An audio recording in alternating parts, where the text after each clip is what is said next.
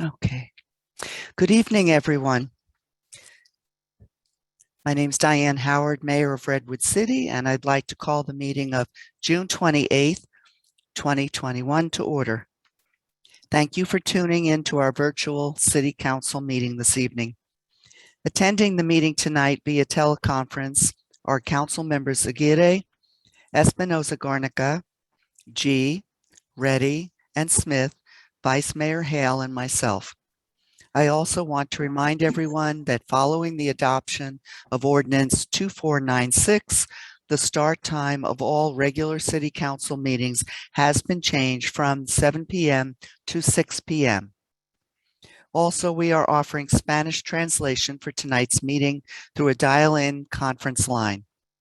If you wish to hear the meeting in Spanish, please dial 669-900-6833, enter the meeting ID 346-830-8566 and password 1017. Again, the phone number is 669-900-6833, meeting ID 346-830-8566 and password 1017. Instructions are also shown on the screen before you.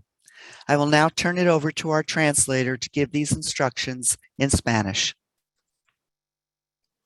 Hola, buenas tardes. Para reentrar a la reunión del ayuntamiento, lo que tienen que hacer es en su celular marcar el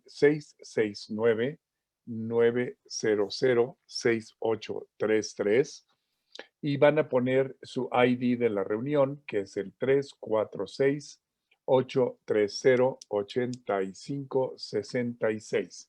Una vez que les aparezca, le van a pedir a ustedes una contraseña. Ese es el 1017. Repito, 1017. Les repito el número por si no lo están viendo en la pantalla. 669-900-6833 con el ID 346-830-8566, contraseña 1017. Por cierto, cuando quieran ustedes hablar, marcan asterisco 9 y eso levanta una manita que yo estaré viendo. Les doy la palabra y con asterisco 6 pueden activar su sonido para poderla hablar y yo a mi vez la pasaré al inglés para ustedes. Gracias. Ready? I think they're being informed. I think we have one person in the line. Thank you so very much. I'll now ask our city clerk to please call the roll. Good evening, Mayor Howard. Thank you. Councilmember Aguirre. Here. Councilmember Espinoza Garnica. Here. Councilmember G. Here. Councilmember Reddy. Here. Councilmember Smith. Here.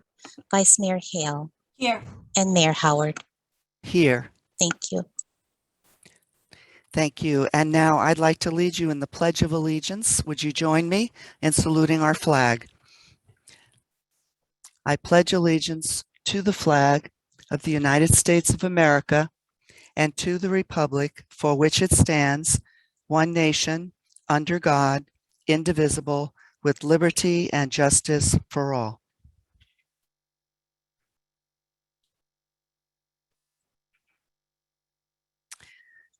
Okay, moving on now to item number 4, presentations and acknowledgements. We have item 4A, which is swearing in of newly appointed Library Board, Planning Commission, and Transportation Advisory Committee members.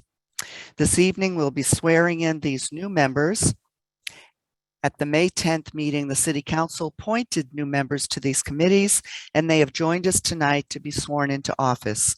I would now like to turn it over to our city clerk, who will administer the oath of office. Thank you, Mayor Howard. It's my honor at this time to administer the oath of office to our newly appointed boards, commission, and committee members. But before I do so, I'd like to introduce your new members to the council and to the public. You'll see on the screen, our new planning commissioners are Isabella Chu, Philip Krongorak, and Rick Hunter. For the library board, we have Tiffany Chow and Tracy Sugiyama. And for the Transportation Advisory Committee, we have Sophie Minter. At this time, I'd like to ask all of our new members to please turn on their video and also unmute their mics and also raise your right hand. I believe everybody's been provided with the oath form. If you could raise your right hand and repeat after me. I, and please state your name, Rick I'm Hunter, Tracy Sugi. do solemnly swear Do solemnly do solemnly swear swear that I will support and defend that I will support that I and will defend support and defend the Constitution of the United States the Constitution of the United States and the Constitution of the State of California and the Constitution of the State of California against all enemies, foreign and domestic, against all enemies, foreign and domestic, that I will bear true faith and allegiance that I will that I bear will true bear faith and allegiance to the Constitution of the United States to the to the Constitution of the United States States and the Constitution of the State of California, and the Constitution of the State of California, that I take this obligation freely that I that I take take this obligation freely without any mental reservation without any mental reservation or purpose of evasion, or purpose of evasion, and that I will well and faithfully that I will well and faithfully discharge the duties upon which I'm about to enter. discharge the Discharge duties the upon which I am about to enter. Congratulations. Thank you. Thank you. Congratulations to each and every one of you. I can only imagine how emotional you must have felt just now saying the oath of office. It's a very powerful statement. I want to thank you all again for stepping up and volunteering to serve on our boards, committees, and commissions. And I look forward to hearing from all of you how you are enjoying your new experience. Congratulations. Thank you. Thank you. And stay with us. Moving on to item 4B, we have a presentation by the Redwood City Education Foundation. We're featuring a preview of a mini documentary produced by the Redwood City Education Foundation called La Familia, La Comunidad, which highlights the resilience of Redwood City families during the pandemic. Jason Galisadas from the Redwood City Education Foundation will give us more details on the project. Mr. Galisadas?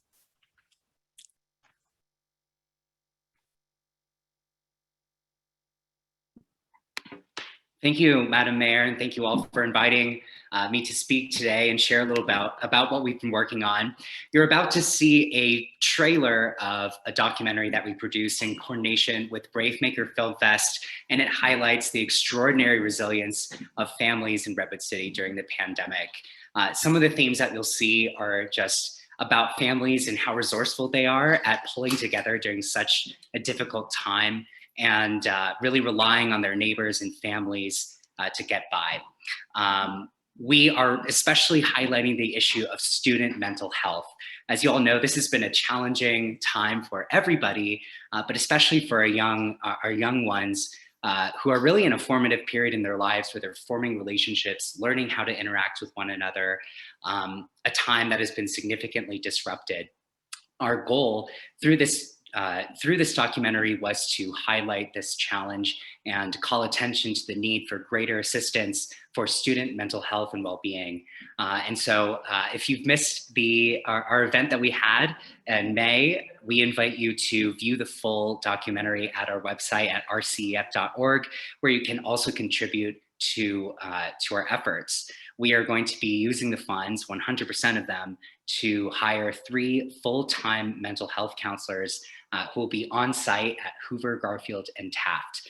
So we hope you enjoy the trailer, and we invite you to learn more at rcf.org. And again, thank you for inviting us to this evening.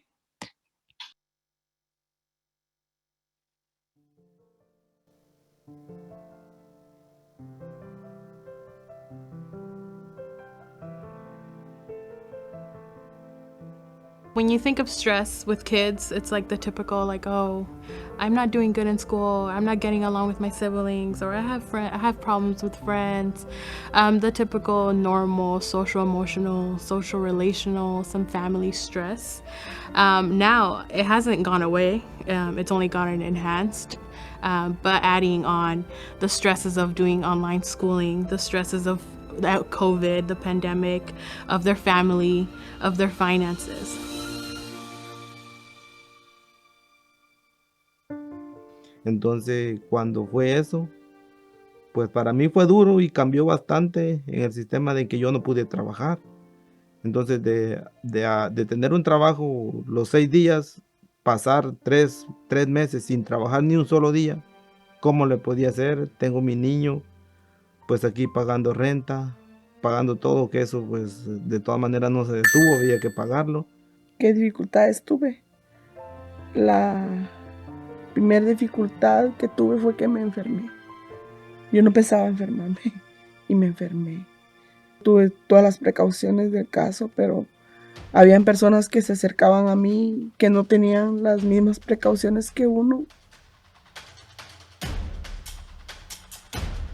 Now what we're finding is that perhaps we don't have as many self-referrals or parents referring students, but we do note that teachers are noticing the students that are very withdrawn and their voices are saddened and their disposition on camera is indicating to them that students are not okay.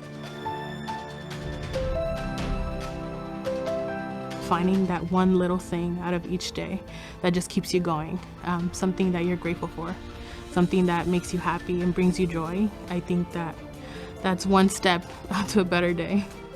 Sus maestros fueron mucho soporte para ellos. Les confiaron mucho por el internet. Ellos les contaban. Y dicen ellos, cuando yo regresé a la casa, que los maestros les preguntaban, ¿cómo está tu mamá? ¿Cómo sigue tu mamá? Porque a pesar de todo lo que está pasando, o sea, la vida es dura, pero no nos podemos quedar ahí. Tenemos que luchar de una o de otra forma, tenemos que luchar, porque si nos damos por vencidos, perdemos. Entonces tenemos que luchar y saber que el futuro está adelante.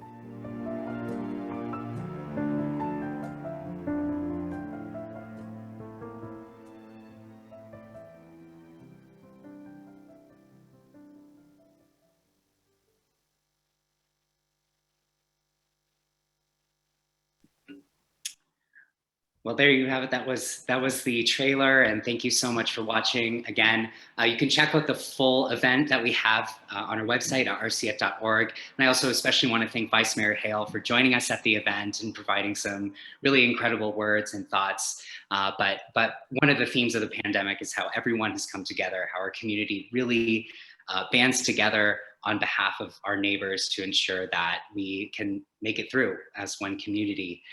So we invite you to learn more. And again, thank you, Madam Mayor, for this opportunity to present today. Jason, can you remind us again, for those of us who weren't able to be there, how can we access the whole evening?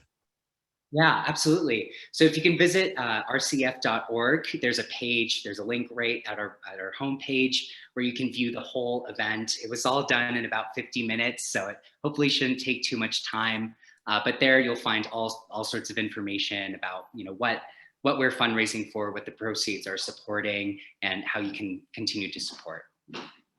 Well, thank you for the wonderful work that you and your board does every day. Those stories were very powerful. Thank you for sharing them with us. Really appreciate you coming this evening. Thank you. Continue the good work. Thank you. Thank you, Madam Mayor.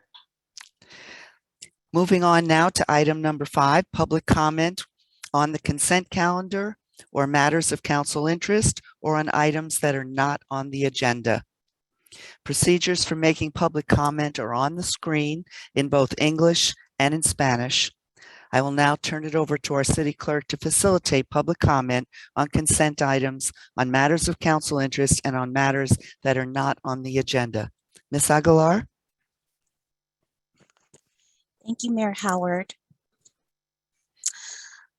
For those wishing to make public comment this evening, please follow the instructions on the screen to be recognized. In order to see how many speakers we have for public comment, and this is for items on the consent calendar, on matters of council interest and items not on the agenda, we ask that you please raise your hand at this time and keep your hand raised until you are called upon to speak. And we'll give it a minute.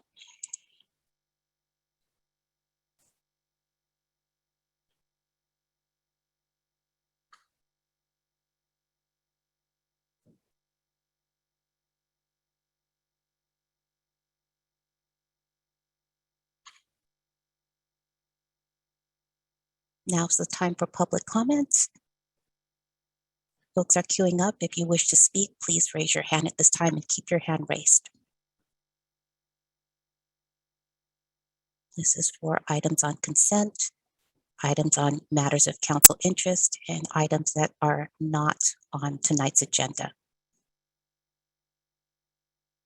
If you wish to speak on an agenda item, you can speak when that item is called later on in the meeting.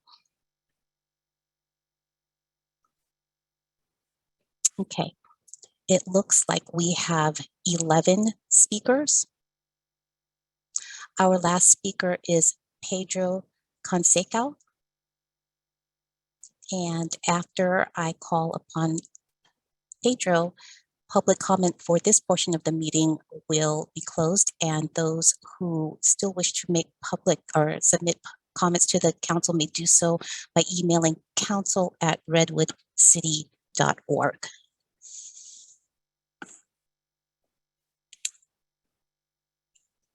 Okay. Our last speaker will be April Carlson. That will be our last speaker. Each speaker will be given 2 minutes to speak. I will call your names two at a time, and the timer will begin when you start speaking. Our first speaker is Pat W.H.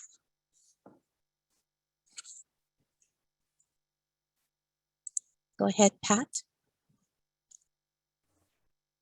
Thank you. If I might stretch the rules a little bit, I want to thank the council and the city manager ahead of time for supporting the eviction moratorium, which hopefully by the time this meeting is over, it will have been passed in the state senate. But I won't be awake by the time you get to it, if you do. I'm also calling for equity in policing. By equity in policing, what I'm calling for is that several residents in Redwood Shores fail to come to a complete stop at stop signs. It happens all the time, happens every day, several times each and every day. Equity in policing means that you're citing these moving violations as frequently in Redwood Shores as you cite people for broken tail lights in less financially endowed and privileged an area as is Redwood Shores. I'll also say that in other areas of the city where tail lights are often broken, they feel that they're being over-policed. I think it's only fair to have the privileged majority white residents in Redwood City and Redwood Shores experience the same amount of over-policing, and then perhaps they'll get the message. Thank you. Thank you, Pat. Our next speaker is St. Peter's Episcopal Church, and after St. Peter's will be Eric Tahaka.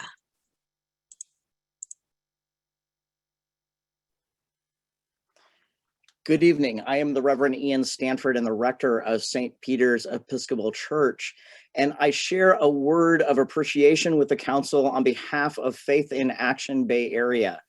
And I do this in the event that the eviction moratorium at the state level is actually passed, as we all hope. We would like to thank the council for your leadership over these last several months to keep our families in their homes and to conduct outreach about the rental assistance program.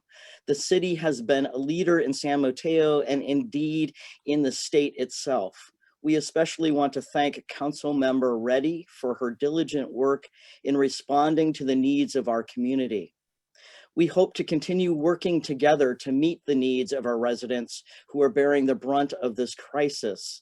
In particular, as you have heard various testimonies from Faith in Action leaders, there has been an increase over the last several months for landlords verbally pressuring, harassing, and threatening tenants, trying to get them to move out despite the eviction moratorium. We fear that the changes that are happening in the state program and the way the legalization and the law is being written will incentivize landlords to continue trying to force out tenants outside of the court process. We hope to work with you in the ongoing weeks and indeed months to go against these types of situations, to work against to work for tenant anti-harassment policies, and to curb the informal evictions that occur outside the court system. And we ask this and give you thanks for all the work that you have done.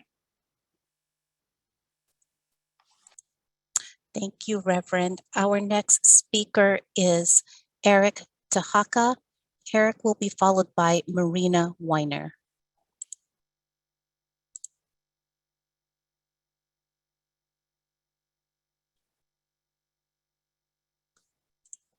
Eric, are you able to unmute yourself? Can you hear me now? Yes. Great. Good evening, Mayor Howard, Vice Mayor Hale, and council members. Thank you for taking my comments. My name is Eric Takaha, and I'm a retired investor and a 25-year resident of Redwood City. I'd like to ask your consideration in removing Hopkins from the consent agenda and reconsider other alternatives which were not provided to the public to vote upon. The consultant's original recommendation to install a stop sign at Stafford Park would have addressed many concerns. It would have reduced speeds and cost a fraction of what it has spent already to date on design fees. But the general public was not made aware of this.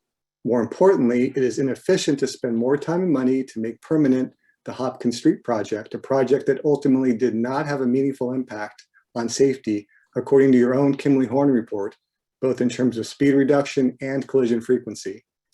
Rather than rely upon anecdotes of select neighbors or feel bound by the expenses already incurred for the trial project, we urge you to carefully consider the actual results of the pilot, which again showed no material improvement in traffic safety. As an aside, renaming the project Hopkins Traffic Safety when it came to the survey is a bit troubling. Really, who's not going to vote in favor of safety?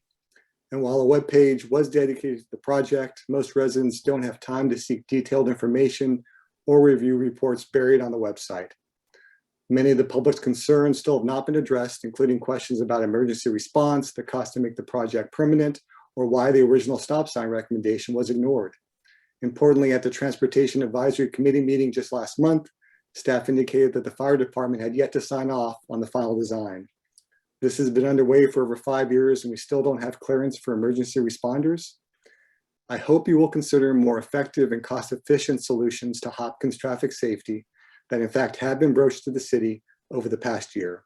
And again, I thank you for all that you do to serve our city. Thank you, Eric. Our next speaker is Marina Weiner. Marina will be followed by M. Park. Marina Weiner, and I volunteer for the Safe Route to School initiative where I represent Mount Carmel Neighborhood Association. I want to bring it to the council attention that the proposed Hopkins traffic calming that is on the consent agenda today does not consider the safety needs of school children getting to our neighborhood schools. Specifically, Clifford is the new neighborhood school for the most Mount Carmel residents after the redistricting was done last year. The school location is walking and biking prohibitive. I would never allow my own child to walk or bike there. It's an elementary school. The kids are very small and the roads are fast and treacherous. However, the existing Samtrans Route 73 that goes along Whipple Avenue can pick kids up right there and bring them right into the school parking lot. A very, I would say, the best alternative to driving for many parents. Uncontrolled intersections such as Hopkins and King are dangerous for children. The report that Kinley Horn consultants who were hired by the city provided clearly recommended to put a controlled intersection there, which means a stop sign. Instead, the city transportation department is recommending speed humps that barely reduce an average traffic speed and have no tangible impacts for traffic moving over 35 miles an hour, as again, based on the same report assessment. Any calming action would be better than no action, but the entire street of the uncontrolled intersection doesn't help us get our kids to school safely. Effective improvement do not always require sustainable funds. Signs and paint are relatively inexpensive and can go really a long way if installed properly. And the school year starts in 2 months. So we're really hoping that the stop sign would be installed there. Thank you. Thank you, Marina. Our next speaker is M. Park, and M. Park will be followed by Robert Park. Good evening, everyone. My name is Meredith Park, and I'm a 17-year resident who lives 5 houses from Hopkins Avenue. I'm also about to begin my 3rd and final year in a master's program studying transportation management through the Mineta Transportation Institute. I too am against the Hopkins proposal on consent tonight because it limits the optionality of our roads, namely our ability to restore transit routes, which many of us have been advocating for some time. Many people are unaware that the bus route, which formerly served Hopkins until 2014, can connect upwards of 7,000 students who attend 14 public and private schools nearby. At every public meeting I've attended over the last several years, I have asked about transit with little response. It's time to refocus. With Samtrans Reimagined, the Transit District proposal, and Caltrain's electrification, we have a once-in-a-generation opportunity to get people riding transit as a primary method of transportation. City leaders have always been forward thinkers through strategies such as the Downtown Precise Plan, and now it's time to think like cities such as London, where buses are just as popular as the underground subway. But we likely can't get our bus routes back if the city commits to hardscape plans unfavorable to transit. There is a reason the city's longtime policy prohibited speed bumps on Hopkins and other similar streets. I want to talk about youth in our schools. We can start a movement to teach our children how to use and rely upon transit as a fundamental part of their daily commute. Redwood City schools, as you heard, because of zoning, are too far away for children to walk or bike safely. The Safe Routes to School team has a strategy underway to promote bus ridership to relieve traffic, as well as the stress of drop off and pickup. It's been done before. A neighboring city, a coalition, undertook a program which in a few years removed hundreds of cars from local roads. And the bottom line is we must align our infrastructure investments with mass transportation. I urge you to consider how this proposal supports the multimodal transportation vision you've so thoroughly outlined. Thank you. Thank you very much. Our next speaker is Robert Park, and Robert will be followed by call-in user 1. Good afternoon. My name is Robert Park, and I've lived in Redwood City since 2004. I'm an avid cyclist who put more miles on my bike in the last 15 months than my car. Aspects of the current design of the Hopkins project make it more dangerous for cyclists. The street narrowing at Myrtle, the medians, and the speed bumps force cars closer to cyclists and leave very little room for error to avoid a collision. When cycling in the bike lane, you need to ride at least 3 feet away from parked cars to avoid getting doored. When there are cars or trucks parked on Hopkins where there is a median, there is not enough room to ride 3 feet away from cars and to have 3 feet of required space between the passing cars and the cyclist. I've had many flybys where I feel the car passing by me, and my family has had 2 close calls with passing cars near the medians. My request is to remove the medians, or if you vote to keep them, make that section of the road no parking. So block that from parked cars so they can't crowd the bike lane. The speed bumps are dangerous because I see many cars drive around the bumps through the bike lane. As a CFO, whenever I hear a proposal, I need to weigh the benefits with the risks. For the medians and speed bumps, I'm not sure I've seen a benefit that outweighs the risk of one child or one resident getting killed by a passing car. The cure should not be worse than the disease. Thank you for your time and your consideration. Thank you, Robert. Our next speaker is call-in user 1, and our call-in user speaker will be followed by Rona Gundrum. Hi, good evening. My name is Marcelina Luna, a resident of Redwood City, and I wish also to speak on the consent item 6J for the Hopkins Avenue Traffic Safety Project. Once again, another example of how Redwood City staff continues to defund, yes, defund working class communities to fund and enhance the rich communities of our city. Our city staff has poured an excessive amount of resources, including, but not limited to, staff payroll, consulting fees, temporary equipment, community outreach, and many more. The city conducted numerous surveys on Hopkins Avenue until it had the outcome they needed to justify the work. They've intentionally renamed the project, originally called Traffic Calming, to obtain community support after the early survey showed people opposed this. The consulting company studied collisions for 3 years and determined that most of the collisions in the area were caused by other, while only 20% of the collisions were due to speeding. They also made recommendations to install the 4-way stop between Hopkins and King Street to address the neighbors' concerns.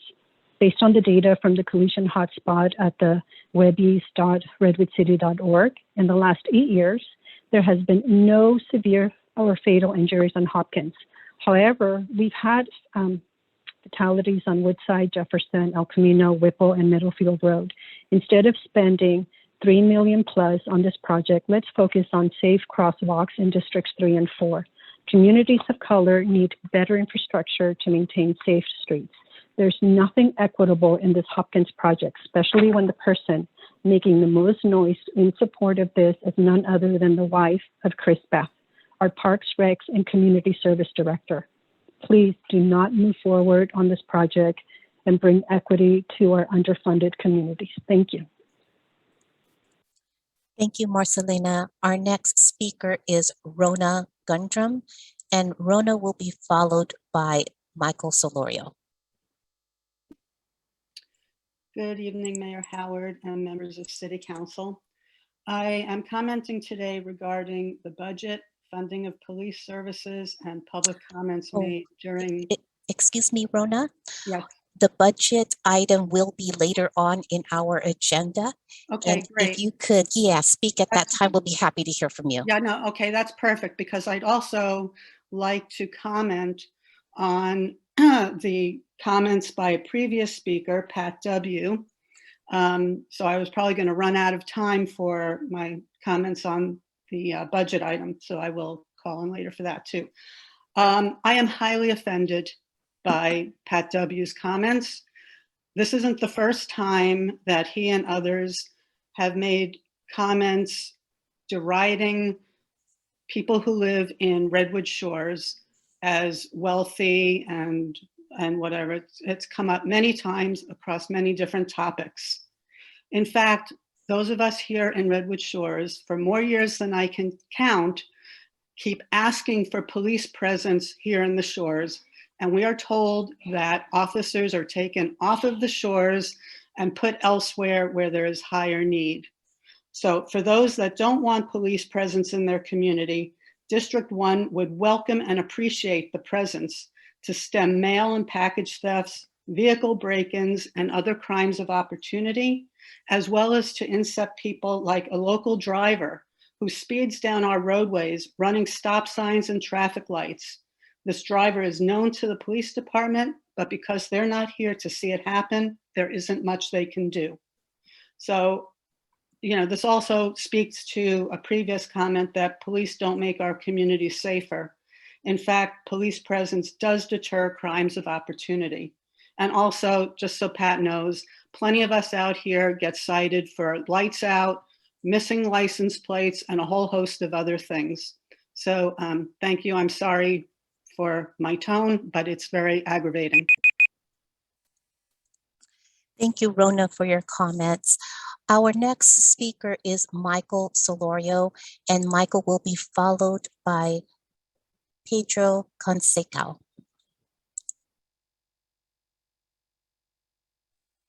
Thank you, Pamela. Hi, y'all. My name is Michael Solorio. I live in District 6.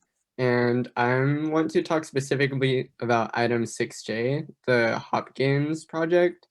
I appreciate like the effort to improve safety, but as previous speakers brought up, I'm worried it's going to limit the ability for buses to go through. I think Meredith Park said it really well that we should align with safe routes to school and other movements that are trying to revive bus transit routes, because it'd be a great thing to create a culture of multimodal transportation, starting with our kids. I'm also noticing that improvement projects are being focused in more affluent areas of town, this street project as well as other like park improvements. So I really hope to see the future improvements go towards lower income areas, like on Woodside Road and on El Camino. I've noticed they don't receive as much attention or funding. Like one example is that the crosswalks around Hoover Elementary School, they're not very safe and they're not very visible. So that's an easy one that could be fixed with just some paint and some more things. And so, yeah, the city is supposed to like serve everyone, and it's not supposed to increase inequity. So I'm hoping that as our city starts to focus on being more equitable in the coming years, I want more projects to be focused in the lower income areas where more people of color live. Thank you. Thank you, Michael, very much. Our next speaker is Pedro Conseca, and please correct me if I mispronounced your name. Pedro will be followed by our last speaker, April Carlson. Hi, yes, this is Pedro Conceição. I am calling with the United Healthcare Workers of SEIU. We represent over 100,000 healthcare workers throughout the state.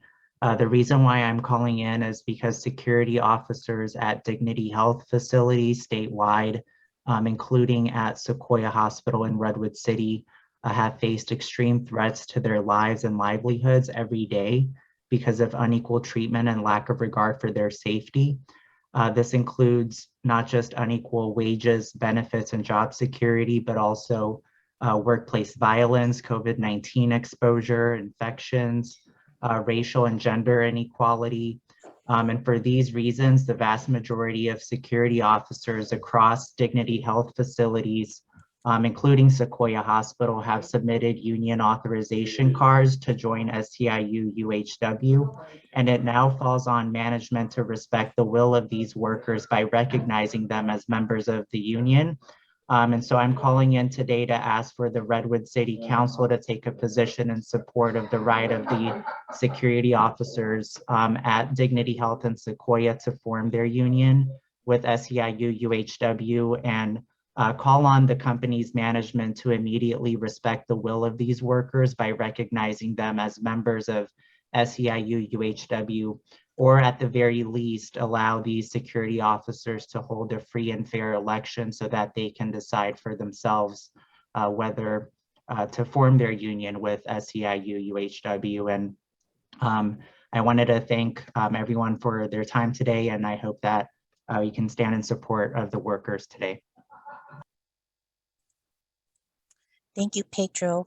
Our last speaker for this portion of our meeting is April Carlson. After April speaks, we'll close public comment for this section. If you've queued up after April, you can send your comments to the council. And go ahead, April.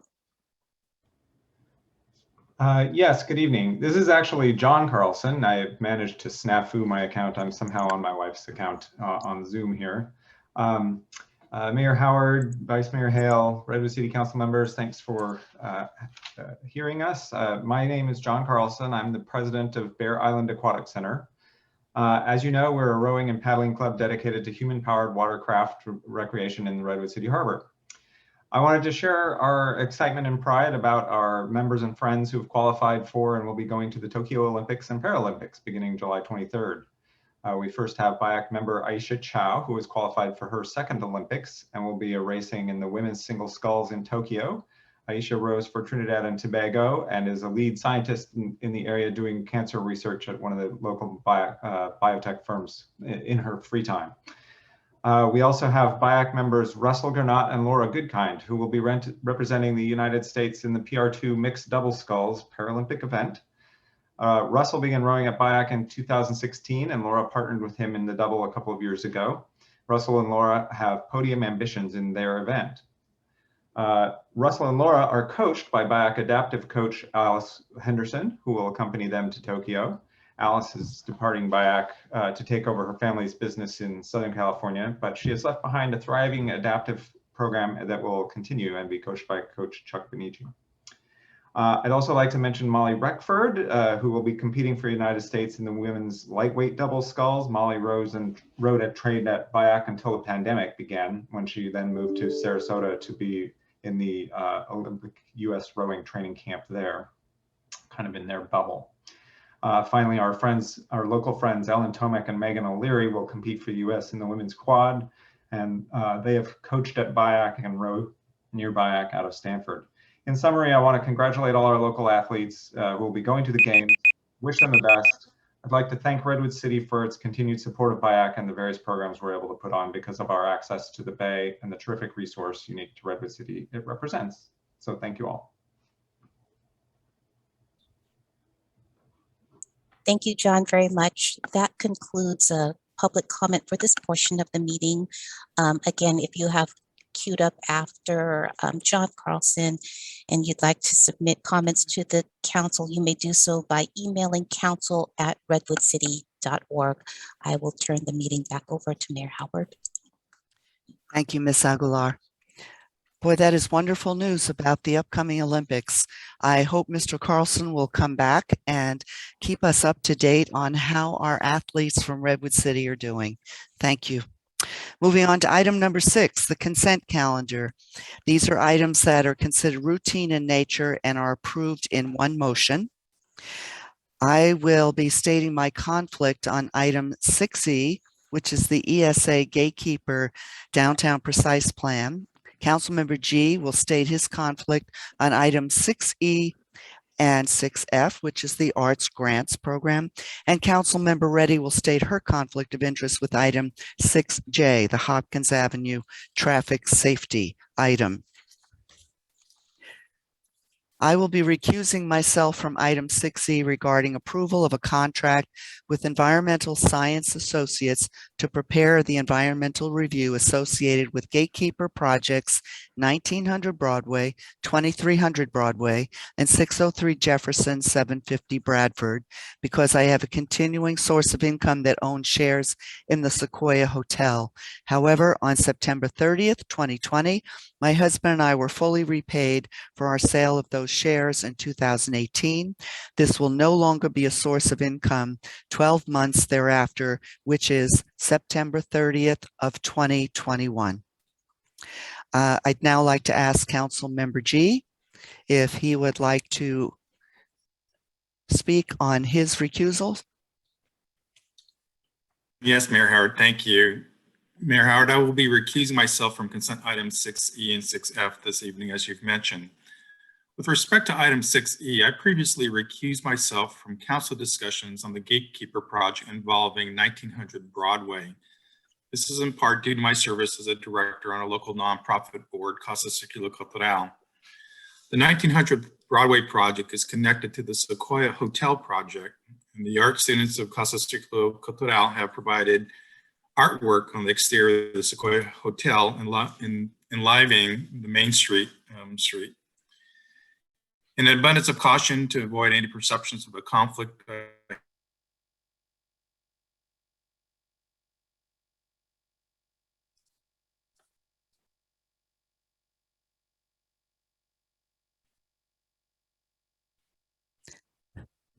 Council Member G.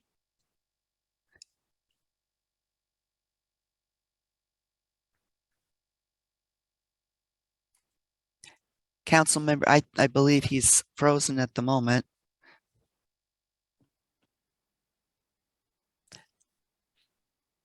We'll be checking on that.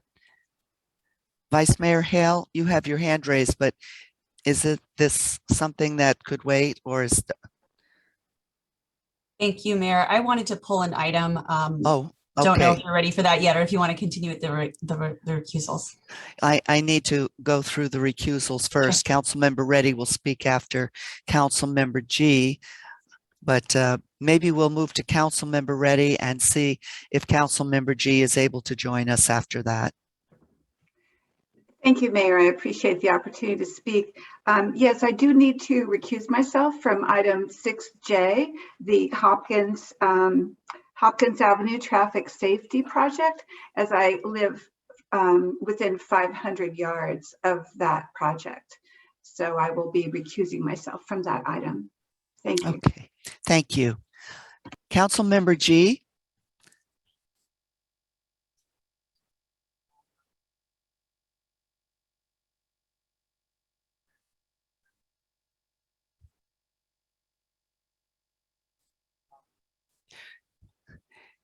Councilmember G is attempting to log off and then log back in, so I'll give him a minute. Mayor Howard, my apologies. Am I back? That's okay. You're back. It must have been the earthquake in San Lorenzo. It was a 4.0. Oh. So my apologies to everyone. At what point did I drop out? You were beginning to explain why you had a conflict of interest on items, I think it was 6E and 6F. Am I correct? Yes. So with regard to 6E, the 1900 Broadway project under the gatekeeper item is connected to the Sequoia Hotel. The art students of Casa Circulo Cultural have provided exterior artwork on the Sequoia Hotel to provide temporary art on Main Street.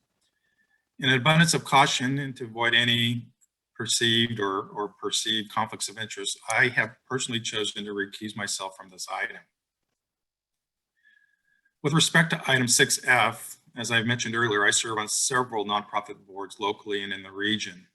Each of these boards are 501c nonprofit corporations in accordance with the IRS. In all cases, I serve on each board in a voluntary capacity, unpaid. The Senior Assistant City Attorney has reviewed the Political Reform Act and Government Code 82005 for any conflicts of interest. Item 6F includes a potential grant for Casa Circulo Cultural, where I serve on the governing board. While I am not prohibited from participating in the decision, in an abundance of caution, I am choosing to recuse myself from this item also. Thank you, Mayor Howard. And again, my apologies for my technical issues. We're just glad you're okay. That's fine. If Vice Mayor Hale would bear with me, what I'd like to see is if we could get a motion and a second to approve all items on the consent calendar except for 6E, 6F, and 6J. So moved. Second by Hale. Okay. Moved by Reddy. Okay, moved by Councilmember Reddy, seconded by Vice Mayor Hale. I'll turn it all over to our city clerk for a roll call, please. Thank you, Mayor Howard. We'll start with Councilmember Aguirre. Yes. Councilmember Espinosa Garnica. Yes. Councilmember G. Yes. Councilmember Reddy. Yes. Councilmember Smith. Yes. Vice Mayor Hale. Yes. And Mayor Howard. Yes. Thank you. Now I'd like a motion and a second to approve item 6E. So moved. Councilmember Aguirre and seconded by? Seconded, Councilmember Reddy. Okay. Ms. Aguilar, would you call the roll? Yes. We'll start with Councilmember Espinosa Garnica. I'm sorry. Yes. Councilmember Reddy. Yes. Councilmember Smith. Yes. Councilmember Aguirre. Yes. And Vice Mayor Hale. Yes. The motion passes with 5 votes. Mayor Howard and Councilmember G are recused. Thank you. Now I'd like a motion and a second to approve item 6F. So moved. Espinosa Garnica. Thank you. Thank you. Councilmember Espinosa Garnica and seconded by Councilmember, I think I heard Aguirre. Yes. Okay, and a roll call, please. We'll start with Councilmember Reddy. Yes. Councilmember Smith. Yes. Councilmember Aguirre, Yes. Councilmember Espinosa Garnica, Yes. Vice Mayor Hale, Yes. and Mayor Howard. Yes, The motion passes with 6 votes. Councilmember G is recused. thank you. Now, I believe Vice Mayor Hale would like to address item 6J. Vice Mayor Hale?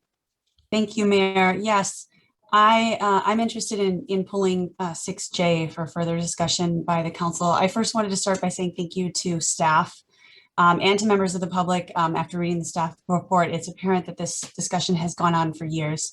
However, I do believe there have been some changes in the circumstances, and I personally echo some of the sentiments of residents. And I want to be certain that given the changes in the assigned neighborhood schools, that this is the most advantageous plan to allow for children to safely bike, walk, or take the bus to school. So I have some questions and concerns regarding if the stop sign recommendation is a better alternative. Is this plan indeed unfavorable to bus routes, or can it be accommodated just as easily? And then finally, I did want to understand, because the item is on consent tonight, if there are any funding nuances. Are we facing a grant timeline or anything like that as we consider further discussion? Thank you. Thank you. All good questions.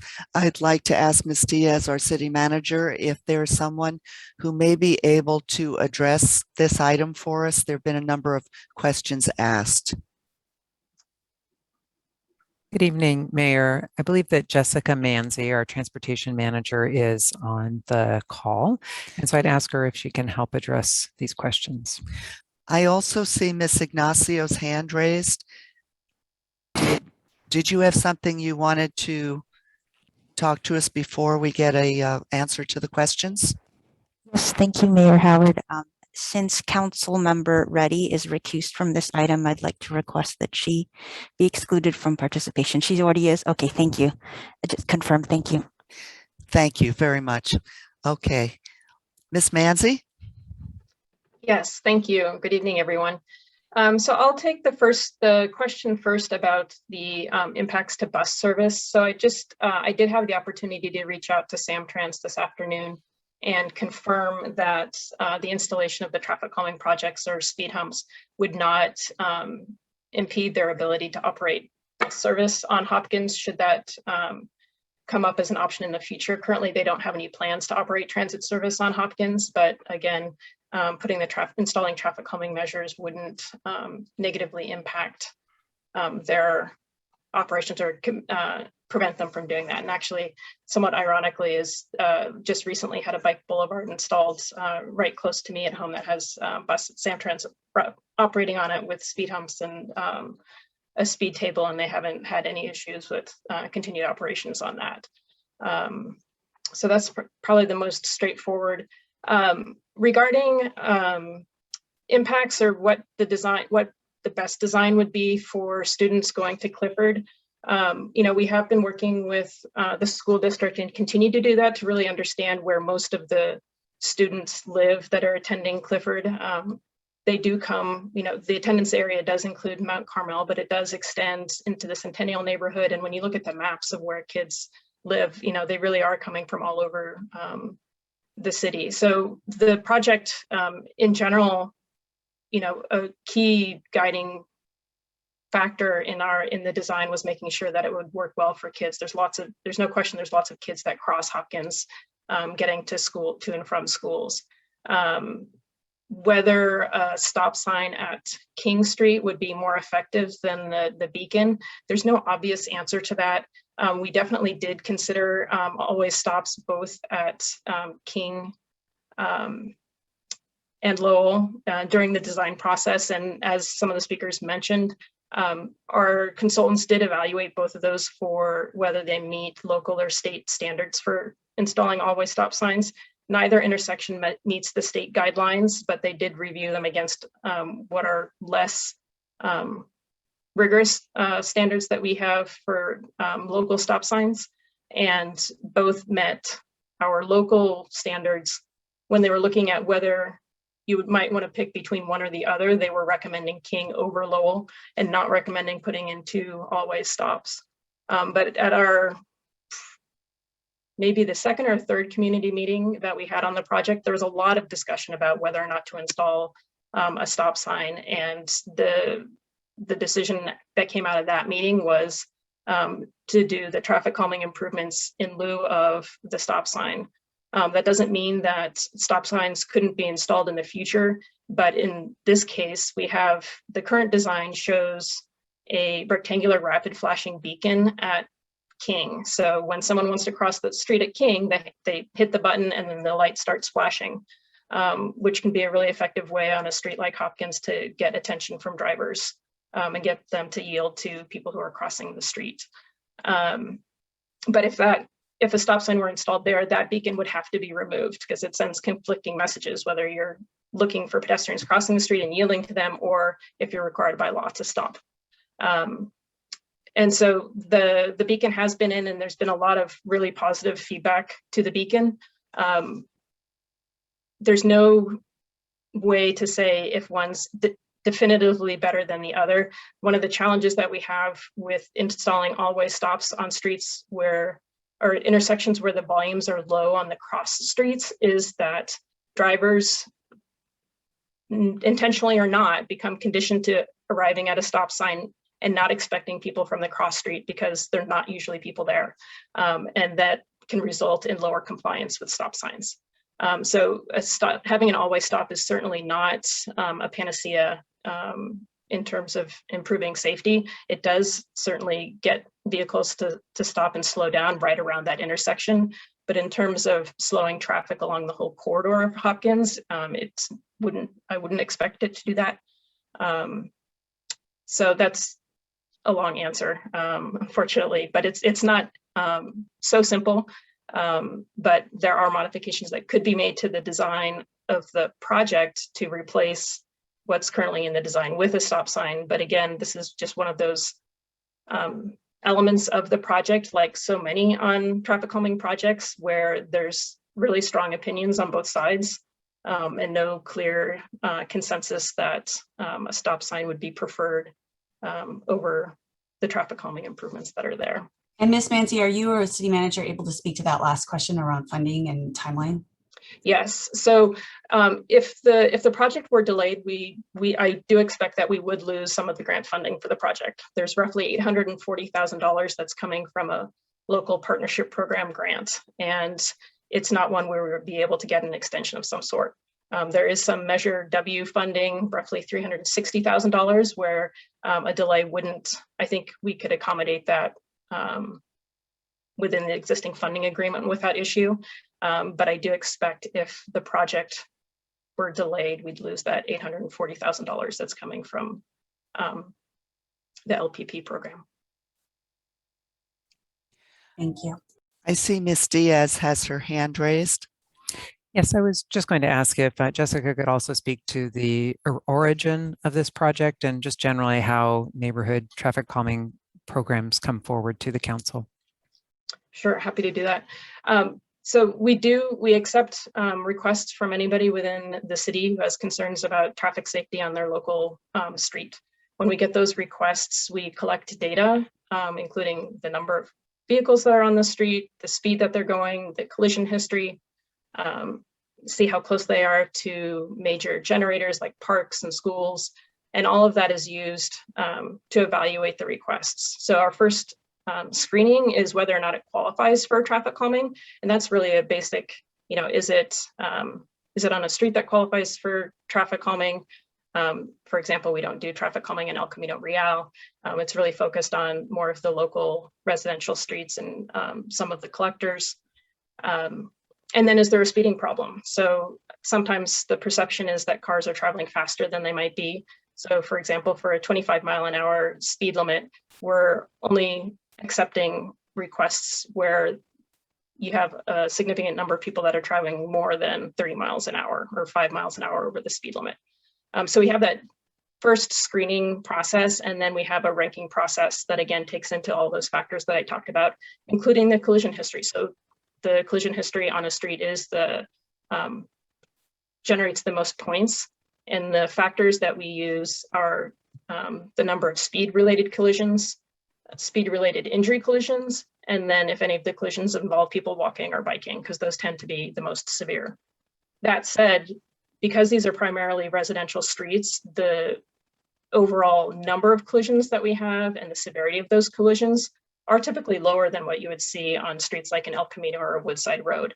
But again, the focus of the program is much more on these neighborhood streets. And so we try our best to take a data-driven approach to both accepting and then prioritizing those requests. And then once a project gets to the top of the list, then we go through a community process to decide what the design of those traffic calming improvements would be.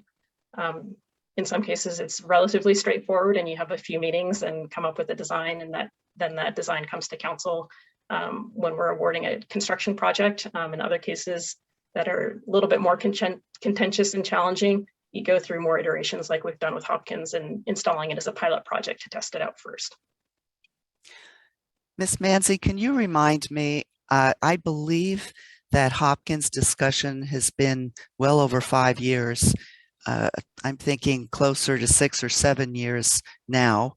Am I correct in that assumption? Because I remember going to quite a few neighborhood meetings where it was discussed, because it came up quite a bit because of the concerts that it's a really very, very busy area. And so that was one reason. And also they wanted to have safer bicycle capacity. So could you remind me how long this project has been in discussion?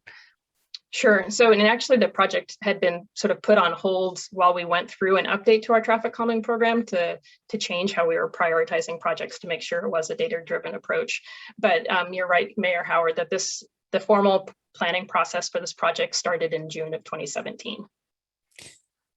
And it may have changed, but my understanding was when you go for a stop sign, don't you have to have the consent of the people living on the corners in order to go forward? Isn't that part of the process? Because of a problem we had years ago where someone wanted a street lamp and the person who lived at that property didn't want the street lamp. Is that something that's not required these days? We use some discretion on whether we do that.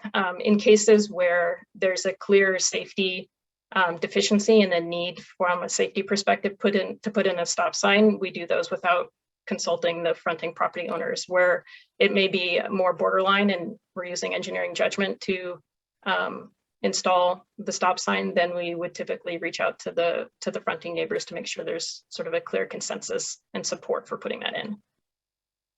Thank you. That's helpful. Are there any other questions? Councilmember Smith.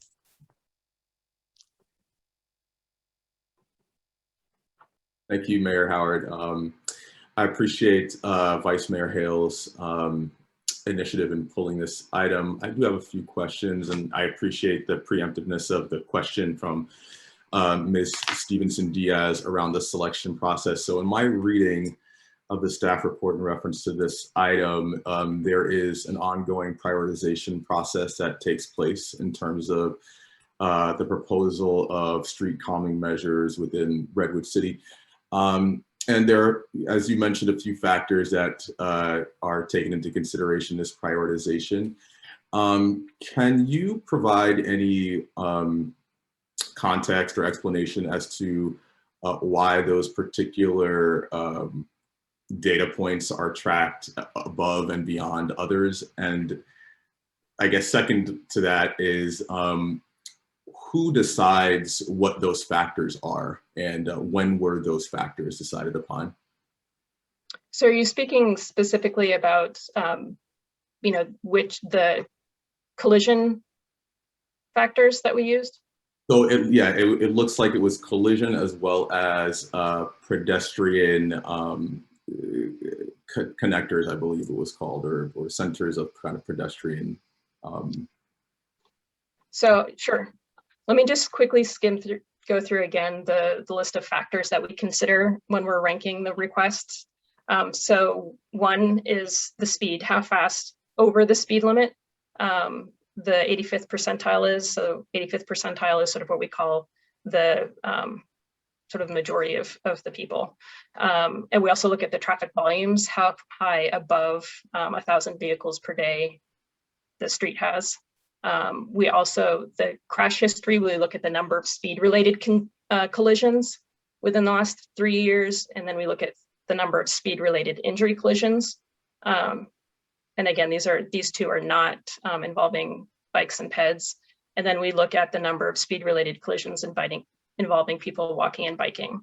So those are the collision factors. And then for pedestrian generators, we look at the number of schools, parks, libraries, community centers, those types of things within certain distances of the project. So right on the street, within a block, or within 2 blocks. Got it. Thank you for that. So in terms of the list of priority streets, could you provide some insight into what those streets are at the moment and where they're located in the city? Sure. So currently we've got, look at the right screen.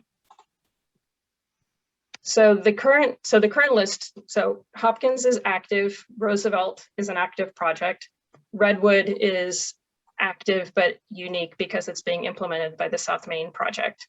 Aside from those, we have 9 other streets on the list, and then we have 2 that are pending requests.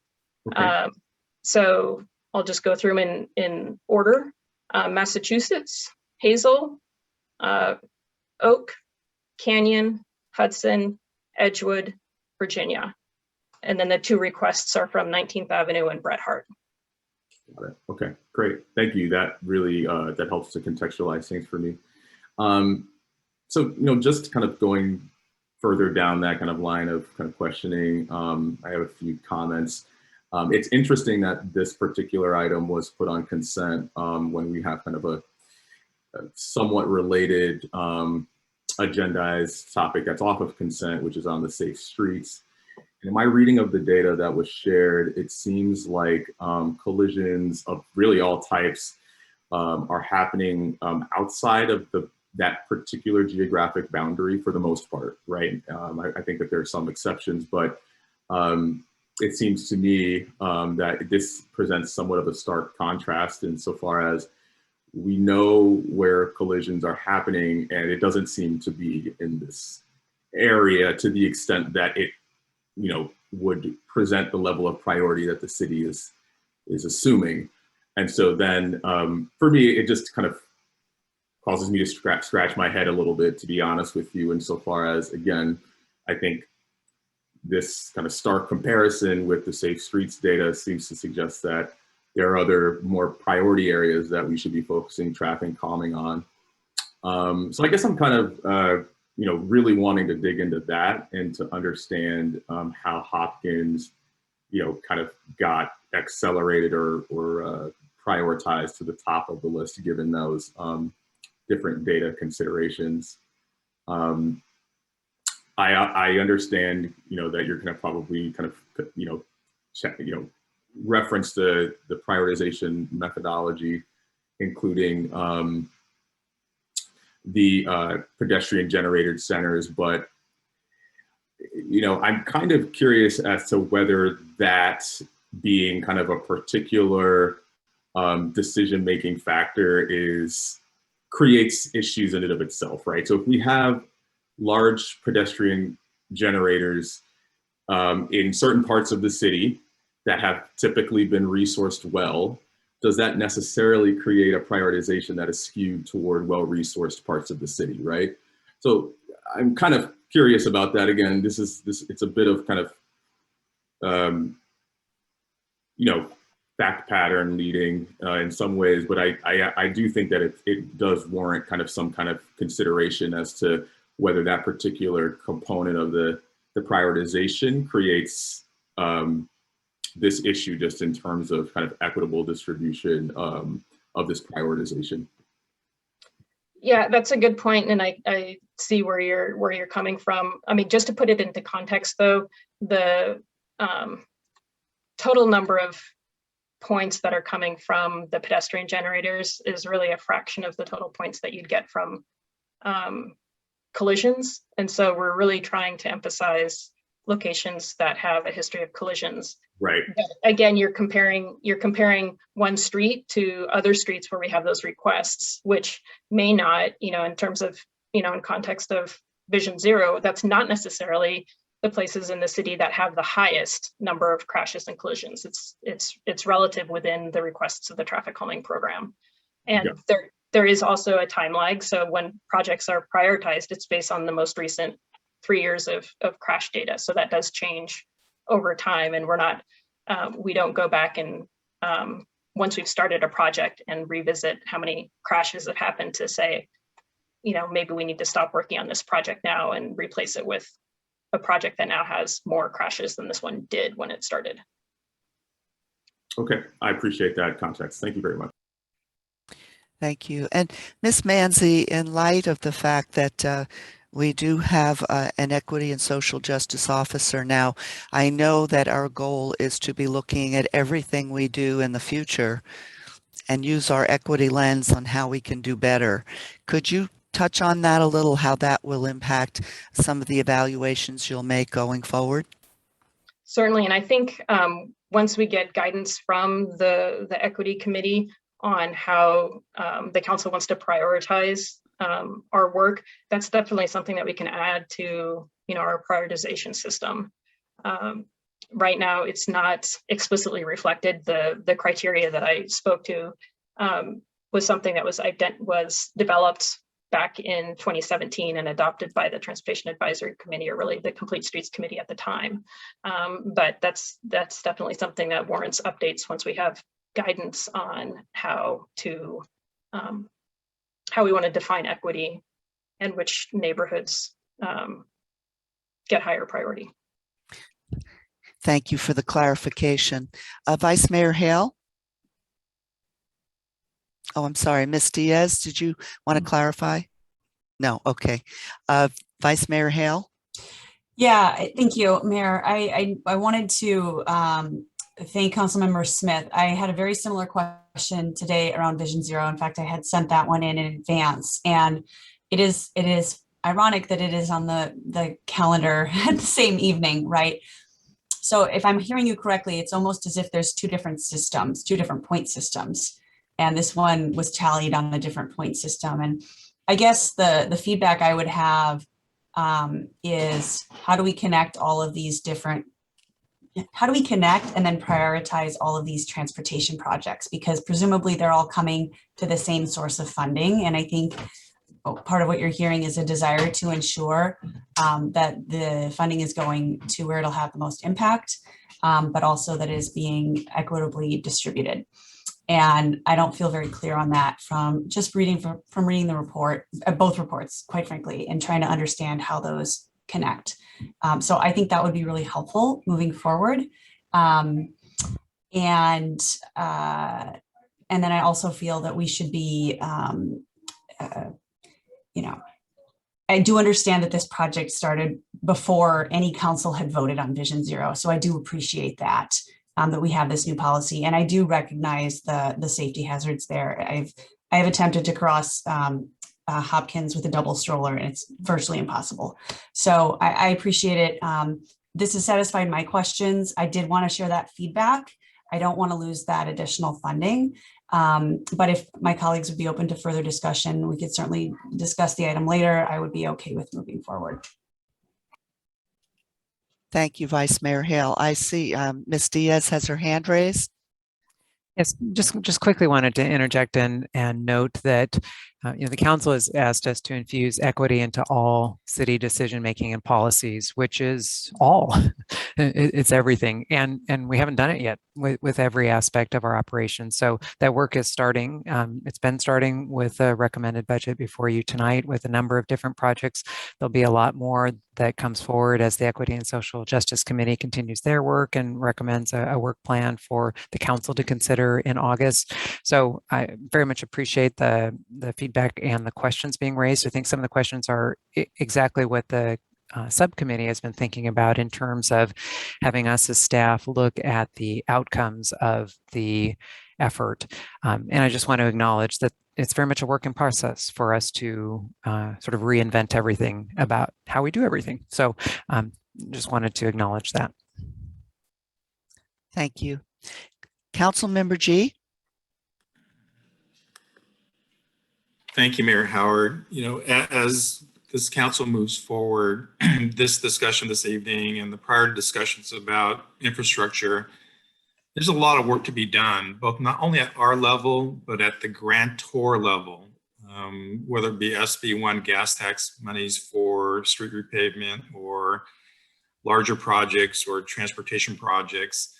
There's a lot of grant requirements that we have to comport by that don't recognize necessarily our efforts at equity. So, you know, there is a ton of work to do in all of our committees to be able to change some of the requirements in which we submit our grant applications for. I know staff works really hard at it, our committees work really hard at it, but to presume that the city has complete control over what we do with the grant monies is not necessarily an accurate perception that Jessica and her team and the other city teams, when they're pursuing grant funding, they start with what the grant requirements are to be able to be successful in receiving an award for $800,000.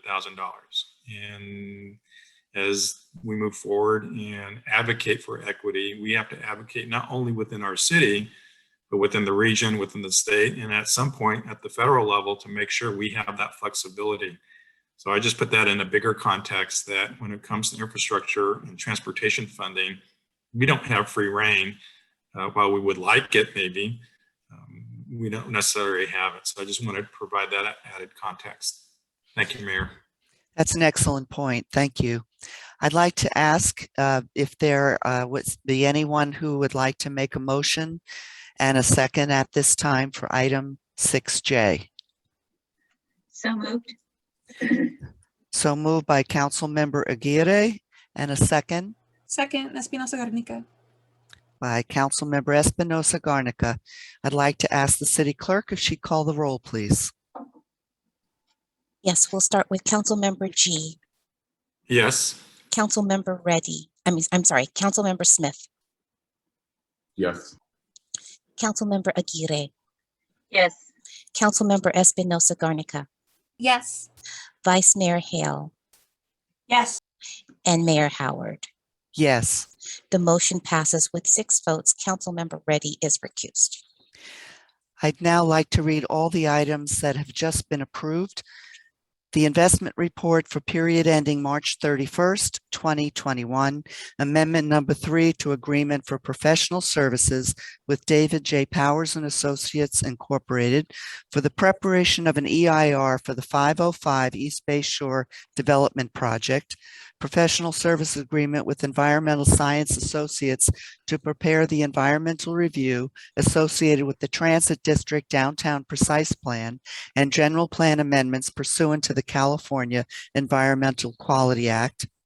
Construction contract amendment with Grundle Incorporated DBA Rays Electric for the Jefferson Avenue, Cleveland Street, and Jefferson Avenue, Clinton Street intersection safety improvement project for $157,000 and $157,026 for a total contract amount of $890,204 to address unanticipated conditions and ensure the intersections meet the requirements of the American with Disabilities Act. Professional services agreement with Environmental Science Associates to prepare the environmental review associated with the Gatekeeper projects and related downtown precise plan and general plan amendments pursuant to the California Environmental Quality Act. The Arts Commission fiscal year 2021-22 funding recommendations for large grants. Purchase of one 2022 Ford F550XL Super Cab flatbed with air compressor. Agreement for services with Redwood General Tire Service Company Incorporated.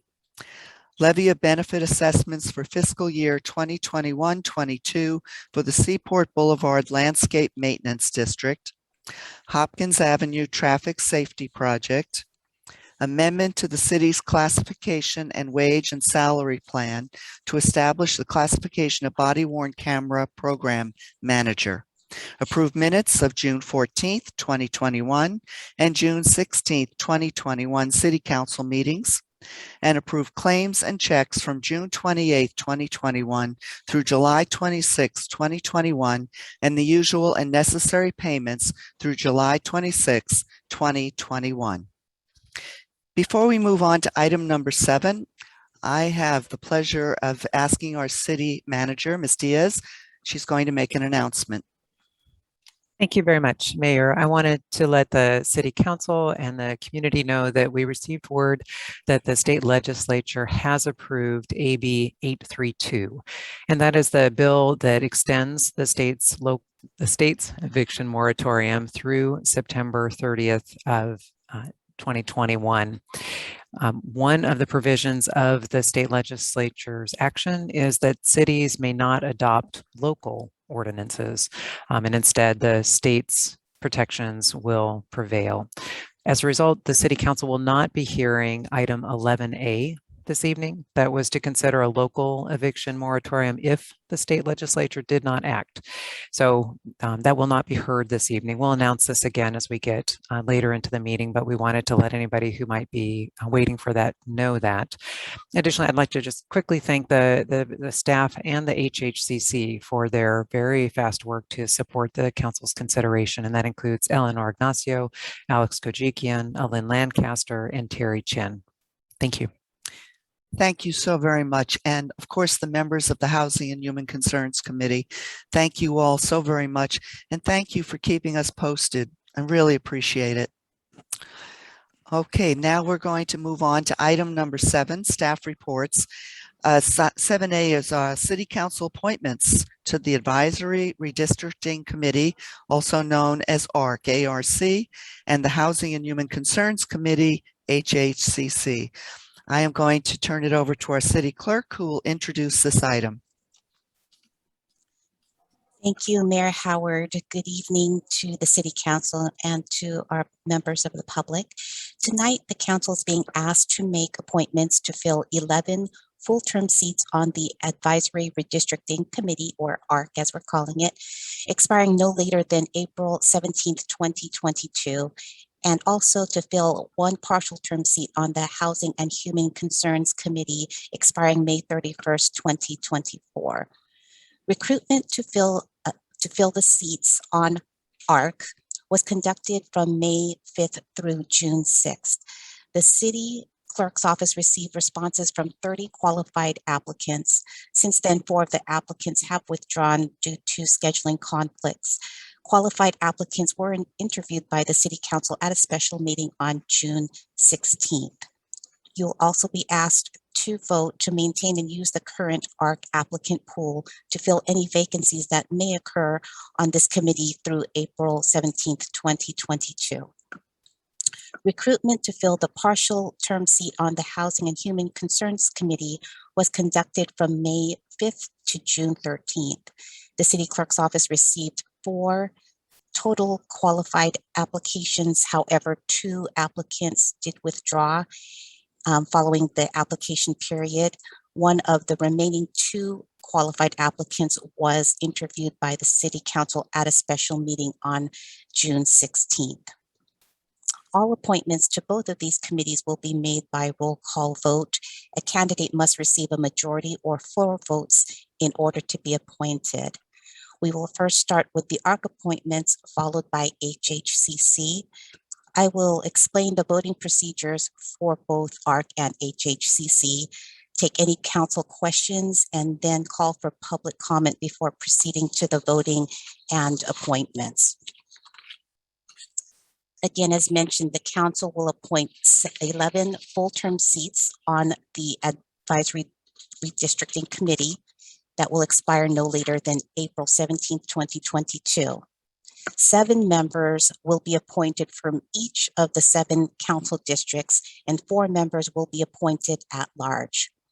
For the district appointments, the council member residing in each district will cast the first vote for appointment in the respective district, and then votes will be taken by roll call in alphabetical order.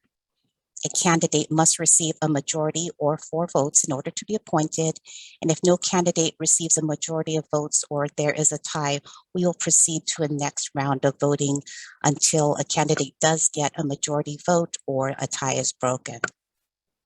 Once voting for the district appointments is concluded, the council will make 4, that's the number 4, at-large appointments from among the remaining candidates.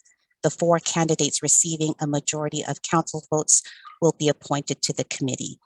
If no candidate receives a majority of votes or there's a tie, we'll proceed to a next round of voting until candidates do receive majority votes or a tie is broken. So at this time, I will take any council questions on either of these 2 committees, the appointment process or recruitment process. Are there any council questions? Okay, I don't see any. So at this time, I will ask if there are any of the members of the public who wish to make public comment at this time.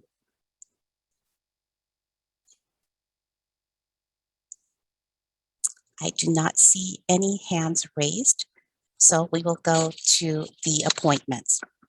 We're going to start with the Advisory Redistricting Committee, and we're going to start with the district appointments. So first, we are going to begin with selecting a member from District 1. The candidates that you have to select from District 1 are as follows: Ray Brown, Amy Buckmaster, Rumika Chaudhry, Vanessa Correa, and Ed Messinger. When I call your name, please state the one name of the candidate you wish to appoint to the committee who will be from District 1. And we are going to start with Council Member G. Ms. Aguilar, thank you. For District 1, Ed Messenger. Thank you, Council Member G. You selected Ed Messinger. Council Member Aguirre.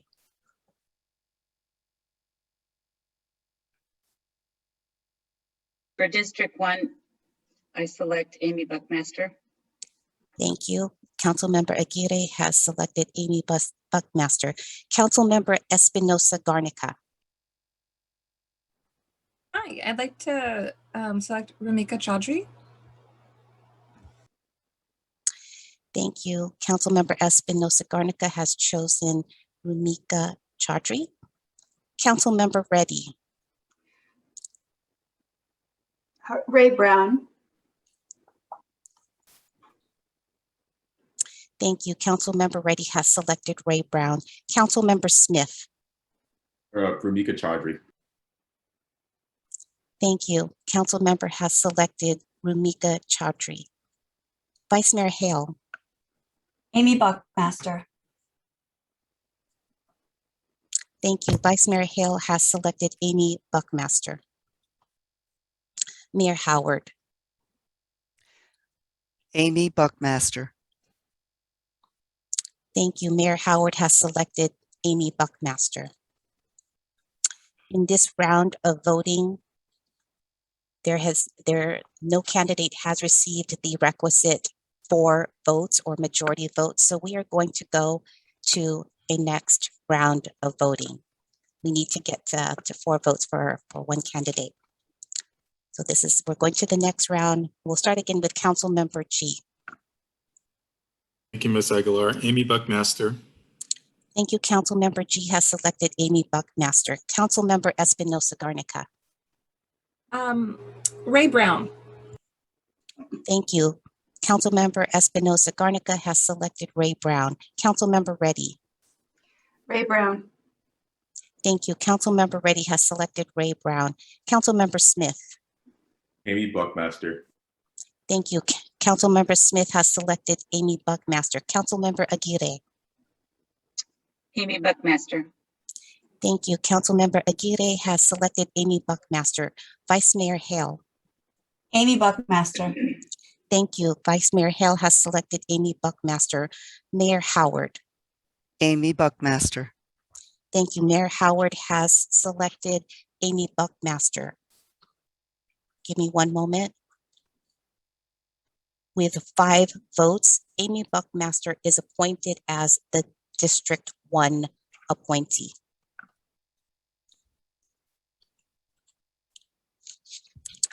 We will now proceed to the candidates for District 2. The candidates you have to select from are David Geisert, Fabian LeBay, Jose Manuel Pena, Richard Shobo, and Alyssa Zaida. When I call your name, please state one name of the candidate you wish to appoint from District 2. We'll start with Vice Mayor Hale. Jose Manuel Pena. Thank you. Vice Mayor Hale has selected Jose Manuel Pena. Councilmember Espinosa Garnica. Jose Manuel Peña. Thank you. Councilmember Espinosa Garnica has selected Jose Manuel Pena. Councilmember G. Jose Manuel Pena. Thank you. Councilmember G has selected Jose Manuel Pena. Councilmember Reddy. Manuel Pena. Thank you. Councilmember Reddy has selected Jose Manuel Pena. Councilmember Smith. Dr. Jose Manuel Pena. Thank you. Councilmember Smith has selected Jose Manuel Pena. Thank you, Dr. Pena. Appreciate that. Councilmember Aguirre. Dr. Peña. Thank you. Councilmember Aguirre has also selected Dr. Jose Manuel Pena. Mayor Howard. Dr. Jose Manuel Pena. Thank you. Mayor Howard has selected Dr. Jose Manuel Pena. And with a unanimous vote, Dr. Jose Manuel Pena is appointed as the District 2 appointee. We'll now proceed to District 3. The candidates you have to select are Robert Beard, Louis Covey, and Brett Weber. We'll start with Councilmember Espinosa Garnica. Oh, sorry. Louis Covey. Thank you. Councilmember Espinosa Garnica has selected Louis Covey. Councilmember G. Thank you, Ms. Aguilar. Lou Covey, please. Thank you. Councilmember G has selected Louis Covey. Councilmember Reddy. Brett Weber. Thank you. Councilmember Reddy has selected Brett Weber. Councilmember Smith. Lou Covey. Thank you. Councilmember Smith has selected Lou Covey. Councilmember Aguirre. Lou Covey. Thank you. Councilmember Aguirre has selected Louis Covey. Vice Mayor Hale.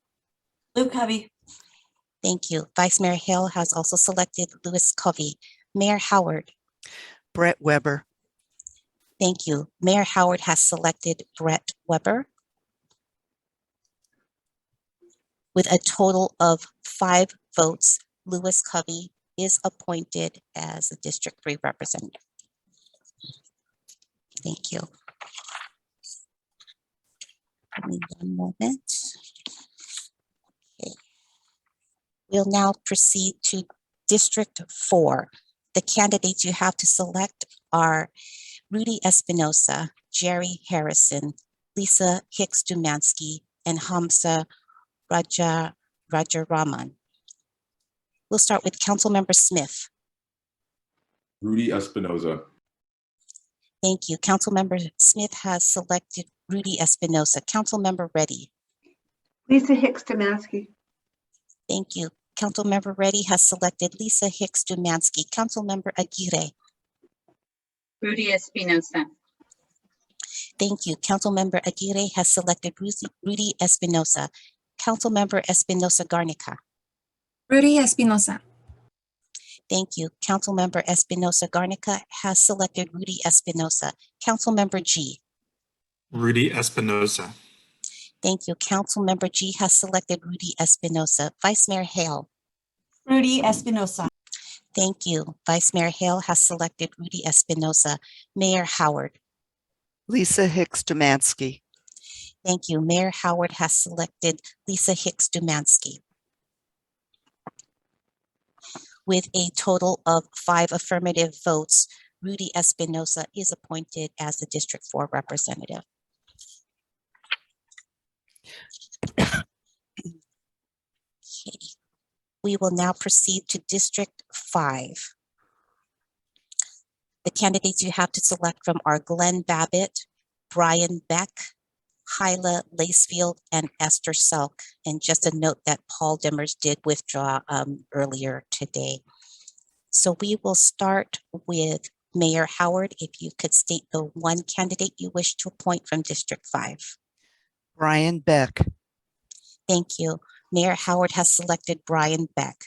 Councilmember Smith. Hyla Lacefield. Thank you. Councilmember Smith has selected Hyla Lacefield. Councilmember Aguirre. Esther Selk. Thank you. Councilmember Aguirre has selected Esther Selk. Councilmember Espinosa Garnica. Esther Selk. Thank you. Councilmember Espinosa Garnica has selected Esther Selk. Councilmember G. Hyla Lacefield. Thank you. Councilmember G has selected Hyla Lacefield. Councilmember Reddy. Brian Beck. Thank you. Councilmember Reddy has selected Brian Beck.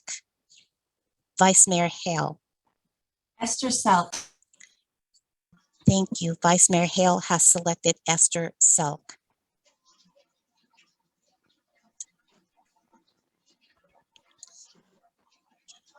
In this round, no candidate received 4 affirmative votes, so we will proceed to a next round of voting.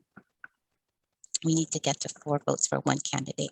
We'll start again with Mayor Howard. Brian Beck. Thank you. Mayor Howard has selected Brian Beck. Councilmember Aguirre. Esther Selk. Thank you. Councilmember Aguirre has selected Esther Selk. Councilmember Espinosa Garnica. Hyla Lacefield. Thank you. Councilmember Espinosa Garnica has selected Hyla Lacefield. Councilmember G. Excuse me, Hyla Lacefield, please. Thank you. Councilmember G has selected Hyla Lacefield. Councilmember Reddy. Hyla Lacefield. Thank you. Councilmember Reddy has selected Hyla Lacefield. Councilmember Smith. Hyla Lacefield. Thank you. Councilmember Smith has selected Hyla Lacefield. Vice Mayor Hale. Hyla Lacefield. Thank you. Vice Mayor Hale has selected Hyla Lacefield. And with 5 affirmative votes, Hyla Lacefield is appointed from District 5.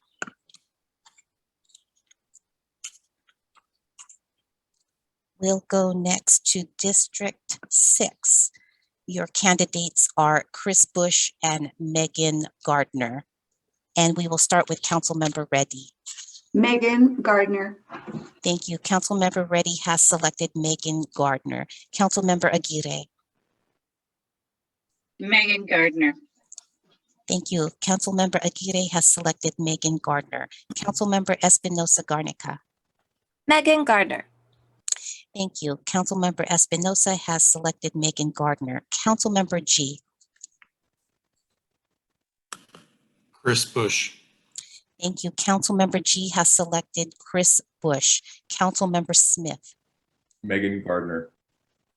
Thank you. Councilmember Smith has selected Megan Gardner. Vice Mayor Hale. Megan Gardner. Thank you. Vice Mayor Hale has selected Megan Gardner. And Mayor Howard. Megan Gardner.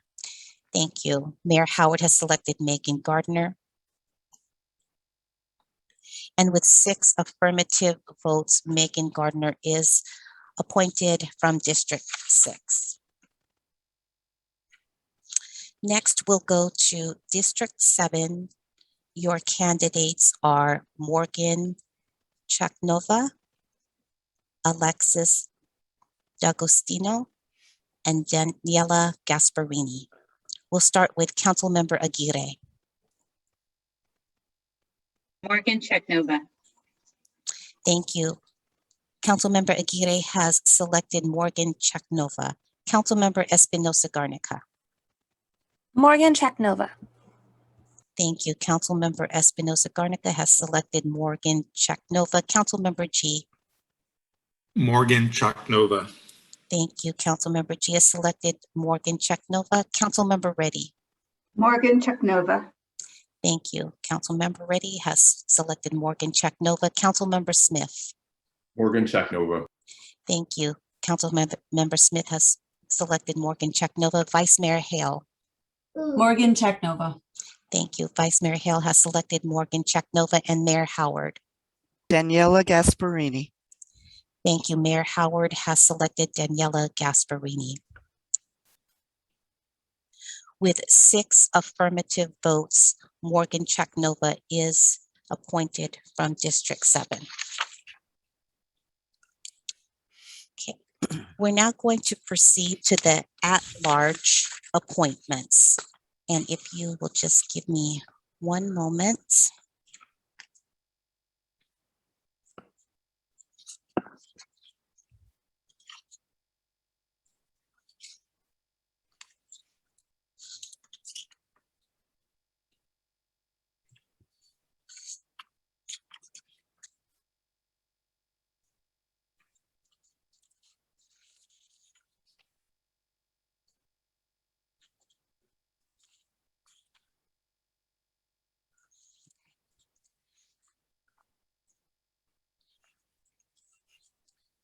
I will read the names of the candidates who are eligible for you to appoint to 4 at-large seats.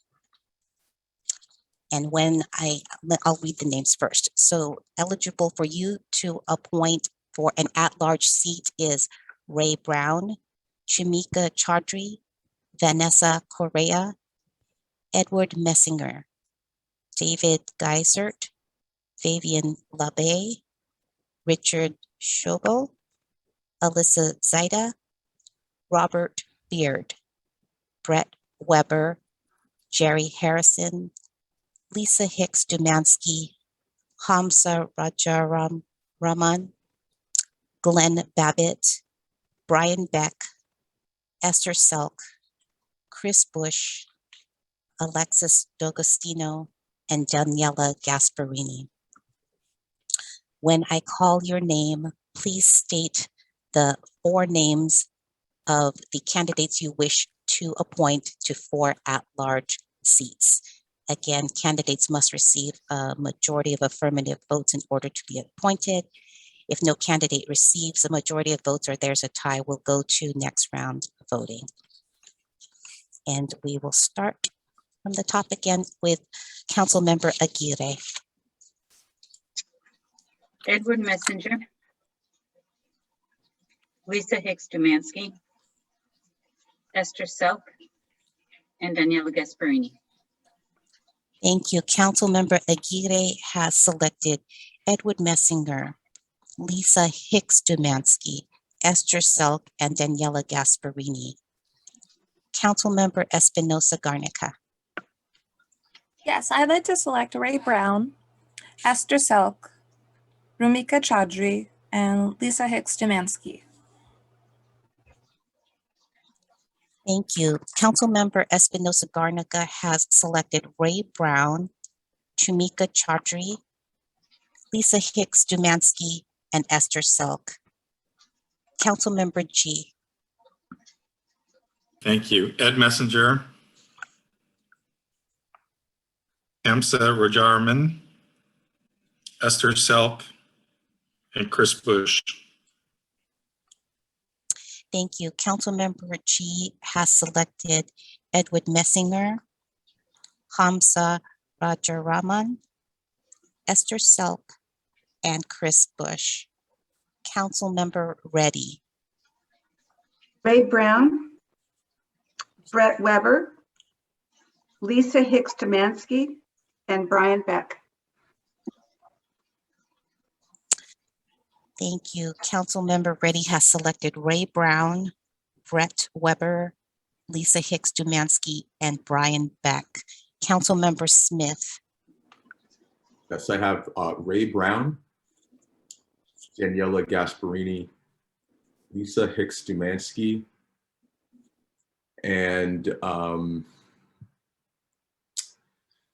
Brian Beck. Thank you. Councilmember Smith has selected Ray Brown, Lisa Hicks Dumansky, Brian Beck, and Daniela Gasparini. Vice Mayor Hale.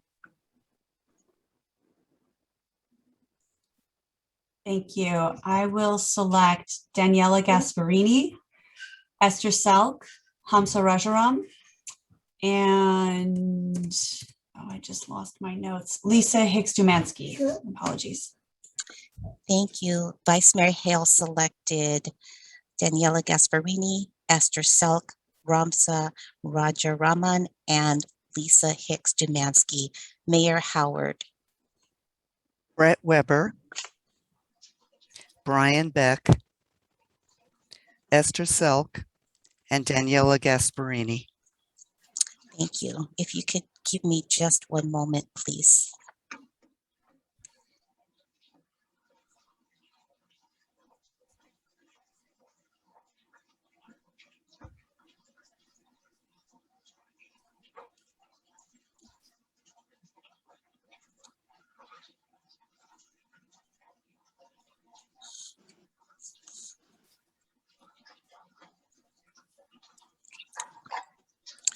In this round, we did have 3 candidates who received a majority of council votes. They are Lisa Hicks Dumansky with 5 affirmative votes, Esther Selk with 5 affirmative votes, and Daniela Gasparini with 4 affirmative votes. So they will be appointed to 3 of the 4 at-large seats. We will go to a next round of voting to select our final member. And let me, just give me one moment.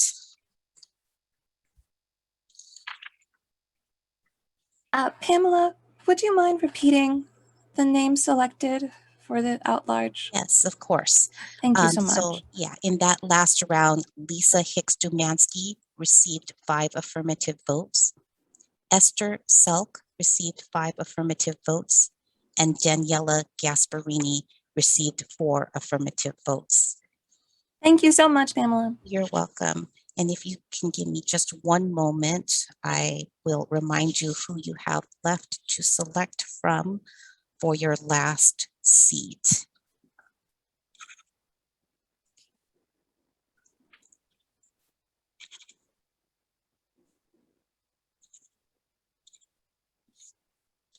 Okay, and I'm going to ask my assistant city clerk to make sure I have all the names right. So for the last seat to select from, you have Ray Brown, Chumika Chaudhry, Vanessa Correa, Edward Messinger, David Geisert, Fabian Lupe, Richard Shobo, Alyssa Zaida, Robert Beard, Brett Weber, Jerry Harrison, Hamza Rajaraman, Glenn Babbitt, Brian Beck, Chris Bush, and Alexis D'Agostino. Got that right. Thank you so much. Okay. When I call your name, please state one name of the final candidate you wish to appoint to an at-large seat. We'll start with Councilmember Espinosa Garnica. Ray Brown. Thank you. Councilmember Espinosa Garnica has selected Ray Brown. Councilmember G. Ray Brown. Thank you. Councilmember G has selected Ray Brown. Councilmember Reddy.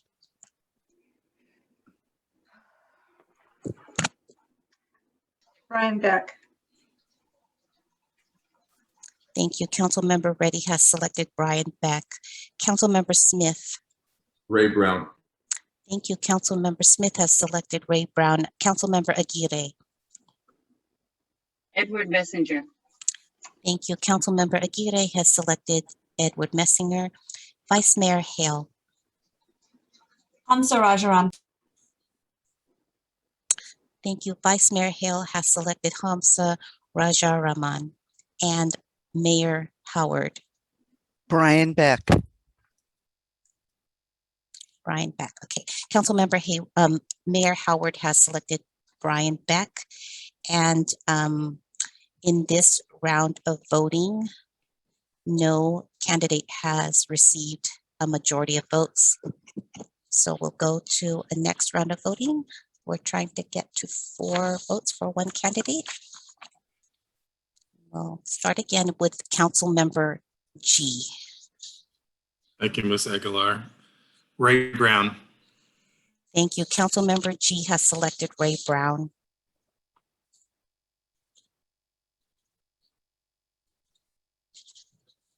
Councilmember Reddy. I'm sorry, Councilmember Reddy.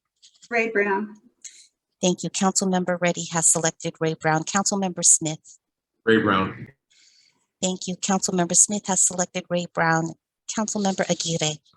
Ray Brown. Thank you. Councilmember Aguirre has selected Ray Brown. Councilmember Espinosa Garnica. Ray Brown. Thank you. Councilmember Espinosa Garnica selected Ray Brown. Vice Mayor Hale. Ray Brown. Thank you. Vice Mayor Hale has selected Ray Brown and Mayor Howard. Brian Beck. Thank you. Mayor Howard has selected Brian Beck. With 6 affirmative votes, Ray Brown is appointed to the final at-large seat. So your at-large members are, once again, Lisa Hicks-Dumansky, Esther Selk, Daniela Gasparini, and Ray Brown. And now this takes us to voting for the one partial term seat on the Housing and Human Concerns Commission.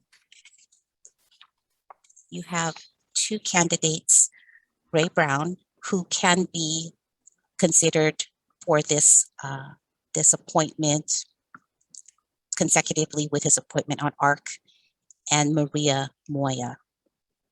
Maria Moya, you can consider on her application, although she was not present at the interviews. So when I call your name, please state the name of the one candidate you wish to appoint, and the candidate that receives a majority of affirmative votes will be appointed. And we will start, we'll just start at the top again with Councilmember Aguirre. Maria Moya. Thank you. Councilmember Espinosa Garnica. Ray Brown. Thank you. Councilmember G. Ray Brown. Thank you. Councilmember Reddy. Ray Brown. Thank you. Councilmember Smith. Ray Brown. Thank you. Vice Mayor Hale. Ray Brown. Thank you. And Mayor Howard. Ray Brown.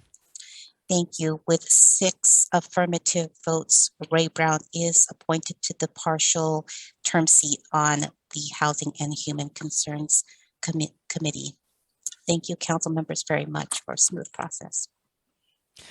Thank you very much, Ms. Aguilar, for making it so. Appreciate that. I believe we have a council action. I'd like to know if we have a motion and a second to authorize the use of current applicant pools to fill any vacancies on the Advisory Redistricting Committee through April 17th, 2022. Do I have a motion? So moved, Smith. Second. Councilmember Smith, and seconded by Councilmember Espinosa Garnica. Ms. Aguilar, would you call the roll, please? Yes, we'll start at the top again with Councilmember Aguirre. Yes. Councilmember Espinosa Garnica. Yes. Councilmember G. Yes. Councilmember Reddy, Yes. Councilmember Smith, Yes. Vice Mayor Hale, Yes. and Mayor Howard. Yes. The motion passes unanimously. Thank you very much. Moving on to our public hearing, we're going to have a public hearing number 1 and receive community feedback regarding the city council election redistricting process and approve recommended advisory redistricting committee activities. Our Assistant City Manager, Alex Kojikian, will kick off the presentation, and Paul Mitchell from Redistricting Partners will continue the presentation on the city's redistricting process. Mr. Kojikian? Good evening, Mayor Howard and members of the City Council. Alex Kojikian, Assistant City Manager here. We're here this evening to hold the first of several public hearings as we begin the City Council election redistricting process. Tonight, City staff and Paul Mitchell with Redistricting Partners are here to receive community feedback and questions about the redistricting process and to present the draft work plan for the Advisory Redistricting Committee, also known as ARC, who were just appointed during the previous item this evening. So tonight we'll cover the Census Data and Fair Maps Act timeline, ARC roles and responsibilities, committee meetings and trainings, mapping tools, community of interest survey, community mapping workshops, and city staff's public outreach plan. So we have 3 questions for the council to consider this evening. One is, does the city council have any feedback on the draft advisory redistricting committee work plan?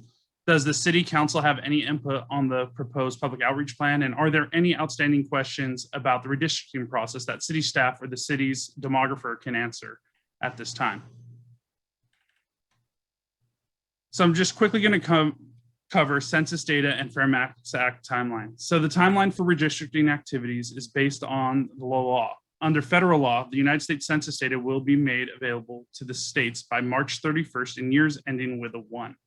However, due to the pandemic, the Census Bureau was not able to meet this deadline and announced a series of extensions. The most recent estimate of data availability for redistricting purposes is September 23rd. As required by the forming resolution, the committee is required to submit district election map recommendations to the City Council no later than December 6th. This allows time for the City Council to adopt the final district map and for city staff to complete all administrative requirements prior to the April 17th, 2022 deadline. The first City Council election under the new district elections map will take place on November 8th, 2022. I will now pass the presentation over to Paul Mitchell with the Redistricting Partners to go over the city's proposed redistricting process. Paul? Thank you very much, Alex. So thanks for having me.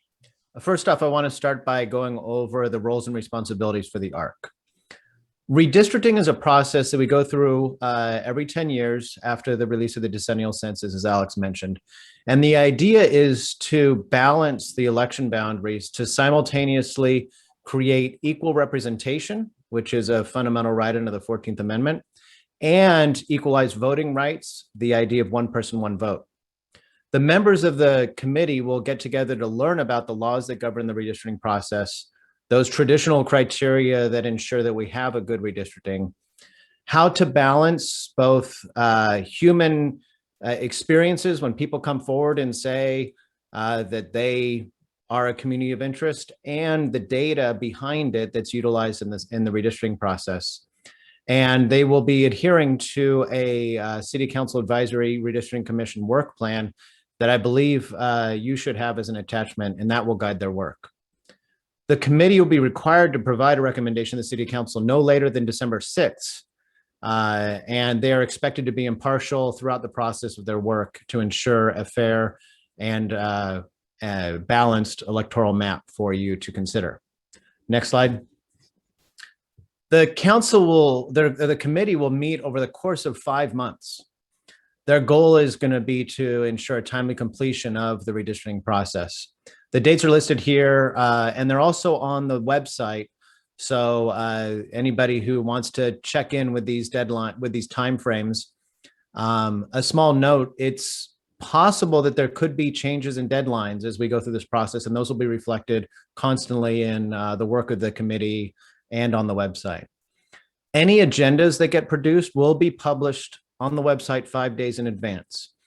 Any maps that are going to be discussed by the committee will be posted 7 days prior to any discussions. At the beginning of the process, like this meeting, they'll be held virtually, but potentially in person once that is appropriate. All of the hearings will be live streamed and available on the city's website. And community members will have multiple pathways to give input. They'll be able to join on a Zoom meeting online, call in by phone, give live public comment, especially when we're in person, and email written comment. All comments are going to be part of the public record, and all comments are going to be up online on the city's website, maintained for 10 years. So throughout the decade, if people ever question why a district boundary is where it is, they'll be able to go and find the actual conversation and information about that boundary line creation. Next slide. So over the course of the meetings, over the course of 3 meetings, they're going to be doing a series of trainings. It's going to be a blend of trainings from the city staff, redistricting partners, outside experts, and those outside experts will actually include members of the State Redistricting Commission from 2011, the prior California State Redistricting Commission. In fact, Connie Malloy, who's a part of our team, has been presenting around the state and around the country on her experience with the statewide redistricting commission, and she will be working, kind of being able to see eye to eye with with the committee members and talk about their role in the process and the importance of that. All these trainings will be held on Zoom, and it's important to note that the training is both for the ARC members and for the public. We want the public to be able to understand the process, the terminology, the reasons things are done the way they are, and having all of these be public and on Zoom and having them all be stored on the website will allow for members of the public to ensure that they have access to the same information as the ARC does. There's been a draft agenda created for the July 7th meeting. And this meeting will also include some administrative steps, such as selecting the chair and vice chair that will work on the subsequent meeting agendas.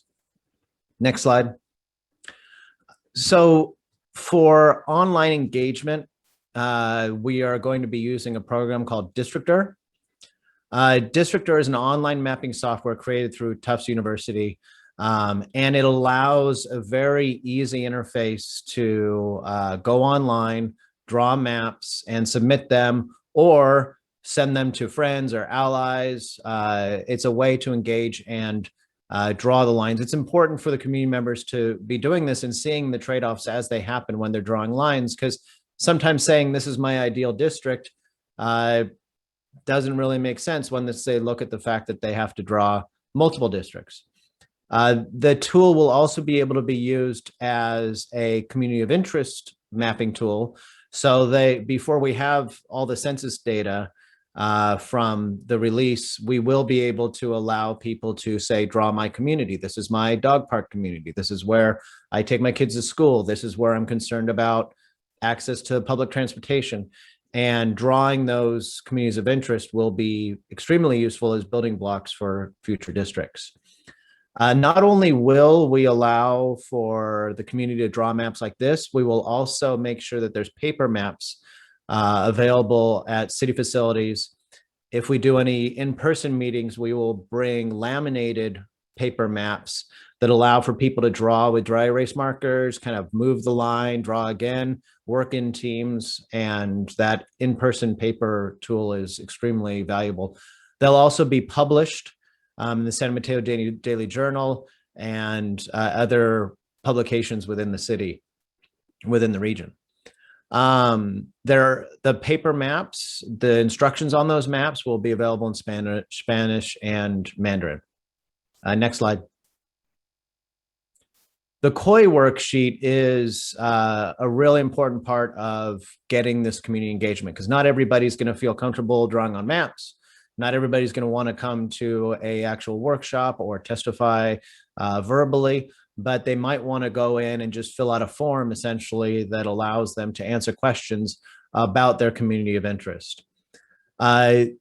when people are telling a ARC or a agency doing redistricting about their community of interest, there really are three critical things that are included on this form. The first is, what is your community? What characterizes it? What makes it a community? And everybody will have their own story as to what that is. Then secondly, what's the geographic area? What's the footprint of the community? Because we're talking about redistricting, so we want to know where you experience that, where you believe your community of interest is. And thirdly, what is the connection to the policy making that's happening at the city level? Having listened to today's hearing, and I'm sure you have a lot of experience with a number of different policy areas that you engage in, you'll know that if somebody says that their community of interest is people who are concerned about solar sun flares, that maybe that's not something that is going to be the jurisdiction of the city council. But if their community of interest is concerned about safe streets, transportation, potholes, access to the internet, access to services, the things that the city manages, it's important for them to be able to communicate that, because that will really drive home why their community of interest should be preserved within one district. These surveys will go online in paper format and be available as a paper format in English and Spanish. We're expecting that to go live in the coming weeks. Next slide. In conjunction with the city staff and redistricting partners, the committee is going to hold a series of public engagement workshops. This provides a forum for people to give testimony and discussion. Initially, they will be obviously on Zoom, and we've been working with other agencies to provide a forum where we can give a basic overview of what the redistricting process is, give a demonstration of the online mapping program, and then solicit public engagement via people coming on the Zoom, calling in by phone, or emailing in comments in order to document that. And all of that will be saved and be available not only for you or anybody in the public to watch, but 10 years from now, the next city council, as they're doing the redistricting process, and the next ARC will have all of that information as a resource. And with that, I'll pass it back to Alex. Thank you, Paul. I'm now going to quickly highlight the proposed public outreach plan. The redistricting process is community focused, and all Redwood City residents are encouraged to participate and share their ideas. Participation is highly encouraged in the 7 ARC district mapping workshops that Paul just briefly mentioned, and the 5 city council public hearings, which we're at public hearing number 1 this evening. Community mapping kits will be available online on the city's dedicated webpage, in print at city facilities, in local newspapers, and will be shared with neighborhood associations, community partners, and nonprofits. An informational newsletter will be arriving in all city mailboxes for residents in early August, and staff will work with several newspapers and community partners to ensure all residents receive timely redistricting information and options for engagement. And outreach materials that we'll be sending out will be available in both Spanish and Mandarin. Residents are encouraged to sign up for redistricting alerts and visit the city's website for frequent updates. And feedback and draft maps can be submitted to the city's dedicated email at districtelections@redwoodcity.org. So here we are back to the 3 council questions that I highlighted previously. Next slide, please. And so finally, staff recommends that the city council hold public hearing number 1 and receive community feedback regarding the city's council election redistricting process, and approve the recommended advisory redistricting committee activities set forth in the draft advisory redistricting committee work plan. So this concludes our presentation. Paul and I are happy to answer any questions. Thank you.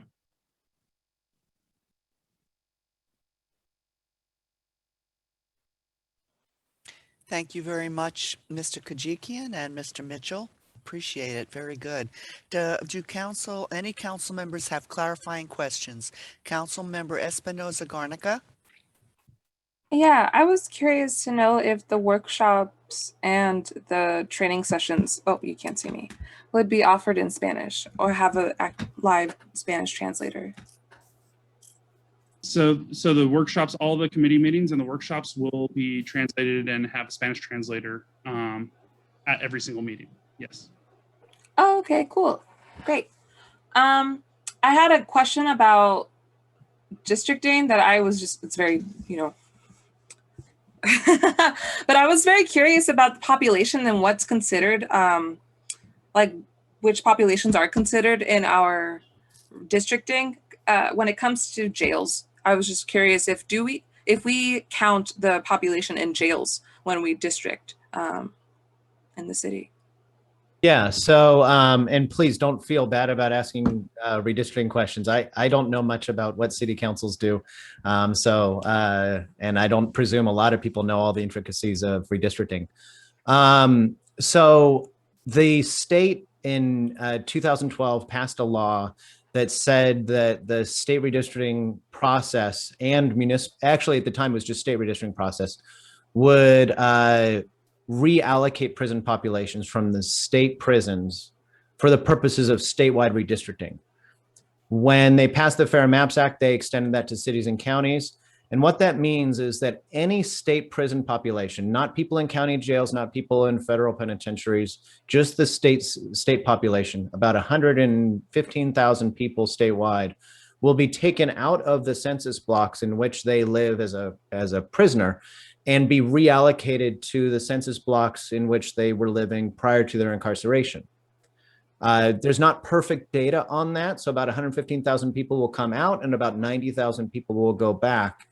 Presuming there's not a state prison facility in the city boundaries, you would not have population leaving the city, but you might have a sprinkling of population around the city. On average, about one person for every 5 to 7 census blocks. We might see a small increase in the data in the census count for the city for redistricting purposes, that when you went onto the census website, the number might be, 200-300 people less or something like that. But that's because of this reallocation of prison population that we're going to be doing for the redistricting, and it's required by state law now. Thank you so much. I didn't know that. Well, those are all my questions. Thank you. Are there any other clarifying? Councilmember Smith? Yes, thank you, Mayor. And thank you for that question, Councilmember Espinosa-Garnica. Great question. I just have a quick question about how we anticipate the previous election in 2020 to impact the districting process. I didn't get a real good sense of that, but I imagine that is a critical dependency that we have to think about. So maybe you can clarify for me a little bit, but I don't believe that the last council elections will impact the districting process. The redistricting process under the Fair Maps Act cannot utilize incumbents as a community of interest.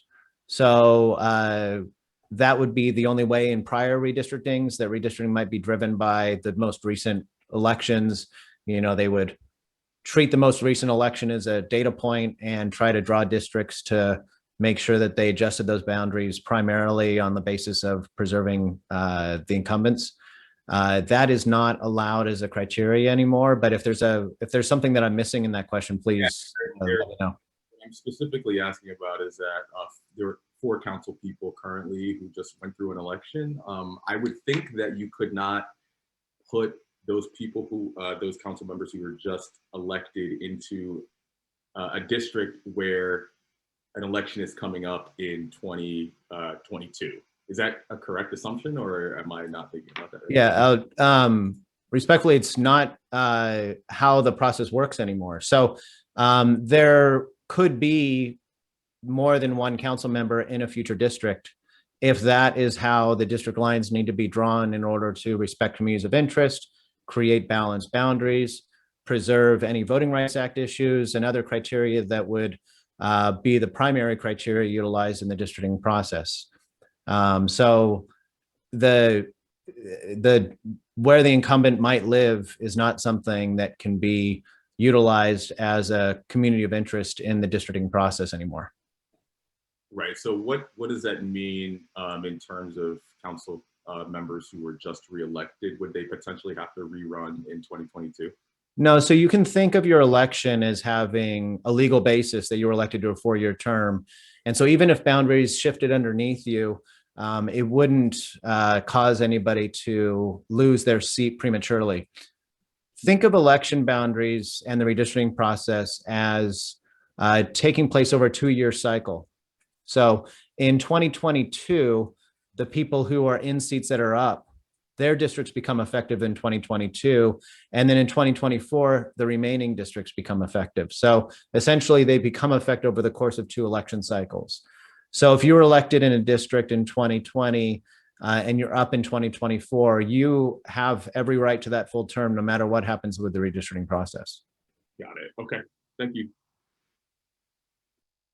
Very good questions. Councilmember G.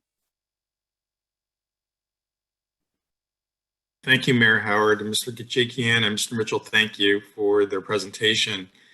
I remember back when this first started in 2019, the redistricting process taught us a whole new vocabulary and acronyms, CVAP, LCVAP, all that. Is that language still applicable, or is there a brand new language that we need to learn?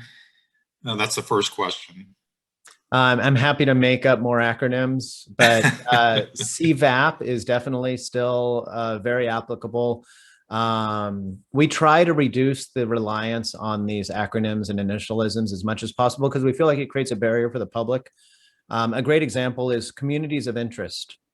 A lot of people like to call it COI or COI, and we try to, in our communication, simply call it communities of interest in order to not start creating a bunch of terms that might make the general public confused or think redistricting is hard to understand. So we try the best we can to use simple language and keep away from all those acronyms and initialisms, but they do bleed in, and we will work in our trainings to bring the ARC members up to speed on a lot of that terminology. And our hope is that any members of the public that are watching or go back to watch an old video will be able to get that same kind of training in the process. That's great, Mr. Mitchell, because I believe, sometimes we wind up speaking in code and they become barriers to engagement, or at least understanding. I agree 100%. We work on that as much as we can. We're trying to self-discipline to not fall into the trap of communicating to the public in our little nerdy inside, terminology. Thank you. And then the second piece is that while and I'm not familiar with your District R mapping tool, but will the actual data follow behind whatever maps get drawn in terms of voting age population and the demographics of that potential district? Will the details follow? Yeah, so we're going to be, this is a new process with the census data coming so late. People who are doing the redistricting are having to adjust to this idea of having a lot of community interest testimony prior to the data coming out, and maybe even maps drawn that people are drawing based on estimated data or old data, and then having to walk that information forward into the new data sets after it's available, which will probably be late September. So we're going to be taking in information. People might be drawing communities of interest. People might even draw redistricting plans. And as they're drawing that, we will be posting that online, making it all publicly available. And then late September, we'll probably take a little bit of a break for a few days and work on those databases in order to make sure that we can move all of those files into the new census data. So if somebody did draw a plan in August or September, that we'd be able to have that same plan updated for them with the new census data and online, so that we can fully utilize any mapping submissions that people have made. And we will probably encourage people who have submitted maps online to go back and adjust their boundaries, or maybe do a new plan after the final census data comes out. So we're hoping this will be a pretty seamless process, but again, it's the first time we've ever had to engage in months worth of the redistricting process only to have the data come, so late. That's a great point, Mr. Mitchell, because I think it's called managing expectations. I mean, it is a little bit backwards where there is the possibility that communities of interest that are initially drawn may have to be readjusted based on census data because it's coming so late. Yeah, we hope that communities of interest don't necessarily have to be redrawn too much, because a community of interest oftentimes is me to my kid's school, to where I take her to swim, to where I walk my dog, and I want, streets and sidewalks. And that footprint doesn't change because the population's now 6,200, and it used to be 6,100. That probably won't change a community of interest, but if somebody were to draw districting plans and have them balanced, they could become unbalanced by the new census data. And managing expectations is really critical.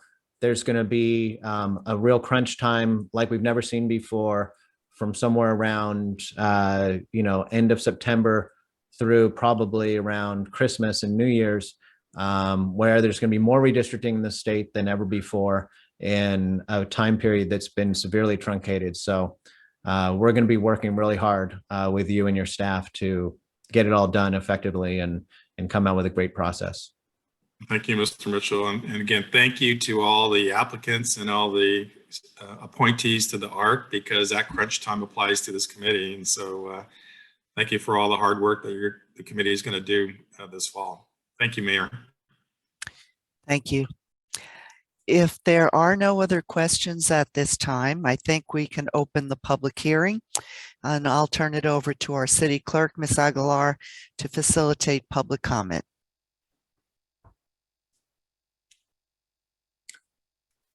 Thank you, Mayor Howard.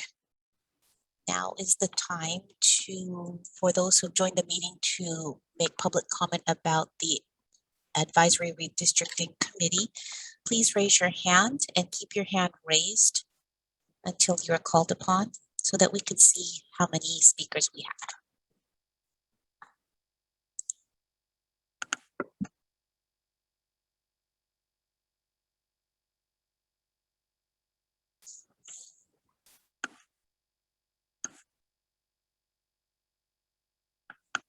Okay. Last call. Mayor Howard, we do not have any hands raised for public comment at this time for this item.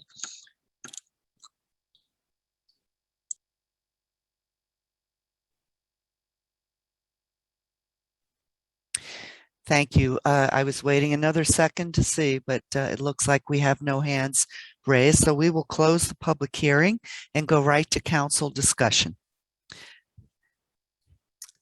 There are a couple of questions up on the screen, and I'd like to see if who would like to address these questions. And if maybe the presentation was so wonderful, we don't have any additional questions. Let's see. Council Member G. Thank you, Mayor Howard. And again, thank you to Mr. Kajikian and Mr. Mitchell for the presentation. My only comment is on item number 2. And as our communities come out of the public health orders, I can't underscore enough the importance of in-person outreach. We've learned through the last couple of years, access to digital media, access to computers and technology isn't equal across our communities. And so there's nothing like in-person to the extent it is possible. So I would strongly encourage that be part of the public outreach plan. As to the other items, I think it's a great start. There's a lot of hard work to come. And I think the bar was set in 2019. I look forward to be more in 2021. So again, thank you, Mr. Mitchell, and thank you, Mr. Kajikian. Thank you, Council Member G. Council Member Reddy. Thank you very much, Mayor. I have no questions. I just wanted to mention that as a member of the committee that originally recommended this company to help us with this process, I just wanted to say that one of the things that was a significant reason why I was so supportive is their reputation for going above and beyond to reach out to the community, and particularly communities of color. And they just impressed me so much. And it's because of that that I'm really excited about this process. I'm excited about our new committee. And I just love the idea of people, creating their maps and being able to come and just have fun with this whole process. So thank you so much. I have no input other than just saying that I have confidence in this particular team's ability to reach out to our community. Thank you. Thank you, Councilmember Reddy. Councilmember Smith? Thank you, Mayor. I just have two quick comments. My first comment is about the structure of the outreach meetings. And I would just really like to encourage city staff as well as our consultants to don't shy away from the hard questions. I would really encourage you to have a fulsome and thoughtful conversation, maybe even a debate about priorities around districting within this process. So I don't know how obviously the meetings go, but I know that sometimes we tend to try to approach conversations with an air of gentility. I think that's okay, but I think in this case, we really need to focus and lean in on having the critical conversations that are associated with this very, very important process. So I just want to put that out there. And then second, which is a little bit less conceptual, is I would request that we reschedule the District 4 session. It falls on September 11th, the 20th anniversary of September 11th. And I would suggest that there would probably be a better time for that meeting to take place. That's all I have. Thank you. Thank you. Any other council members have any input? I'll just say that on number one, I like the work plan. I think it's pretty aggressive. I'm hoping that we can communicate with the new committee and staff how important it is to communicate with each other about attendance. I mean, this is a critical time. We have a real tight schedule. If people aren't used to RSVPing ahead of time, please get used to RSVPing ahead of time. It's critical to let people know that you're going to be present for these meetings.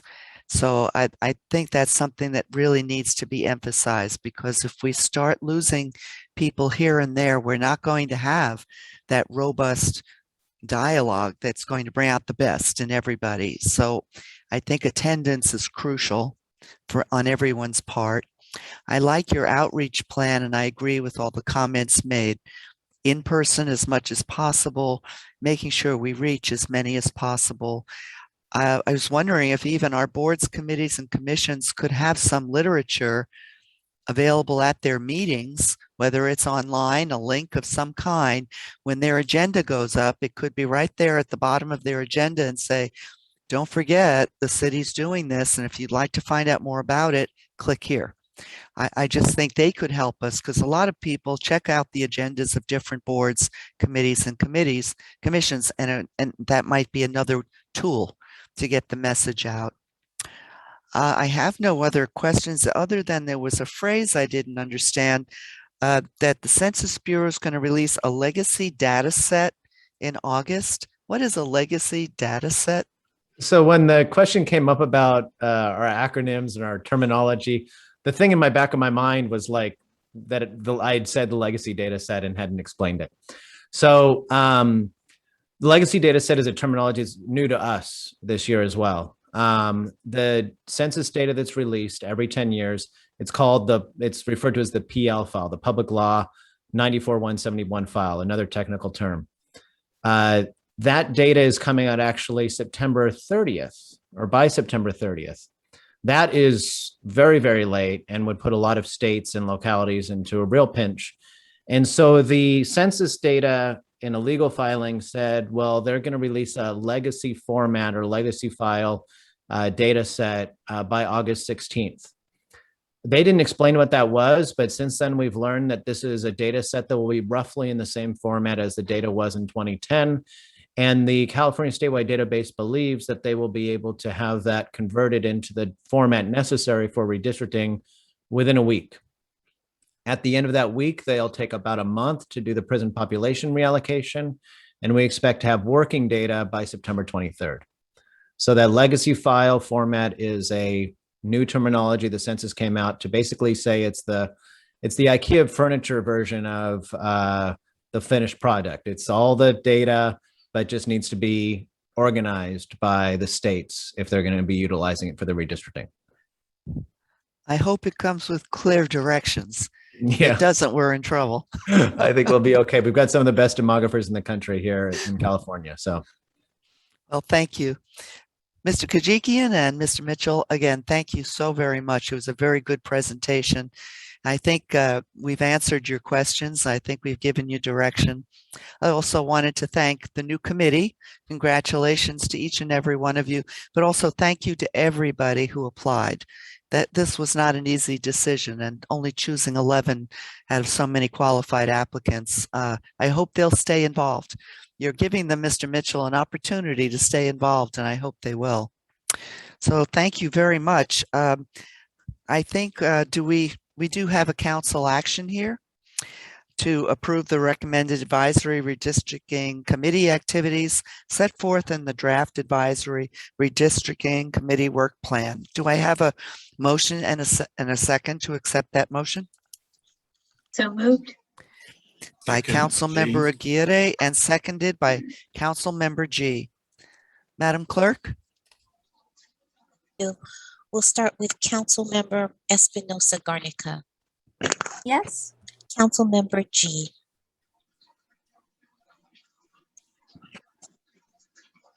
Yes.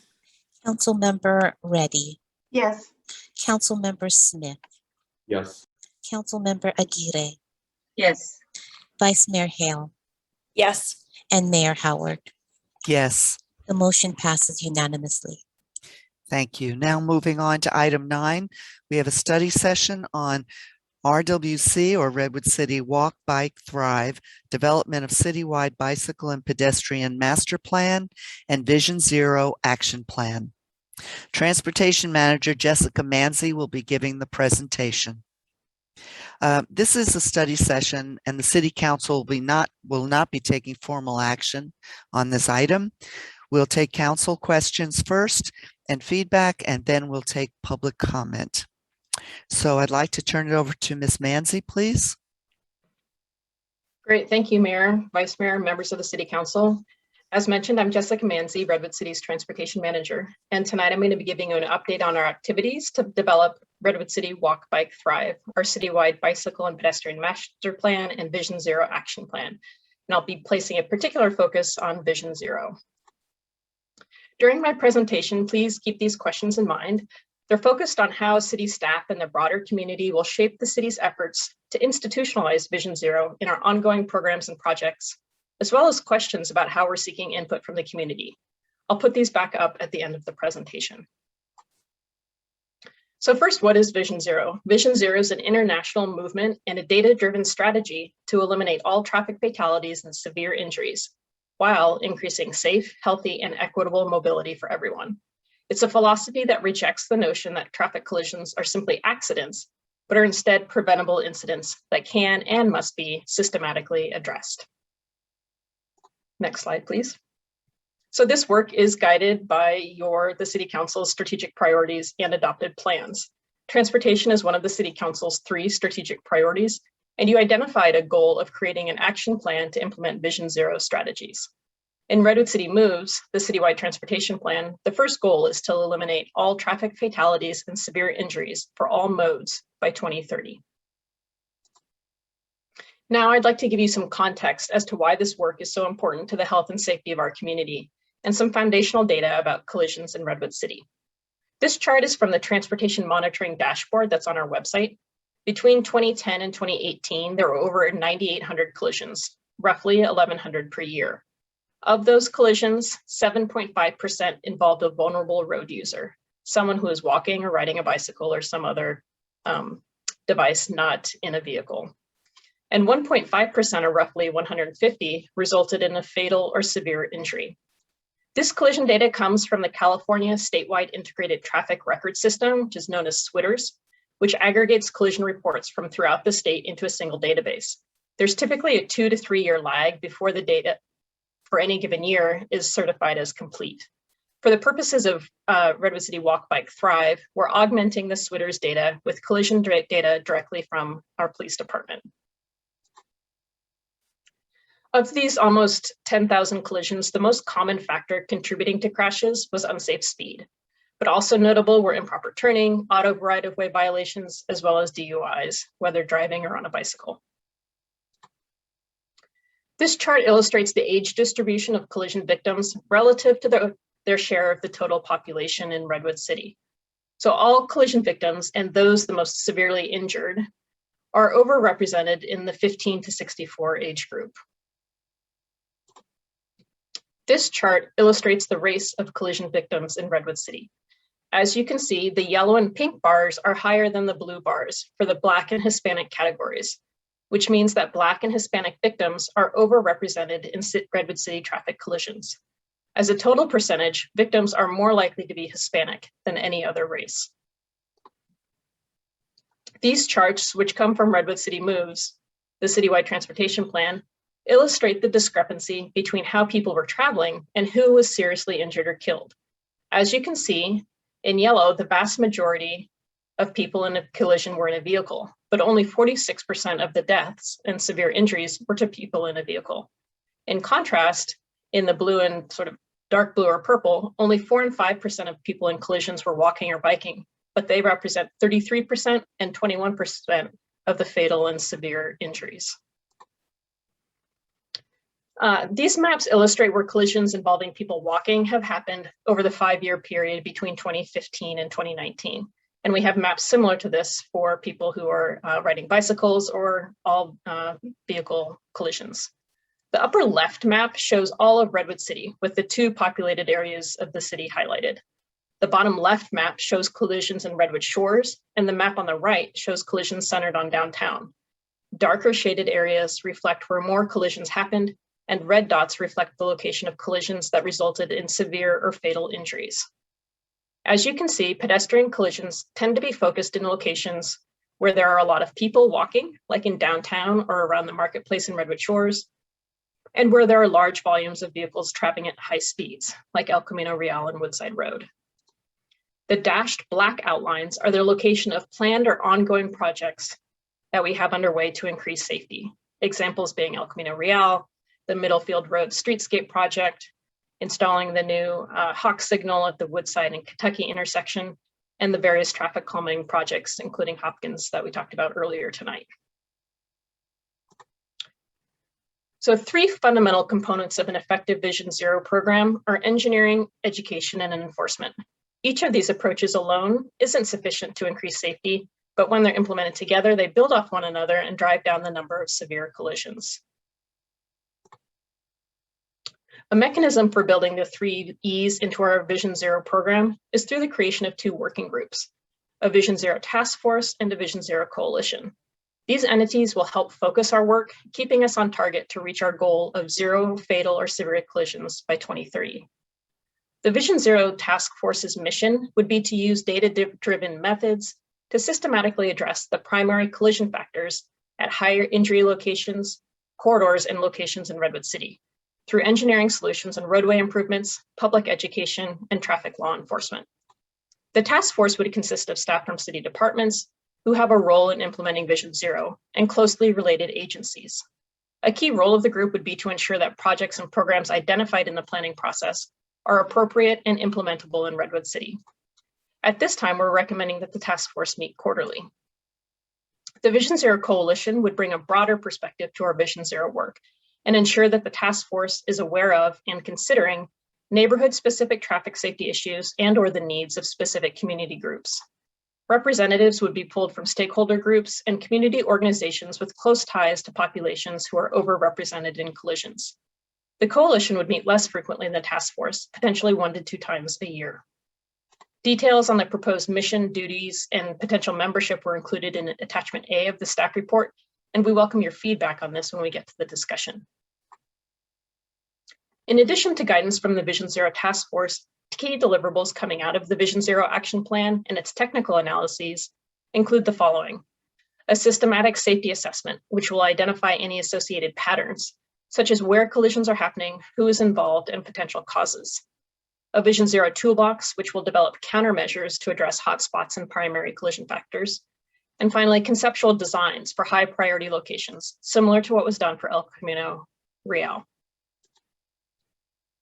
So Redwood City Walk, Bike, Thrive is a combined planning effort to create a citywide bike and pedestrian master plan and a Vision Zero action plan.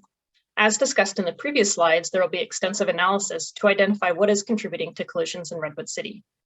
The complement to this technical analysis is input from the community, especially those who live in neighborhoods with higher concentrations of zero vehicle households and higher incidences of collisions, and those populations who are overrepresented in collisions. We also plan targeted outreach to youth and seniors, the school districts, and Kenyatta College, and will include the school districts in the task force and PTAs in the coalition to understand the school commute needs since the school consolidation. The plan will consider equity when seeking input, when identifying projects and programs, and while prioritizing them. So this graphic illustrates the Redwood City Walk, Bike, Thrive timeline.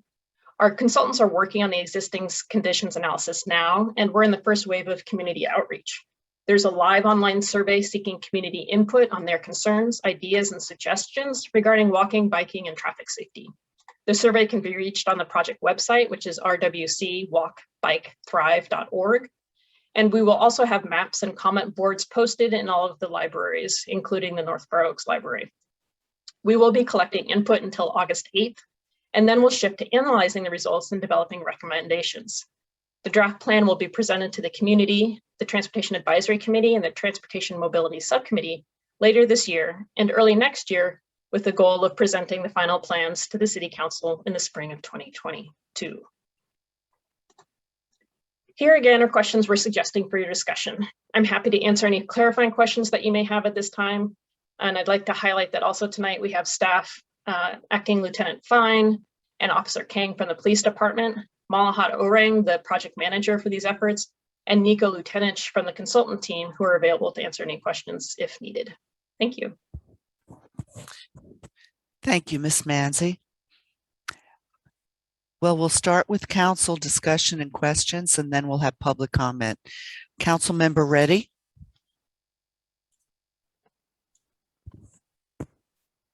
Thank you, Mayor.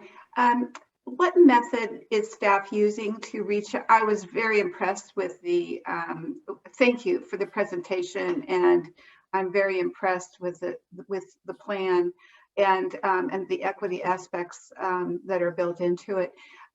Yet wondered what the mechanism is for reaching out to our communities of color regarding the bilingual survey specifically. I'm really pleased that there is a survey and that there are opportunities at the library, but I'm just wondering what other things are being done to reach out to our Latino community. Thank you. So I'd highlight that we're also planning a lot of targeted outreach to stakeholders, whether it's the neighborhood associations and different groups that work within the North Fair Oaks community and are primarily Spanish-speaking neighborhoods. And as you mentioned, all of the materials, the survey and outreach materials are going to be bilingual. And I would, Malahat, if you want to add anything, or Nico, any more details on the outreach targeted to Spanish-speaking residents, feel free to chime in. Hi, this is Malhat Orang from Redwood City Engineering. Yes, so as Jessica mentioned, we reached out to all neighborhood associations, offered to do presentation and also help us to spread the word. Historically, especially with the Slow Streets program, we had a good success in getting response from residents when we went through the neighborhood associations, because they have their own channels to reach out to the residents. The other thing, just working with the Safe Route to School Task Force, they have very good advocacy together. They have very good connection with those neighborhoods. So we hope that we can get some response through advocacy together.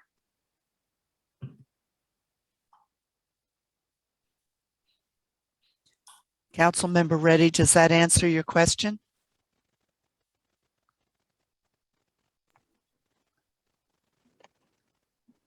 Sorry about that. Absolutely. Thank you so much for that. I know that this is not, I know that it takes all of those things that you mentioned, because just relying on neighborhood associations or one method is not going to be enough.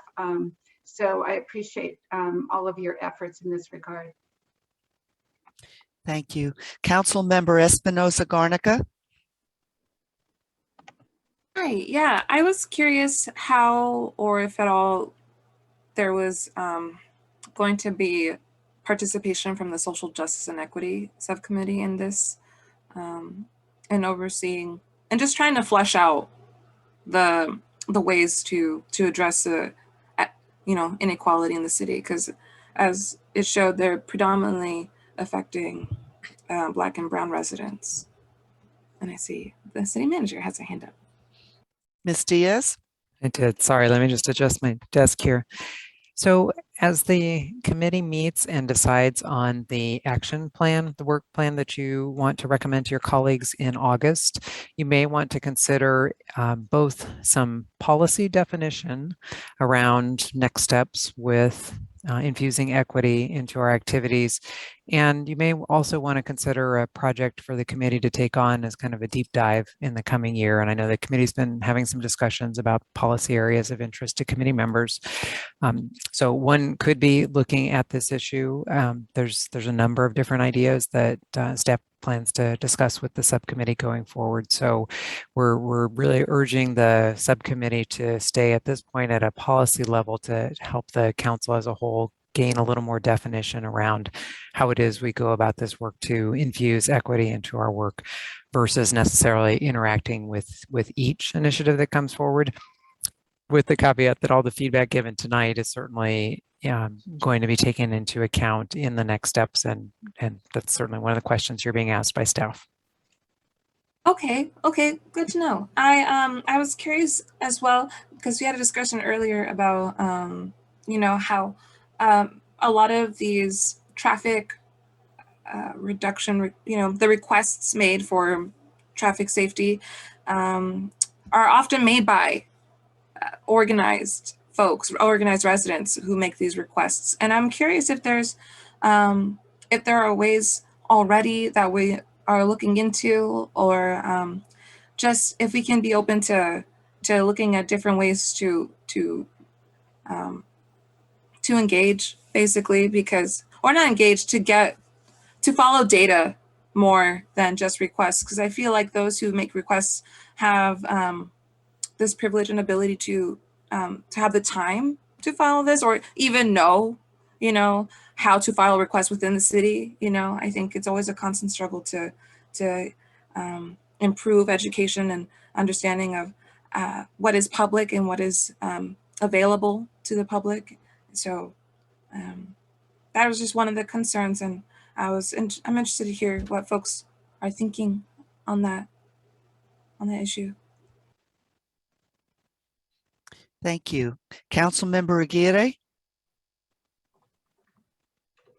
Thank you, Jessica, for this excellent presentation. And it looks like you've covered a lot of the areas that I think we have of concern. And following up with my colleague, Espinoza Garnica, Councilwoman, there's a group of folks that ride bikes that probably will not go to these meetings. It might be language, it might be work, but we see them, and they're part of the data that was shown today, which is really sad.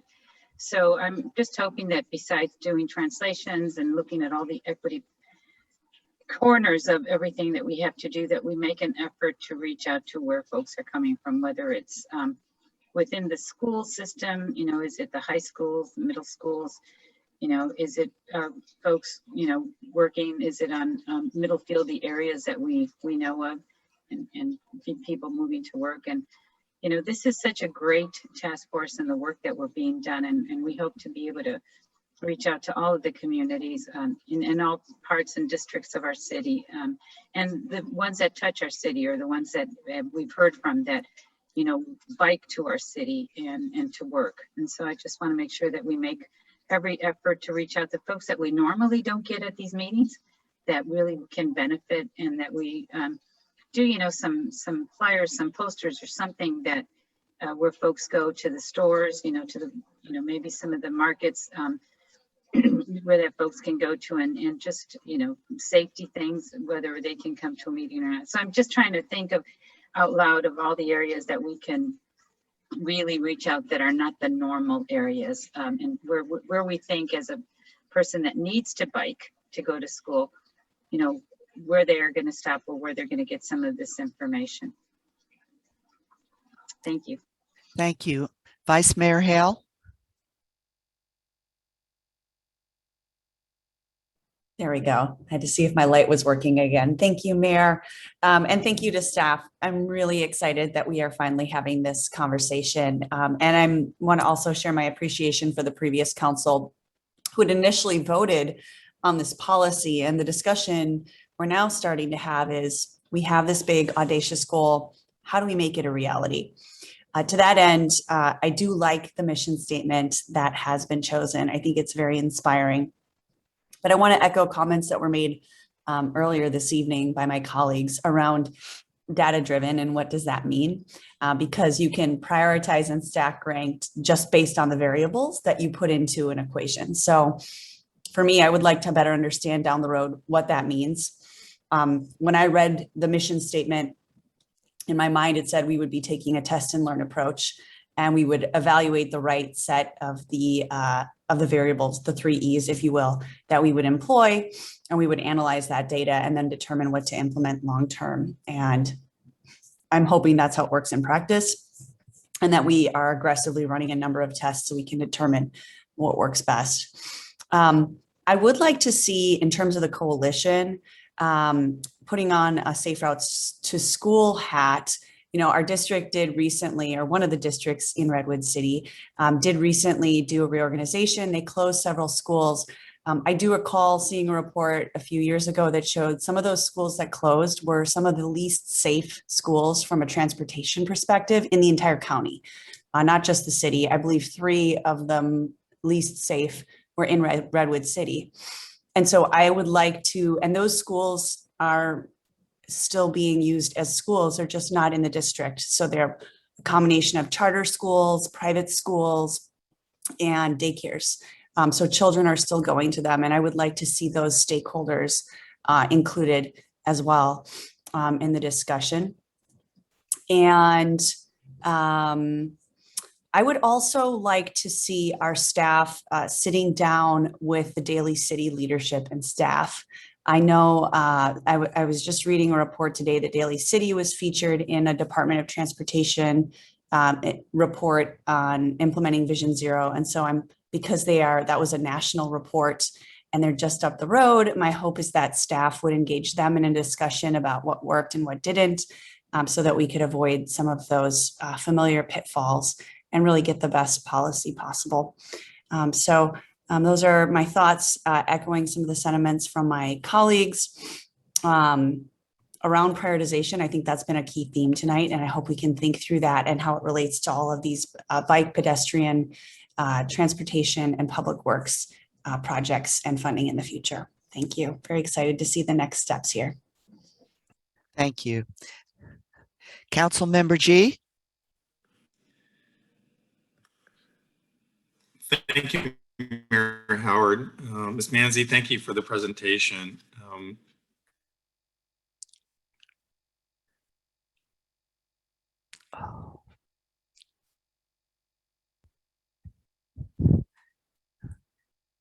Councilmember G, I believe you're frozen again.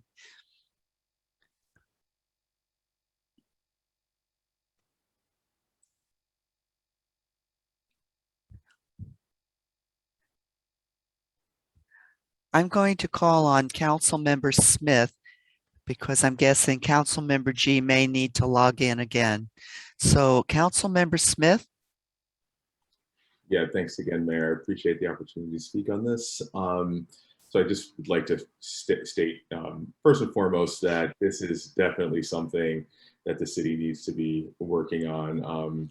As I'm sure we all know, that there were some very, I suppose the word is publicized, fatalities around driving in on kind of major arterials in the city, including Woodside Road. And I think that this is definitely the time to be bringing this to the forefront.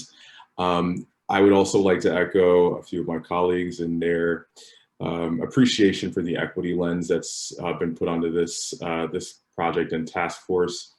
It is so disheartening to see the level of inequity, frankly, and how people of color are impacted by essentially problematic traffic conditions that exist in the city. And what also struck me, and I could be reading this data wrong, is that it looks like areas of the city where people, where the majority of people who do not own vehicles also have a strong propensity to get into collisions with vehicles. So what that means is that folks who do not have cars in our city, who are walking or taking public transit, who happen to be people of color and tend to be lower income, are getting struck by people who do not live in their neighborhoods, which is, again, so disheartening and something that I think we should really be kind of leaning into and thinking about in a comprehensive way. So I really want to see that trend change. And I think that this task force hopefully will help with that. I did have one quick question, and it's really about the size of the task force. So I think conceptually, the size of the task force makes sense. You have all the appropriate people at the table. But what I'm concerned about is maybe that there are too many people initially at the table. I mean, it looks like we have over 8 stakeholder groups that are going to be on this task force. And I guess I'm just wondering if there is any concern about the ability to drive forward meaningful direction in terms of vision zero policy because of the size of the task force. And that's really my only question. And again, I'm really, really excited about the work that this task force is about to kick off. Yep. So that's a great comment and question concern, because yes, it is a large group, and that we have been talking about that and are concerned about that. What we've seen from other communities is that their task forces do tend to be these quite large groups for that very reason that you mentioned, which is you need all of these stakeholders to be actively engaged in order to get real meaningful involvement. So I think what we're seeing from other communities is it's appropriate to have it be a large group, but then you have to work really hard to make sure that that engagement is as effective as possible, making sure that we have very predictable meeting schedules so that people can plan around that and do a really good job of managing those meetings so that it's an efficient use of everybody's time and people feel like it's a worthwhile endeavor. Yeah, I appreciate that comment. Thank you so much. And I would just kind of echo that, as much as we can do to make these task force meetings and project planning sessions as effective as possible, I'm all for that. So thank you very much. And Ms. Manzi, I'd like to add to that if there's any possibility of having them become hybrid meetings. We've noticed our council meetings have gone up over 100% in attendance. And I truly believe it's the convenience of being able to tune in from home. So if there's a way we can accommodate that as much as we can so that people don't have to get in their car and go to a place if they choose not to, but they will tune in so that they can participate. So I'm hoping that hybrid becomes a way of the future for all of our meetings, quite honestly. Councilmember G, I'm sorry that you were cut off. I know you have in the middle of a question. Would you like to try again? We will try again, and I hope that wasn't because there was another earthquake. So thank you, Mayor Howard. Ms. Manzi, thank you. I was going to ask about going forward. How do you see the work going forward with the Transportation Mobility Council Subcommittee? Or maybe Ms. Diaz, how does the council, the Vision Zero, and then the Transportation Mobility, how does that all work together? So I can take a first crack at it, and the city manager can chime in if she has more ideas. But I think fundamentally we'd be using the Transportation Mobility Subcommittee for that very high level policy guidance that will then feed into how we're working with the task force and the coalitions. So making sure that we have that council level input as we move forward and develop the Vision Zero program in more detail. And I don't know that, I think early on in the process, there's going to be more need for those regular check-ins, but once it's off and running, I think it would only be on an as needed basis that we would be going back to the Transportation Mobility Subcommittee if there's specific policy issues that came out of the task force or coalition that we needed your guidance on. Okay, thank you. And then sort of following up on the kind of coalition members, while I do understand the bigger they get, the harder they are to schedule and to kind of keep moving forward, could you share some thoughts about Caltrans? And I don't recall seeing them being a member, but yet based on the heat maps and the data and the ownership, since Caltrans owns El Camino and Woodside, to the areas that have major incidences, how we can drag them into being a partner maybe, or how we can get them more engaged than they currently are. Yeah, that's a great question. We hadn't included them yet. Given the ongoing work that we are doing with them on both Woodside and El Camino, I think there is real potential that they participate in the task force. I know in Daly City that they were participants in that effort, I think in part because of how that work was funded. But obviously I know Daly City also has state highways that are represent the bulk of the collisions too. So I think there is a real opportunity to get Caltrans involved. So I'm sure as more communities develop these task forces, their capacity will get more strained. But that's a good comment, and I'll definitely reach out to them and see to what extent they might have staff that can participate. I would encourage at least the outreach, and then let us know what we can do to add to the encouragement, because they are major owners of roads in our city between those two roads, Woodside and El Camino. And then just my last thought is, when we do get to the outreach and engagement, there's two pieces that I think can help. Number one, some of our nonprofits that several of the communities trust, if we can leverage their constituency groups to help. And then if there's anything in Redwood Shores, the other school district, when it comes to safe routes to schools, Belmont Redwood Shores School District. Thank you, Ms. Manzi. Thank you, Mayor Howard. Thank you, Councilmember G. I was going to bring that up about Caltrans. I think we have a point person identified from when we were talking about some of the dangers of Woodside Road. More recently, a woman was identified. So I'm hoping that we can bring them into the conversation, because many times that's the missing link when we're really trying to accomplish meaningful change along some of these major corridors that they own. So I hope if you need any help in lobbying, we will be happy to do that for sure. Excuse me, I was also going to ask about, it says one of the partners is the Redwood City School District, but what I heard you say were Redwood City School Districts.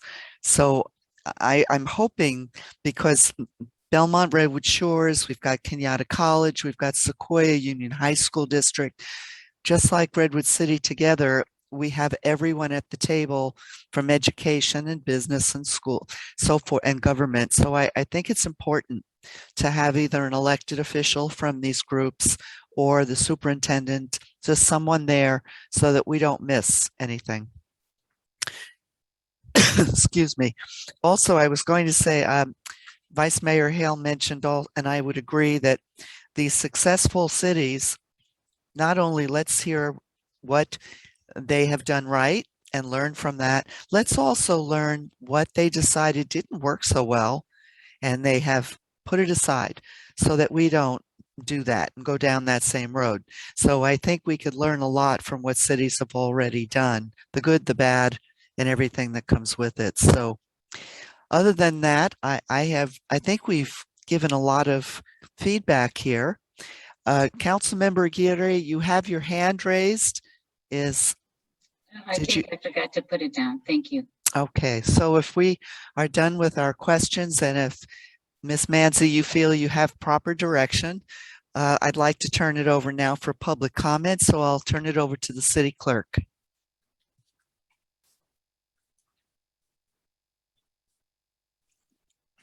Thank you, Mayor Howard.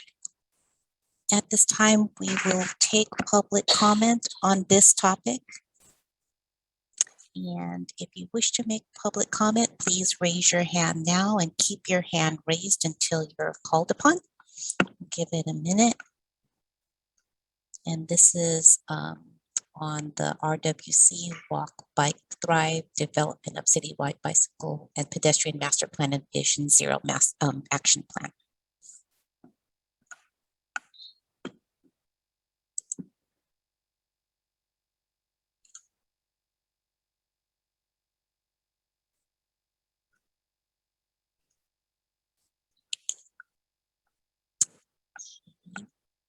Looks like we have 4 hands raised. I'll give it a few more seconds.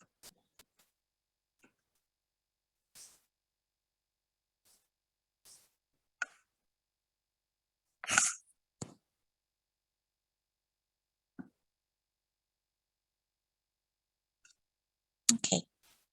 It looks like we have 4 members of the public who would like to make comment. 5, I'm sorry, 5. And our last speaker will be Sonia Elks. After Sonia speaks, we'll close public comment on this topic. Oh, okay. I think we're going to have 1 more speaker. Just a quick second.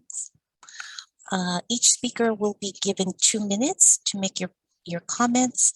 I will call your names in the order that your hands are raised, 2 at a time. And the timer will start. There we go, there's Isabella. And the timer will start when you begin speaking.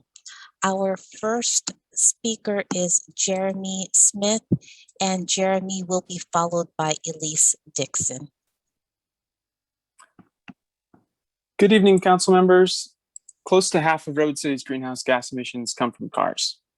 We talk about adverse impacts to things like neighborhood character and views, but the idea behind Vision Zero is just that, to eliminate traffic fatalities and serious injuries. You can do that, and you need to take it seriously. The planet is quite literally on fire, and putting the safety and needs of non-drivers ahead of those contributing to pollution in our neighborhoods is not only critical, but morally imperative. Take a look at the maps in the staff's report. People are being seriously hurt, and in our neighborhoods made up predominantly of people of color and with the highest shares of non-car owning households. I encourage all of you to bike on our streets. Next time you need to grab a bite to eat or buy some batteries, bike down Broadway across Woodside Road or along Veterans across Whipple Ave. Try walking to Target from the other side of the railroad tracks.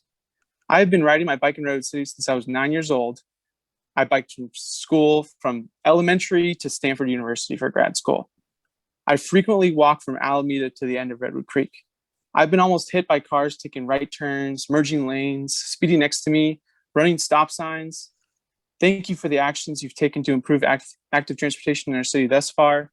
I hope you can all empathize with how it feels to breathe in poison from tailpipes, waiting for a red light to change, anxious for the condition of the planet you're leaving for your kids and grandchildren. We need your commitment. We need your bold action. We need you to take this seriously. We can't compromise on human lives for the convenience of cars. Also, in terms of outreach, I suggest you reaching out to the award-winning youth biking club at Siena Youth Center and expanding outreach to the community-based organizations in unincorporated Redwood City. as residents frequently bike or walk to services and jobs in our city. I'm also concerned with the traditional outreach approach with neighborhood associations and the like, which has been shown to amplify affluent white voices in place of other ones. Thank you. Thank you, Jeremy. Our next speaker is Elise Dixon, and Elise will be followed by Marina Weiner. Hi, thank you so much for taking time to hear from the public. I'm new to bicycling and have a new electric bike and have been safe on Middlefield Road and feel in imminent deathly danger on El Camino. And it's new and exciting out there. And I'm a Jessica Manzi fan, so I'm delighted to hear that she's involved in this process. I want to echo what Vice Mayor Hale and Councilmember G said. Councilmember G talked about engaging the nonprofits. And I think that's going to be important for equitable outreach. And then I want to talk about the school district outreach, because there are public schools in the district that are not typically included in the outreach. And those include KIP, Connect Community Charter, and Rocket Ship. And if we're going to talk about equitable outreach to those who are actually using the bike and walk transportation modes, if we just reach out to the superintendent of Redwood City School District, we are not going to have the equitable outreach that's necessary for this type of program, to include all of the community members, specifically in the North Fair Oaks neighborhood. So as we bring people to the table for that equitable outreach, I would really encourage Jessica and others to consider the marginalized schools that are often not included in these conversations. Thank you so much for taking time to hear us out tonight. Thank you, Elise. Our next speaker is Marina Weiner, and Marina will be followed by Clara Jackal. Good evening, Mayor Howard and the council members. My name is Marina Weiner. I volunteer with the Safe Routes to School initiative in Redwood City, and I live in Mount Carmel neighborhood. I'm delighted to finally see Vision Zero item on the council agenda. Thank you. The challenges of establishing safe routes to school in Redwood City outline systemic gaps in citywide policies and infrastructure, as the staff report outlines. Last year, school closure and redistricting placed many families outside of walking and biking boundaries. Clifford Elementary is a good example of that, and Mountain Carmel, about 2 miles away from the neighborhood. Uncontrolled intersections, bad sidewalk conditions, and absence of protected bike lanes make a family car the only feasible option to get to Clifford for many, as well as to many other Redwood City schools. Driving kids to school create traffic congestion, limits children opportunities to live healthier and more independent lives. My hopes are that Vision Zero action plan will become the city North Star for making responsible decisions. Enabling every child to walk, bike, or take public transit to school has to come front and center of every infrastructure project. Ironically, earlier today, the council just approved investment into Hopkins traffic calming measures, while being aware that the design does not address pedestrian safety. It's time that the council and the city prioritize pedestrian and bicyclist safety over drivers' convenience. I'm asking that this council to lead by example today and stop rubber stamping infrastructure investments that disregard children's safety and our underserved communities' needs. I'm excited about Vision Zero, and I appreciate you in this project. Please take it seriously. Thank you. Thank you, Marina. Our next speaker is Clara Jackal, and Clara will be followed by Sonia Elks. Yeah, hi, this is Claire Jekyll. I just wanted to briefly second the call by council members and the previous speakers to really seriously address the disproportionate impact that's been shown on low-income people and people of color, and to prioritize the safety of pedestrians and bicyclists and transit users over that of car traffic as an equity issue. Thank you. Thank you, Clara. Our next speaker is Sonia Elks, and Sonia will be followed by our last speaker, Isabella Chu. Hi, thanks for taking my call. I wanted to second Mr. Smith's, Ms. Dixon's, Ms. Wiener's, and Ms. Jackal's comments. And I'm also a big fan of Jessica Manzi and what she does in Redwood City. Thank you all for what you do. I work as someone who commutes into, I don't live in Redwood City, I commute into Redwood City by bicycle.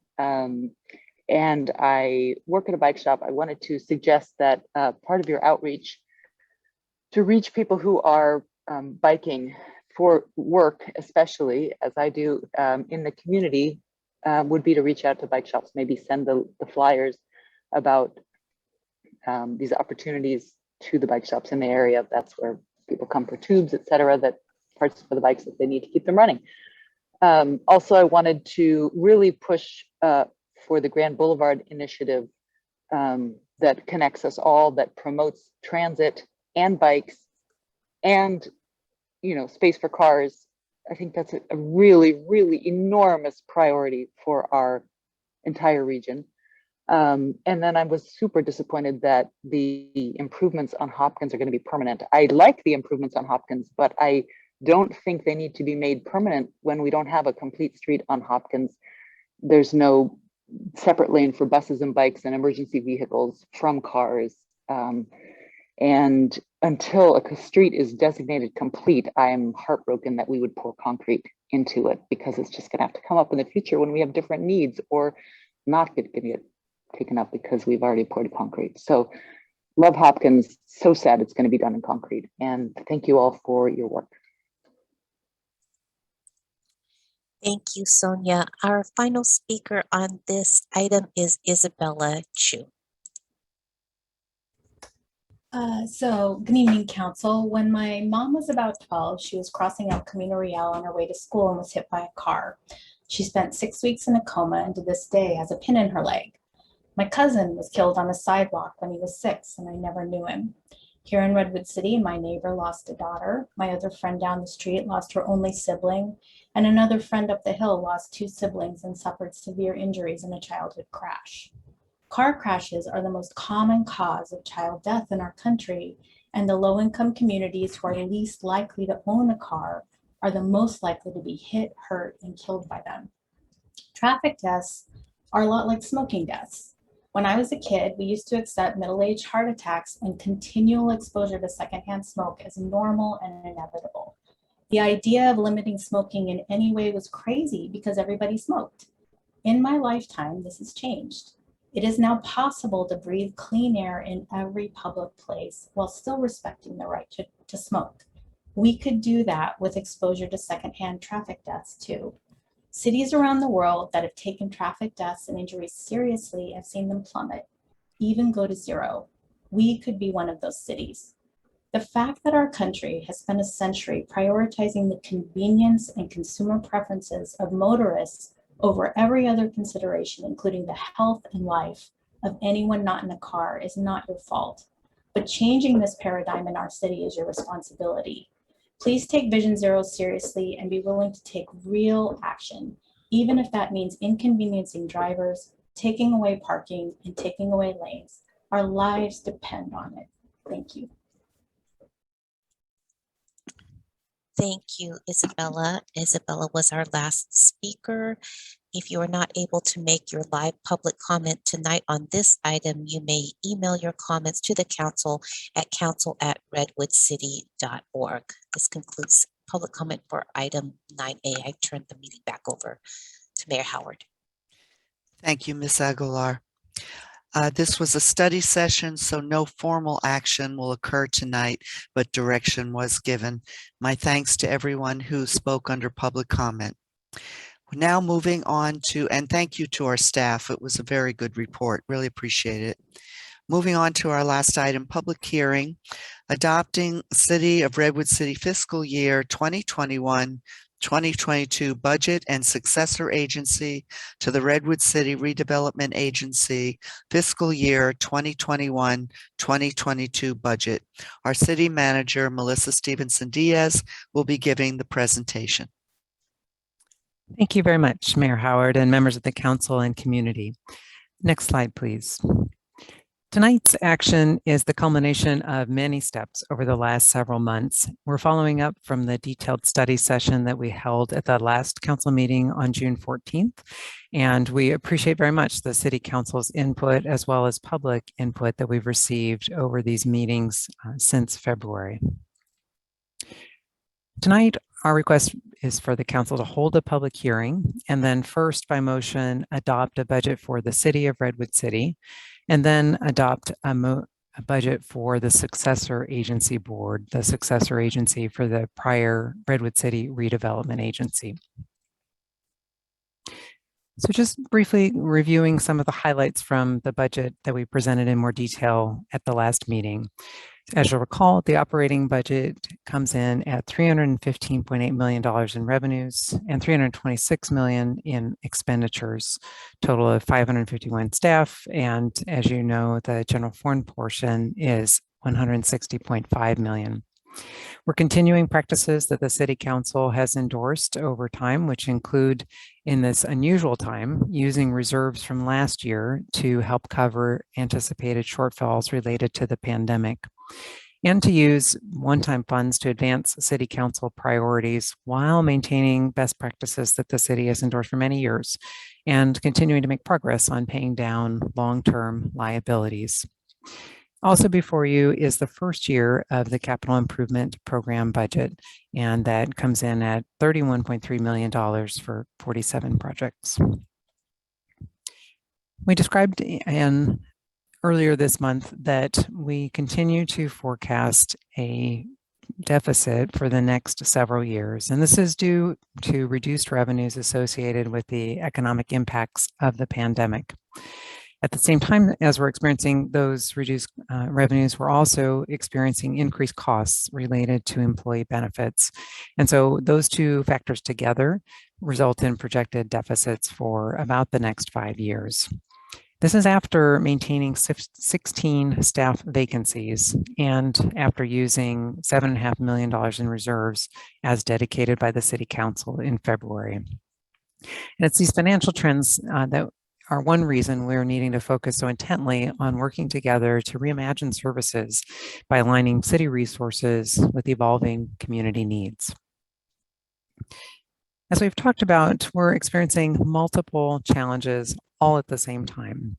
And the recommendations in the recommended budget include using new one-time funds to help meet these various crises while supporting City Council priorities and community needs. The recommended budget includes funding to support each element of our pandemic recovery strategy and has a focus on reaching the most at-risk members of our community, as well now transitioning more intently toward reimagining service delivery going forward. One-time funds will be used for several of the city's ongoing council priorities, including addressing community feedback we've received over the last year regarding pedestrian mobility, sidewalk repair, and homelessness-related initiatives. The recommended budget funds the homelessness-related initiatives that were discussed with the City Council in May, including engaging civilian outreach workers, extending the Downtown Streets Team program, and re-examining how law enforcement and other departments interact with unsheltered individuals.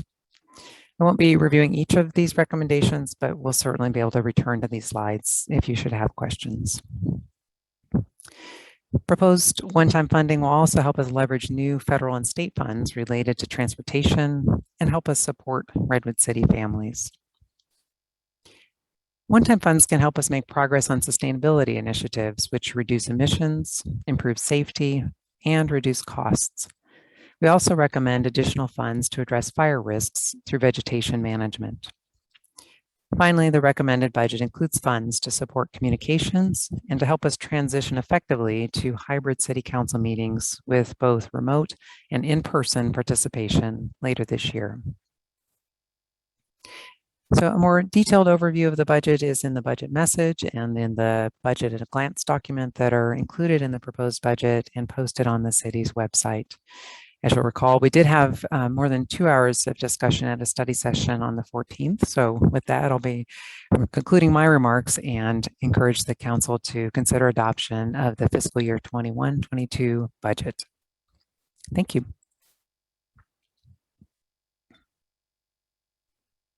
Thank you, Ms. Diaz. Are there any clarifying questions from council before I open the public hearing? Seeing none, I'll open the public hearing, and I'd like to turn it over to our city clerk to facilitate the public comment portion of this meeting.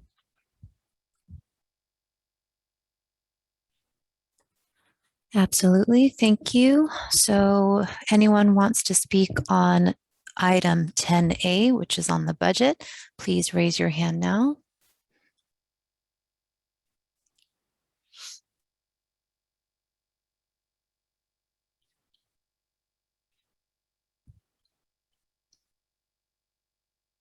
All right, we'll give it another few seconds. We've got 6 raised hands so far.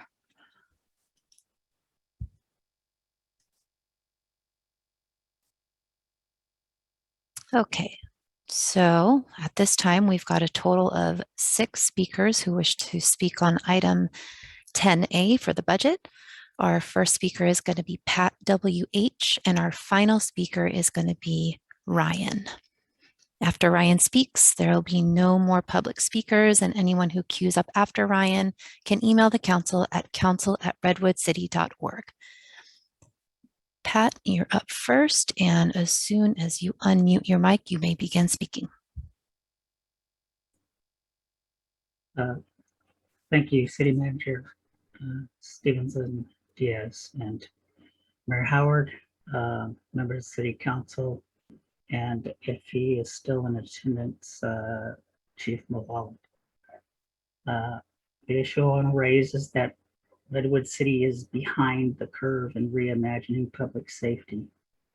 San Francisco has a COATS modeled program where 2 clinicians attend the call as prompted by an EMT from the fire department. Santa Clara County has their program coming out where they do much the same. City of Hayward, 2 clinicians hired, non-armed officers when necessary, and armed officers only when necessary. The key to the action here is that you have 3 options when someone calls 911. Right now we have 2, cops or fire. You need a 3rd, mental health clinician team. So please get up to speed. Also, I live in Redwood Shores. Please equitably police Redwood Shores and hand out as many moving violations here as you do in neighborhoods of people of color who are more likely to have things like broken taillights, broken mufflers, cars too low to the road, so on and so forth. Okay? Equity, tickets, over police this place so we know what it's like.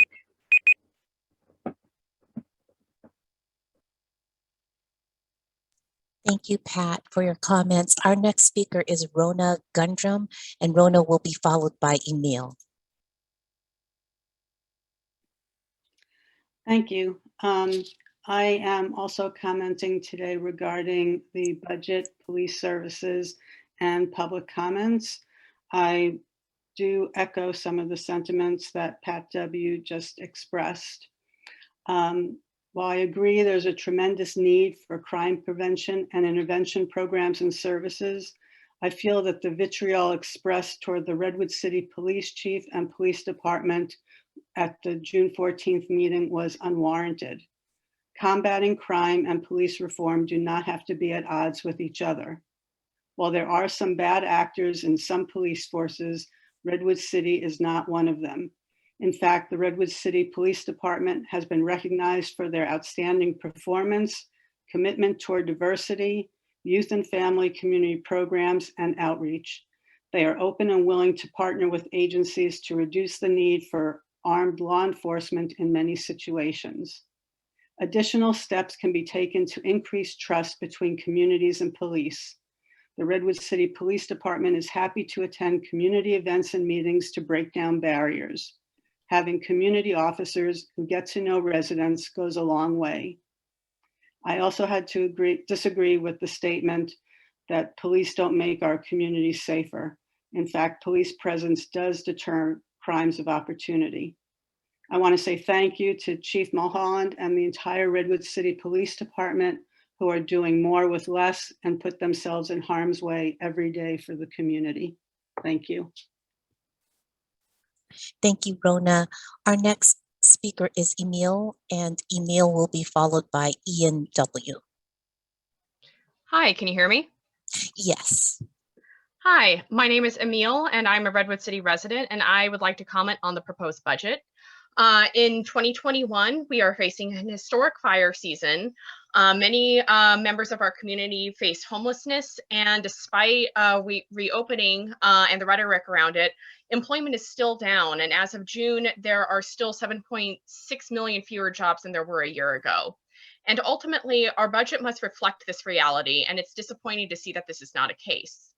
Over the last year, this council has heard from countless community members and residents to shift funds away from our police department into other community services.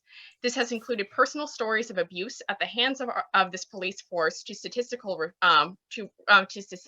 reports, and the residents of our city have made it clear that funding the Redwood City Police Department is not an effective use of our budget.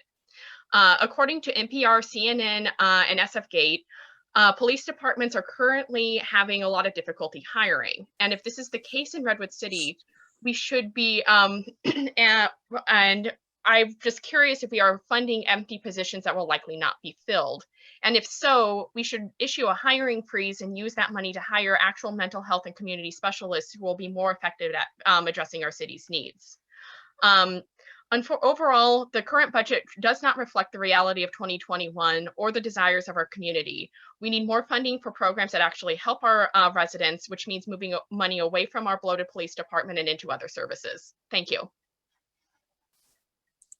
Thank you, Emil. Our next speaker is Ian W., and Ian will be followed by Clara Jackal. Hello. Hello. Hi, my name is Ian. I live and work in Redwood City, and I am a member of Silicon Valley DSA. I want to echo everything that the speaker before me said. I also want to bring attention to the fact that the overwhelming majority of comments for the last year have been making specific demands that we shift the money away from our bloated police department and reinvest, particularly in these trying times with climate change, with the COVID-19 pandemic, and all of the ripple effects of it, both economic and in terms of basic human conditions, into services that actually help people. It's been pointed out in previous city council meetings that only 2% of the calls that go into the police are even involve serious crimes.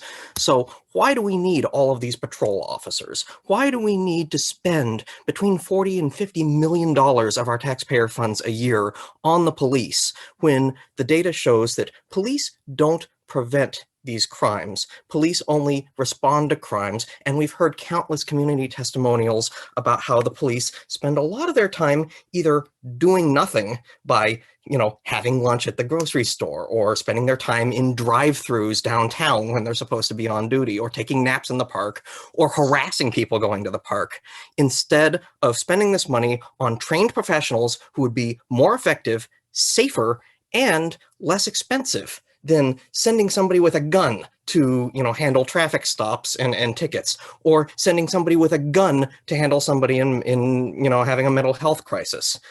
Start listening to the people. What happened last year? You didn't listen to the people. You ignored the demands on the mental health program. And what we do? We replaced the most pro-cop city council member with an abolitionist. Start listening.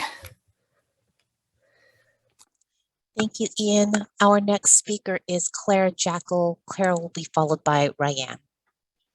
Yeah, thank you so much for the opportunity to speak. Despite the inclusion of some very positive projects in the budget, it is still disappointing to see that after a full year of intense national and local conversation on policing and public safety budgets, there has been no material change in our city's police department budget. I continue to urge you to use every opportunity that comes up to have public safety operations performed by unarmed, non-sworn staff who are less expensive to employ and reduce the risk for members of public interacting with them. And wherever possible, to move headcount to city departments that invest in building up community infrastructure and resources. For another local precedent and model to follow, I want to draw your attention across the Bay, where just last week, Oakland City Council members redirected $18 million originally proposed for the police spending to alternative methods of violence prevention, which includes a pilot for a program in which trained personnel will respond to nonviolent, non-criminal mental and behavioral health calls instead of police. I hope that we can follow this example in Redwood City at the earliest opportunity. Thank you. Thank you, Clara. Our final speaker on this topic is Ryan. Hi. Hi, can you hear me? Yes, we can.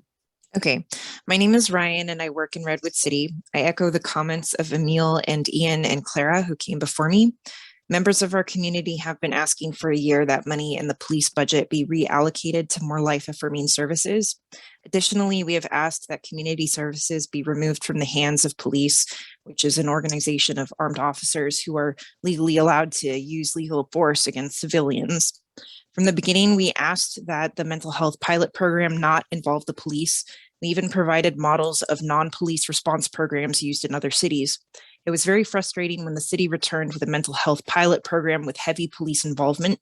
Voters even selected an abolitionist, as Ian noted, to represent us as council member in District 3, replacing one of our most pro-cop members of our city council. Despite this mandate, the city is still ignoring the community's demands and needs to have a more humane and data-supported approach to public safety, even though many other cities in the Bay Area are already addressing similar demands. For example, as Clara mentioned, Oakland just redirected $18 million away from the police and put that money towards non-police programs. The Redwood City City Council needs to do more to address this issue in our community. As a young person who has been personally affected by the police in the city, I am asking you to freeze police hiring, eliminate vacant police department positions, and redirect police department funds to housing, COVID aid, and wildfire preparedness. Police safety does not come from badges and guns. It comes from access to adequate housing, access to adequate resources, and public services that affirm the right of each human being in our city to live and thrive without fear of getting incarcerated, losing their income, facing deportation and separation from their family, or even losing their life at the hands of the police. Thank you for listening. Thank you, Ryan. And that concludes public comment on this item 10A. I'll turn the meeting back over to Mayor Howard. Thank you, Ms. Aguilar, and I will close the public hearing and open it up to council discussion at this point. Councilmember Espinoza Garnica. Hi, thank you. So I first want to say thanks to all the work the staff has put into making this budget for us. I'm excited to see a few proposals like the anti-displacement initiatives going into our strategic plan and the like, and just seeing that there's more material things happening. I am, like many of the folks who spoke on for public comment on this, disappointed, and I guess it's putting it lightly, in the way we're continuing to fund the police in our city. And I want to, I'm gonna have to explain this a little bit, so bear with me. Because I know that I come as an abolitionist, and for some folks, it may be an extreme, but it is far more extreme to me that we allow those who are sworn in as officers to proceed to do welfare checks and like these subpoena calls and traffic enforcement while fully armed and with this ability to be, to be able to take someone's life away from them, and how that disproportionately takes Black and Brown lives in our community. And there's no research behind this that supports that funding them will actually prevent any future harm. It just goes to show just how much of like supporting the police is in our culture rather than something we accept because we see the proof. What we see proof in the police is that they disappear low-income people, Black and Brown people, people with mental illness. As those who suffer from police brutality, half of them have a mental illness. And many people who die from police brutality die during traffic enforcement, interactions. And that's a large chunk of our police department, with about 60% of our police being patrols officers. Folks like Philando Castile and Sandra Bland died because of petty things like not using their lights when switching lanes.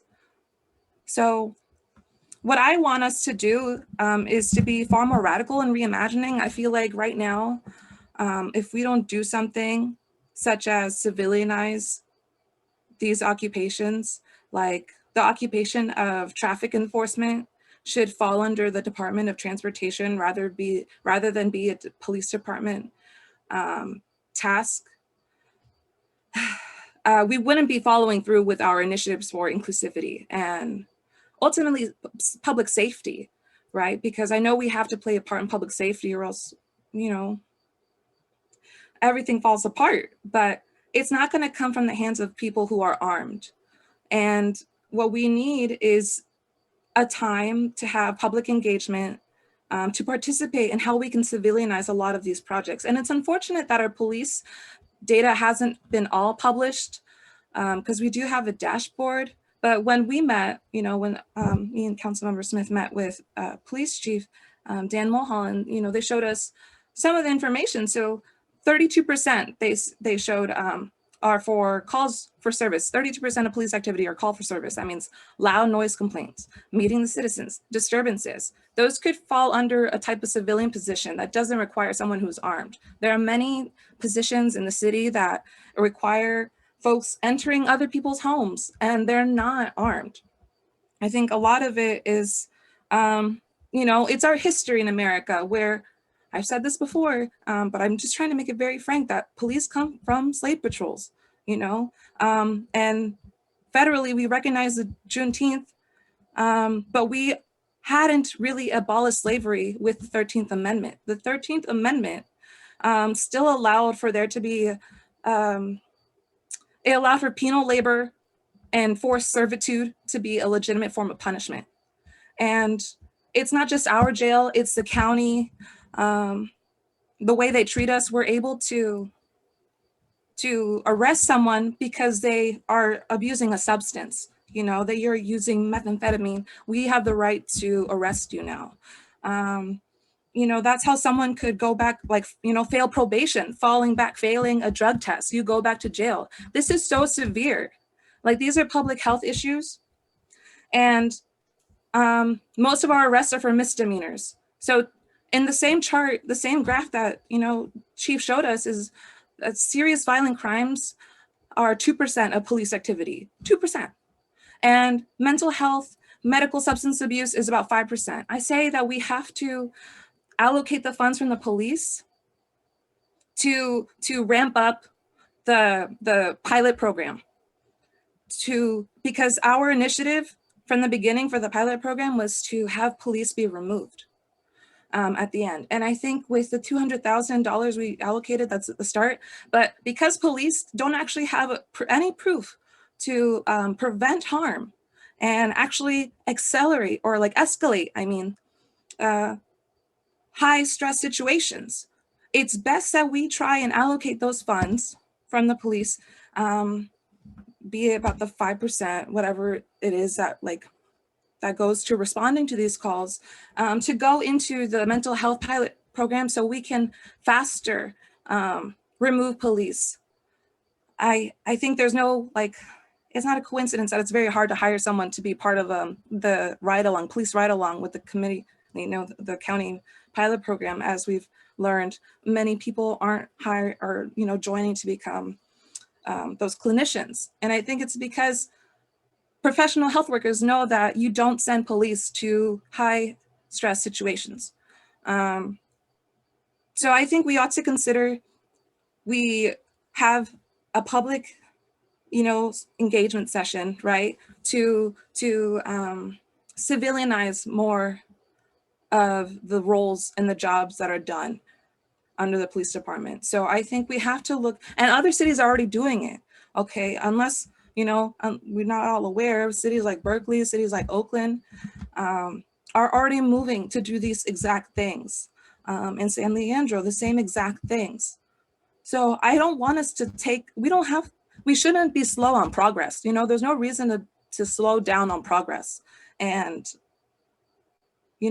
if we slow down on this and we don't do this as soon as possible, more people are going to get hurt. People like me, it's no coincidence that I got elected in a working class district that is predominantly renters and people of color. It's not a coincidence that we're frustrated and feel like the police don't see us as human just because we struggle. So I really want us to think critically about what the job is that we think police do. I really want us to have a session where we think about how we can civilianize these positions. That means not sworn in. That means they don't have a badge and a gun to go with their job of traffic enforcement or welfare checks. And I think overall that will make it a lot safer. And there's a lot more research to prove that. And if we continue to just funnel all this money into the budget, it's such a fiscal irresponsibility. It's just fiscally irresponsible to send so much money, a third of our budget, to police when there's no proof that they prevent harm. They do more harm than good. There are more preventative, there's more prevention done through allocating resources to our parks and recs, to COVID relief, to our small businesses, and so on and so on. So I just want to start there. I think I'm going to wrap up. I think another thing I want to do about the budget is I hope that we can consider proposing on the ballot very progressive taxation.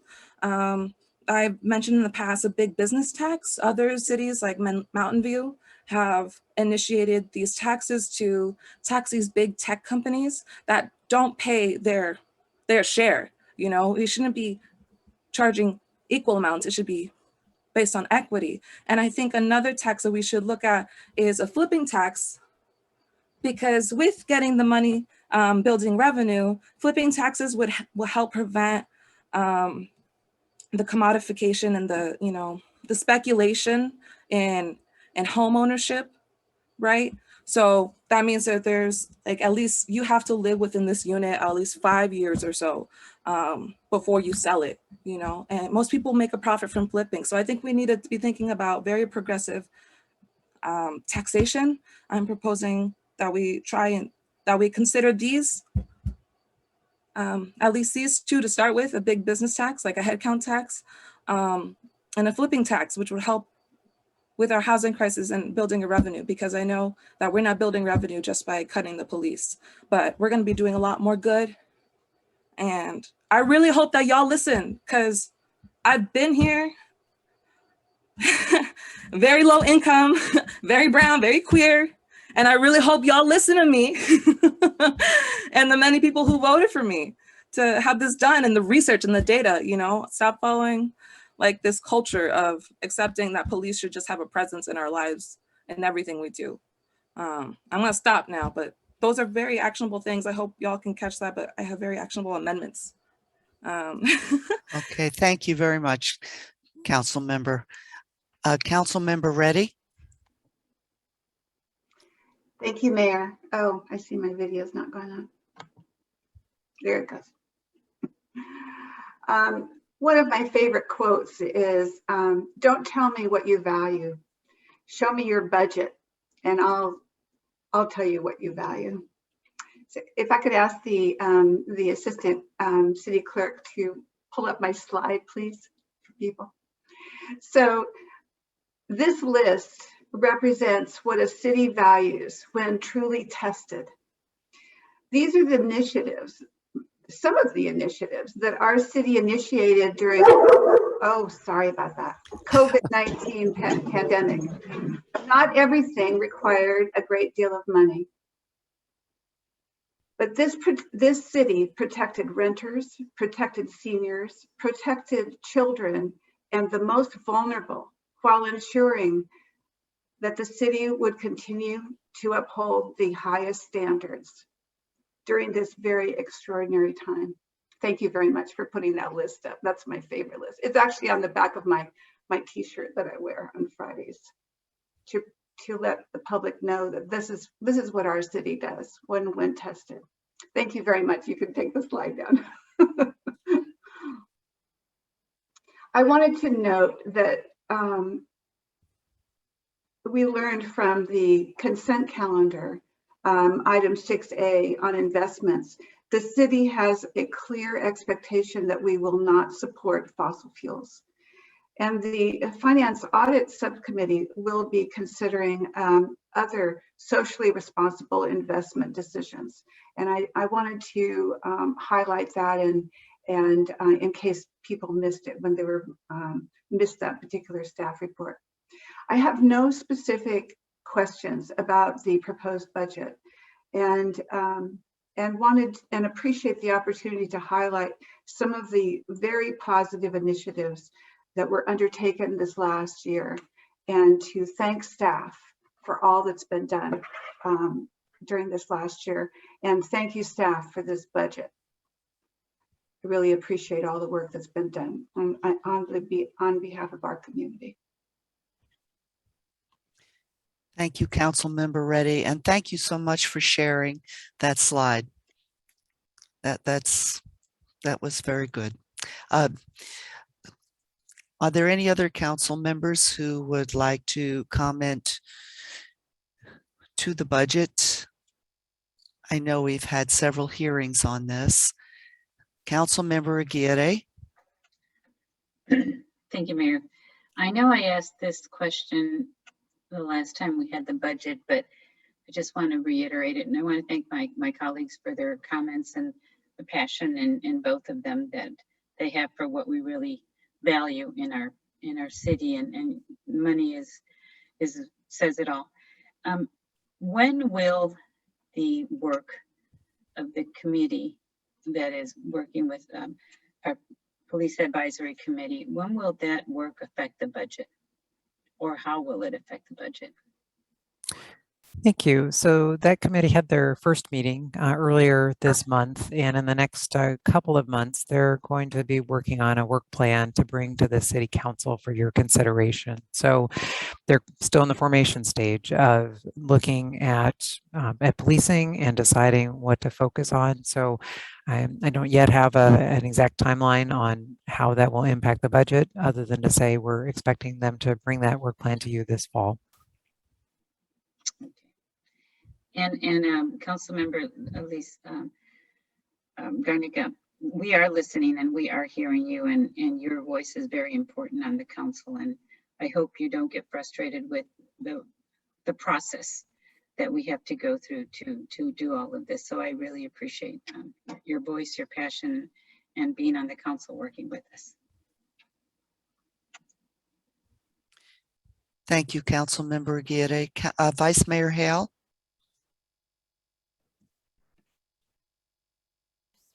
Thank you. Well, here we are at the big budget approval meeting, and I've often heard this be described as the most important action you take as a council. And I know we all take it very seriously.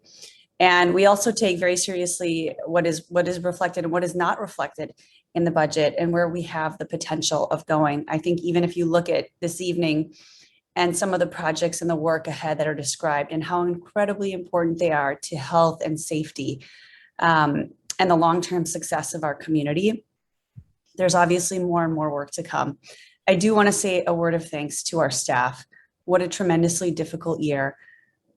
You were asked to do more with less, quite a bit more with less, and you delivered. And I think the community is very appreciative of that, and I know I am. And I also want to echo the sentiments of Councilwoman Aguirre to Councilmember Espinoza-Garnica. We very much hear you. I asked the same question at the last meeting around when we would see these recommendations. I know the pace of government can be frustrating and slow, but I do believe that the change will happen, can happen. I remain bullish on the pilot program for mental health. I'm a big believer in test and learn. And what can we try new innovative ideas. And when we see proven results in our city, and then decide how we want to invest further. So I like that we are setting up these types of trials and pilots to see what will work and where we want to invest long-term. And I'm very excited about the work that the committee will do and eager to embrace it in future budgets. So thank you, staff, so much for your work, and especially to the team that put together the budget. I know a lot goes into that. Thank you, Vice Mayor Hale. Councilmember Smith. Yes, thank you, Mayor. I'd like to echo a few comments just in terms of the thanks that I'd like to extend to the city staff in putting together this comprehensive and quite lengthy budget proposal for the coming year. So I just want to thank you for that. I think all in all, the budget is well balanced. It expresses, as Councilmember Reddy, very eloquently put it, the values that our city is really looking to kind of emphasize among the many priorities that the city has. So I'd like to start out by saying that I would also like to thank the city staff for being diligent in answering my questions around the investments associated with the 115 Trust, as well as the other investment holdings that the city maintains. And I think that I don't need to kind of go into too much explanation as to why I asked those questions, but I do think that not only is the money that is spent expressions of values for the city, but it's also the money that is held in financial institutions and bank accounts and equities and debt and all of that good stuff. So I really appreciate your diligence in answering those questions. I would also echo what Councilmember Reddy said about our implicit divestment from fossil fuels. I think that's a really great step. I think that the farther we can push that, the better. And I would also say that we should be thinking critically about how our investments of our significant portfolio expresses our values on an active basis. So whether that's divestment not only from fossil fuels, but perhaps privately run prisons or any other investment areas that we potentially have values-based issues with. I would just encourage us to continue that conversation. In reference to Councilmember Espinoza-Garnica's points about divestment from the public safety policing apparatus within the city, I appreciate many of the points that she's made. I think that it is critically important that we look at the policing apparatus that we maintain as a city in a thoughtful, data-driven, and with a critical lens. And so I look forward to that. I think that that is an ongoing process. I think we have several important components in place to have that conversation in a real meaningful way. And I'm really looking forward to the substance of what comes back from the Police Advisory Committee, as well as our new equity inclusion manager, as well as our equity and social justice subcommittee. I think we have all the right pieces in place. We need a little bit of time to get through that and to kind of get those findings and research completed. And I fully expect that we will have the ability to reimagine public services, specifically around public safety, in a real way very soon.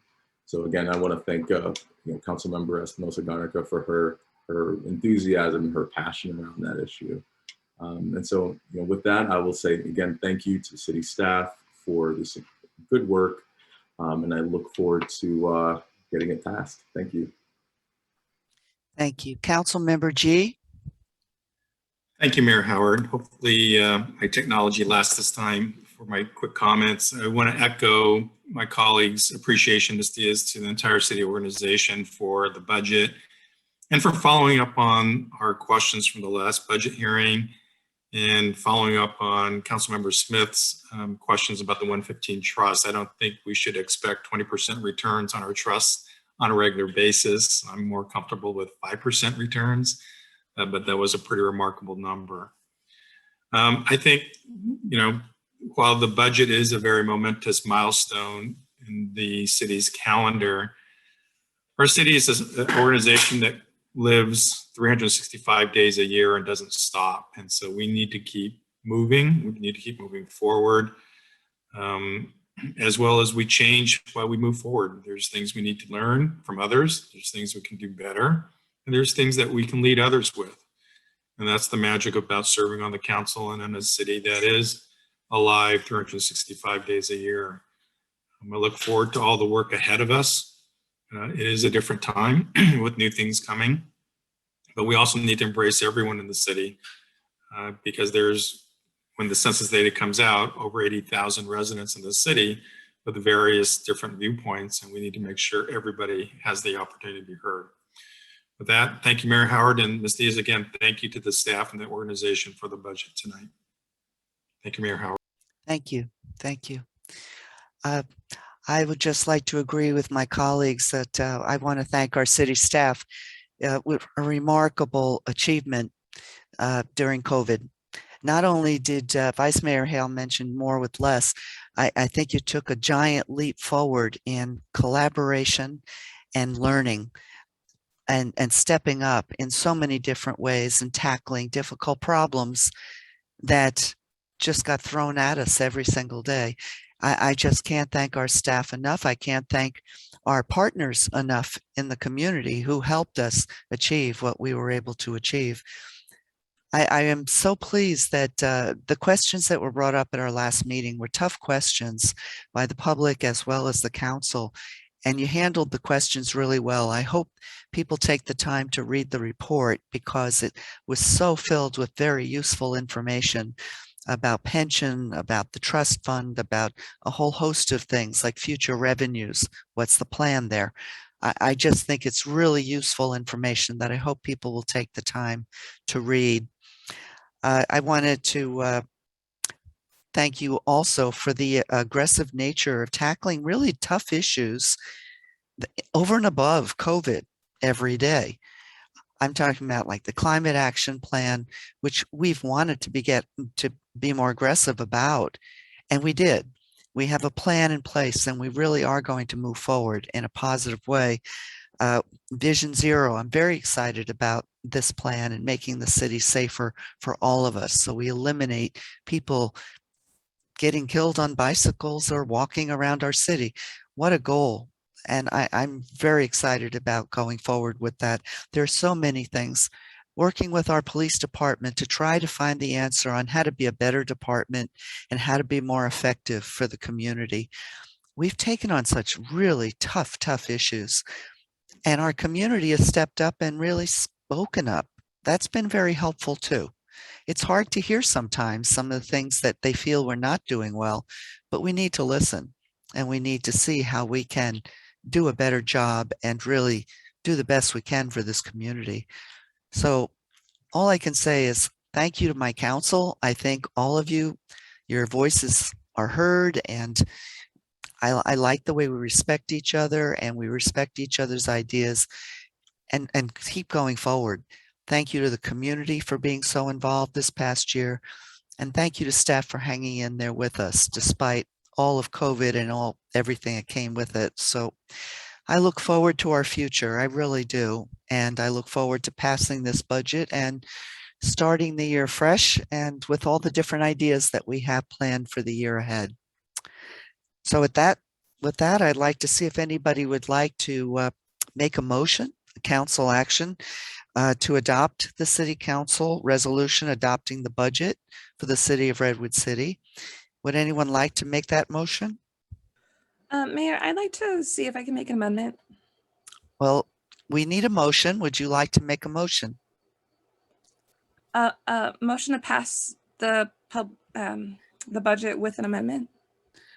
Well, I mean, why don't we start with making a motion and a second, and then we can do that? Or would you like to make a motion that includes your idea and see if you get a second? Why don't we start with that?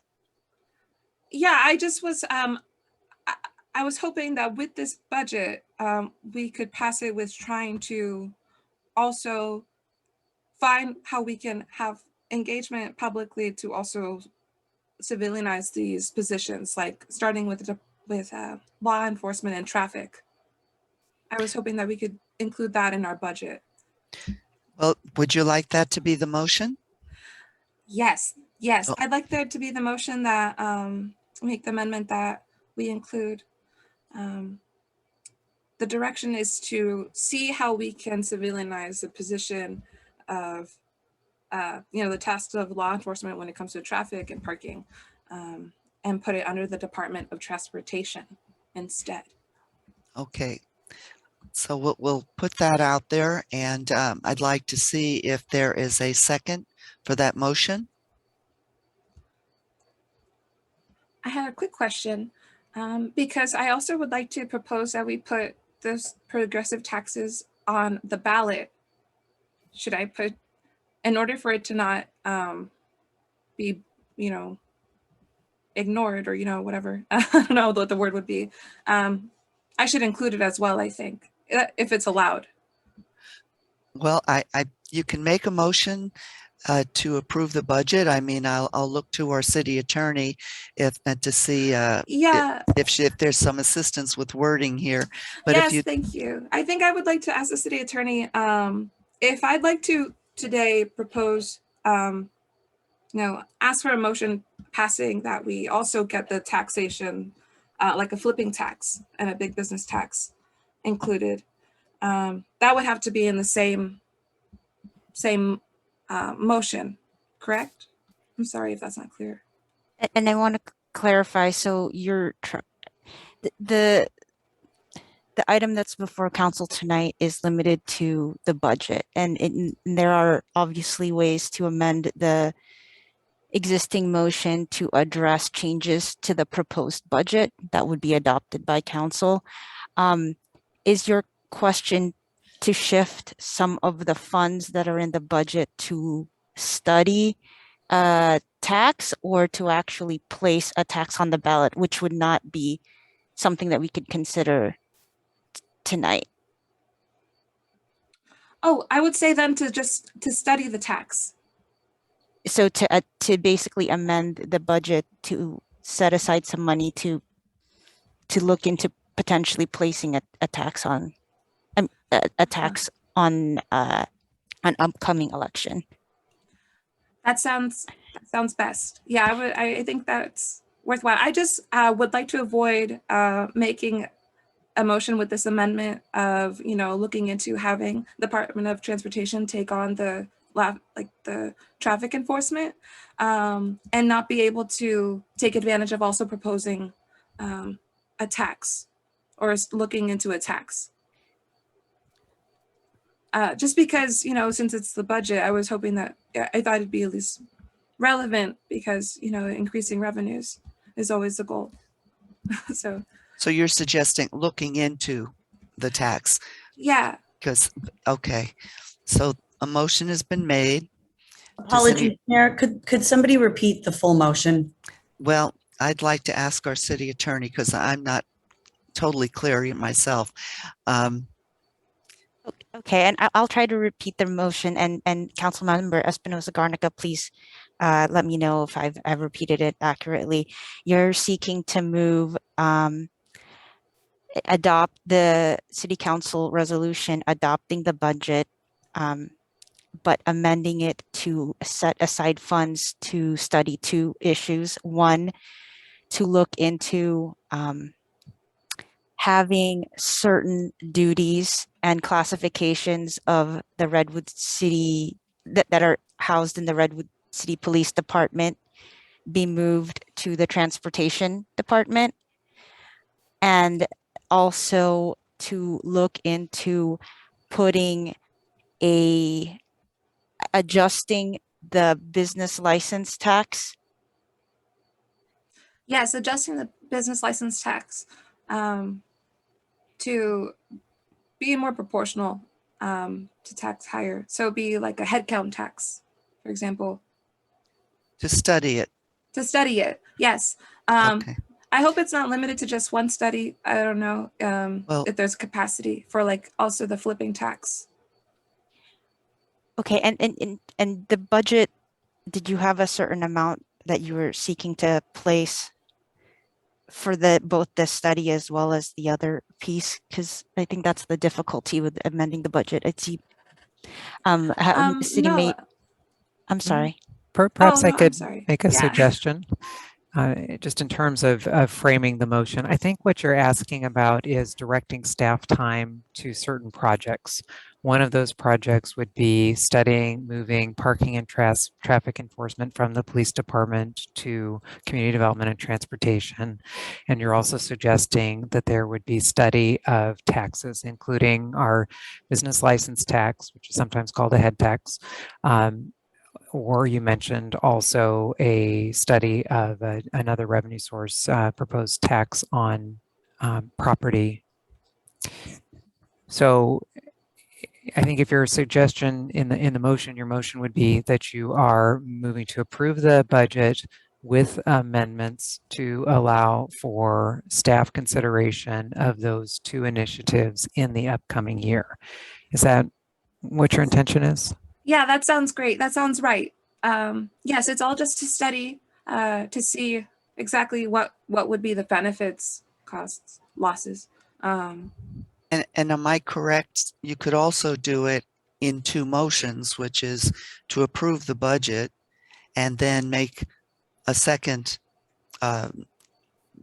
recommendation that this coming year that we study these two items. I mean, like you said, there's a number of ways that you could possibly do it, but Ms. Diaz, what you said sounds like we could try that and see. So I would like to provide some comment on the prospect of these two items if there's a second. I'm really just trying to clarify council members' intentions. Okay. Well, Vice Mayor Harrell, I think we understand it as we're moving the budget, but the amendment would be to study two things. One is study the police department and rearranging certain job responsibilities and allocating in different areas. Second would be looking at different revenue sources, one of them being possibly a flip and the tax, and the other one was a head count tax, I think it was. Yes, our business license tax. Business license tax. So if that's the motion that you would like to put forward, Council Member Espinosa Garnica, then I would ask if there is a second for that motion. Yeah, I'm weighing if it's best to do it in two motions. Is it possible? Why don't we see if there's a second for what you just put out there? Okay. And if there isn't, then we can always plan B. Okay. Okay. Good plan. Okay. Then it's great. As is, that is the motion to make prioritize those two studies. The motion has been made. Is there a second for the motion? I see no second for the motion. So we can't move forward on that motion. Would you or anyone else like to make a motion? Well, can I make the motion to just do one of those priorities to study reallocating funds from the police by? Well, why don't we take what's before us right now, which is to adopt a city council resolution for the budget. Why don't we take that right now? And then if you want to add on an amendment, we could do that as a second item. So why don't we start with the recommendation that's before us right now? And I see that Vice Mayor Hale has her hand raised. I would be happy to make that motion. So motion adopting the budget. So motion to adopt the budget of Redwood City fiscal year 2021, July 2021 to June 30th, 2022. And item number 3 also. Is there a second to the recommendation? Second. Okay, second by Councilmember Aguirre. Is there any discussion? Okay, then I would say let's have a roll call vote on this item. And Mayor, if I could just quickly interject, I would understand the motion being both of the two motions that are listed on the screen. So both the budget for the city of Redwood City for the next fiscal year and the budget for the successor agency. Yes, thank you. I said 2 and 3, but yeah, I should have said the successor agency board. Thank you for clarifying that because we have to vote for both. And if the city attorney agrees that that's okay, then we will go forward with the roll call vote. Yes, that would be fine. It's just that the first motion would be by the city council adopting the city council resolution for the city's budget. And the second motion would be by the successor agency board adopting the successor agency's budget. Yes, thank you for the clarification. Thank you. So we'll have a roll call vote now. Yes, we'll start with Council Member G. Mayor, I'm sorry. Sorry. Council Member Smith. I just have a quick question for you. So just in reference to Councilmember Espinosa-Garnica's recommendations, it's still possible that we can consider one or both of those, even with outside of the context of the passing of the budget. Isn't that correct? I just want to just confirm that. Yes, that's what we were suggesting is let's vote with the recommendation before us. And then if there's something in addition, then that could be a second motion. Is that what your question is? No, I mean outside of the purview of any consideration of the budget outside of today. So, right, so assuming that we get enough votes to pass the budget, let's say in, I don't know, a month or two or some period of time, we could revisit these potential proposals outside of the purview of the budget. And Ms. Ignacio has her hand raised, so maybe you could help clarify that, Ms. Ignacio. I did want to respond to Councilmember Smith's question. Yes, you could consider those items either as a separately noticed item on another day, or through other through a city council referral. But yes, you'd have the opportunity to look into those items at a separate time. Thank you. And Ms. Diaz has her hand raised. Yes, just to build on Eleanor's comments, I would add that the council's finance and audit subcommittee will be meeting this fall, has several meetings, and among those meetings may be a discussion of future revenue measures. So that would be, for example, one time to potentially consider the specific proposals regarding increasing revenues.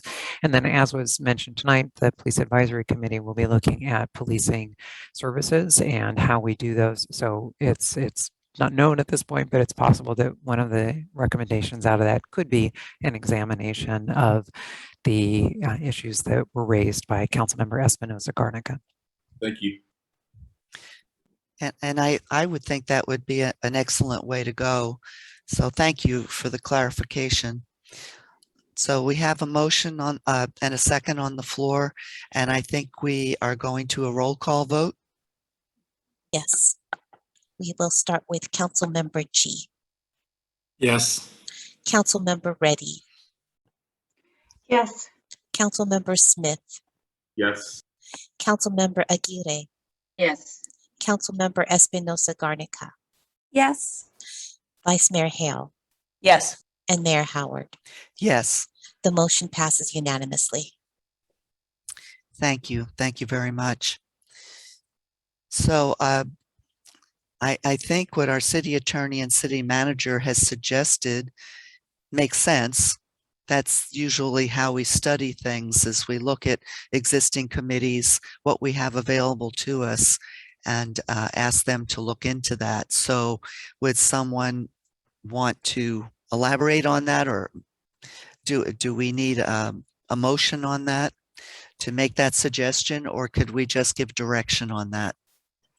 Vice Mayor Hale, did you want? Oh, I see Ms. Diaz has her hand, so. Yeah. So I don't think you can give other direction at this point because there's nothing else agendized at this point. But I was observing there are two committees, both the community committee as well as council committee, that touch on these issues. Other opportunities could be when the council relooks at your priorities and other policies, if there's a desire to reallocate staff time at that time, you could do that. But what you've done with the adoption of the budget is essentially given us our work plan for the year. And so those activities that are reflected in the budget are what we're intending to work on at your direction. Okay, thank you. Thank you everyone for your time and patience in explaining. Thank you.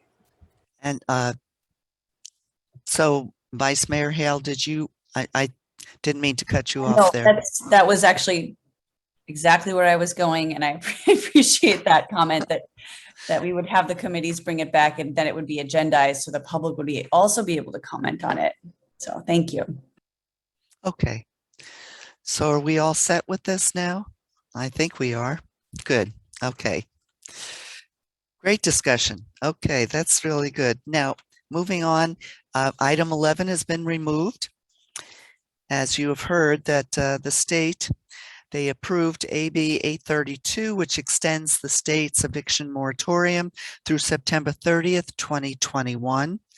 Therefore, and part of the discussion is that individual cities cannot pass an eviction moratorium. I understand that's part of the legislation. So it's removed for tonight.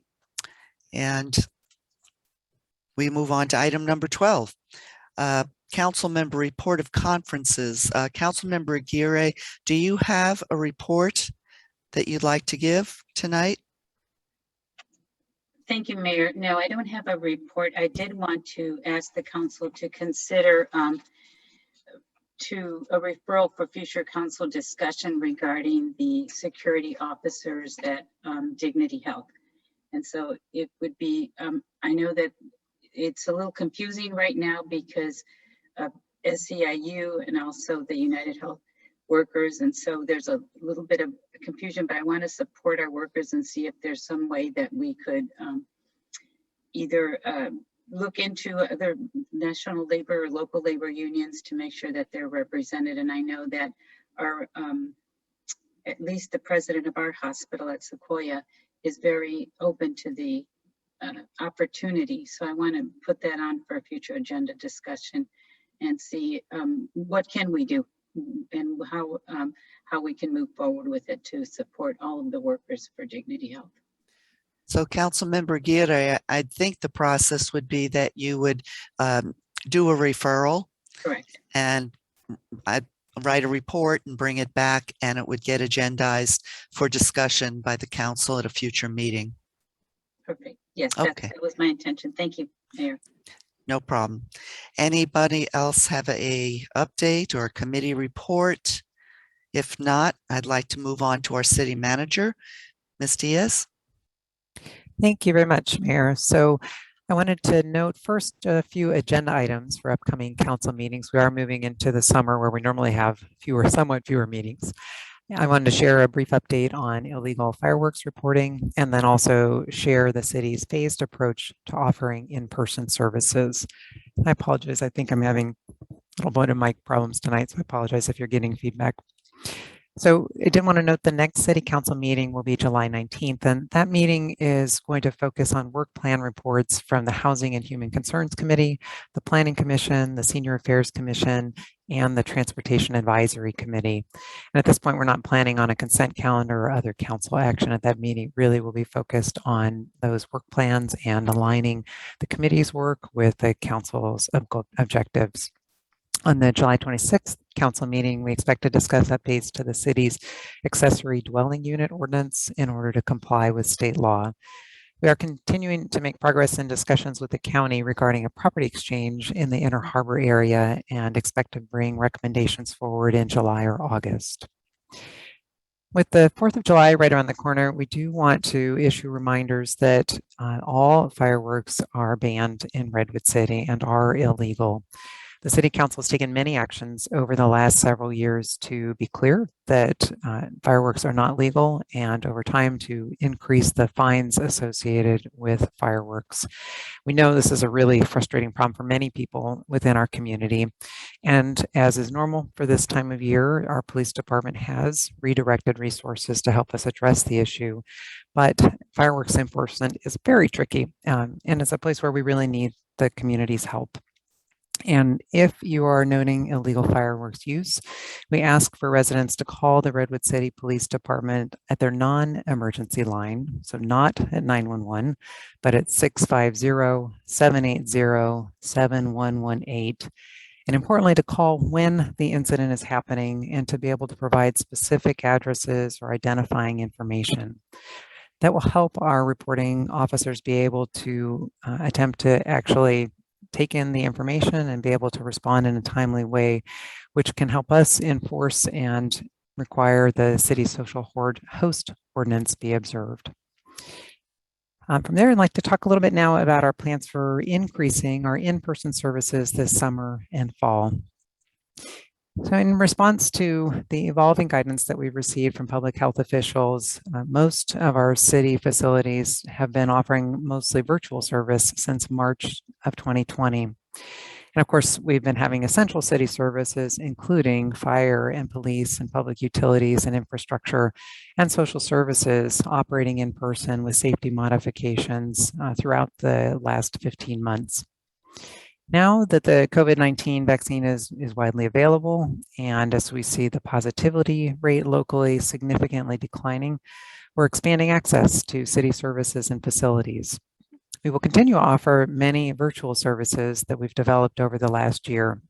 And we see this new mix of services, both in person and virtual, as yet another way of how we are reimagining city services. We're now closing in on the first phase of our return to more in-person services, and that phase began in April. And we were glad to be able to expand our outdoor activities and to offer summer camps for youth, as well as welcome visitors back at all of our libraries for limited in-person services. Now that we're heading into July, we plan to offer City Hall summer hours with our building, planning, and revenue services front counter being available in person on Tuesdays and Wednesdays, with virtual services continued to be offered 5 days a week.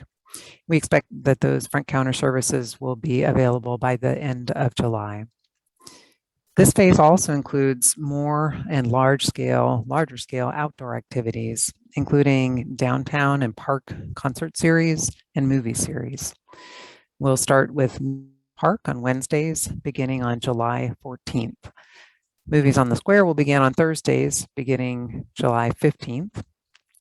I may have just said that wrong. Music in the Park starts on July 14th, Music on the Square, July 15th, and with Music on the Square on Fridays on July 16th. And there's more information on our city website for additional information. The next phase will be again in August and will include more activities at community centers, being able to use the meeting room at Redwood Shores Library, and larger scale events. And then finally, in October, we expect even more in-person hours at City Hall and plan to welcome back some of our favorite holiday events with safety modifications in place. We plan to transition from our virtual city council meetings to hybrid city council meetings with both remote and in-person participation in October as well. And we're currently evaluating the technology and tools that we'll need to support this new approach.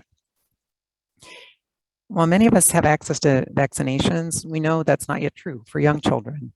And we know some of our residents and family members have health concerns that make COVID-19 exposure a continuing concern. We will continue to require that staff and the public wear masks in settings where young children are present, as they have not yet been able to be vaccinated.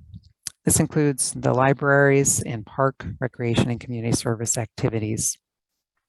In other city settings, we will urge, but not require, but we will urge the public to be masked and to support other public health measures such as social distancing and hand washing. We want to continue to thank our residents for helping us to emerge from the pandemic in new and different ways.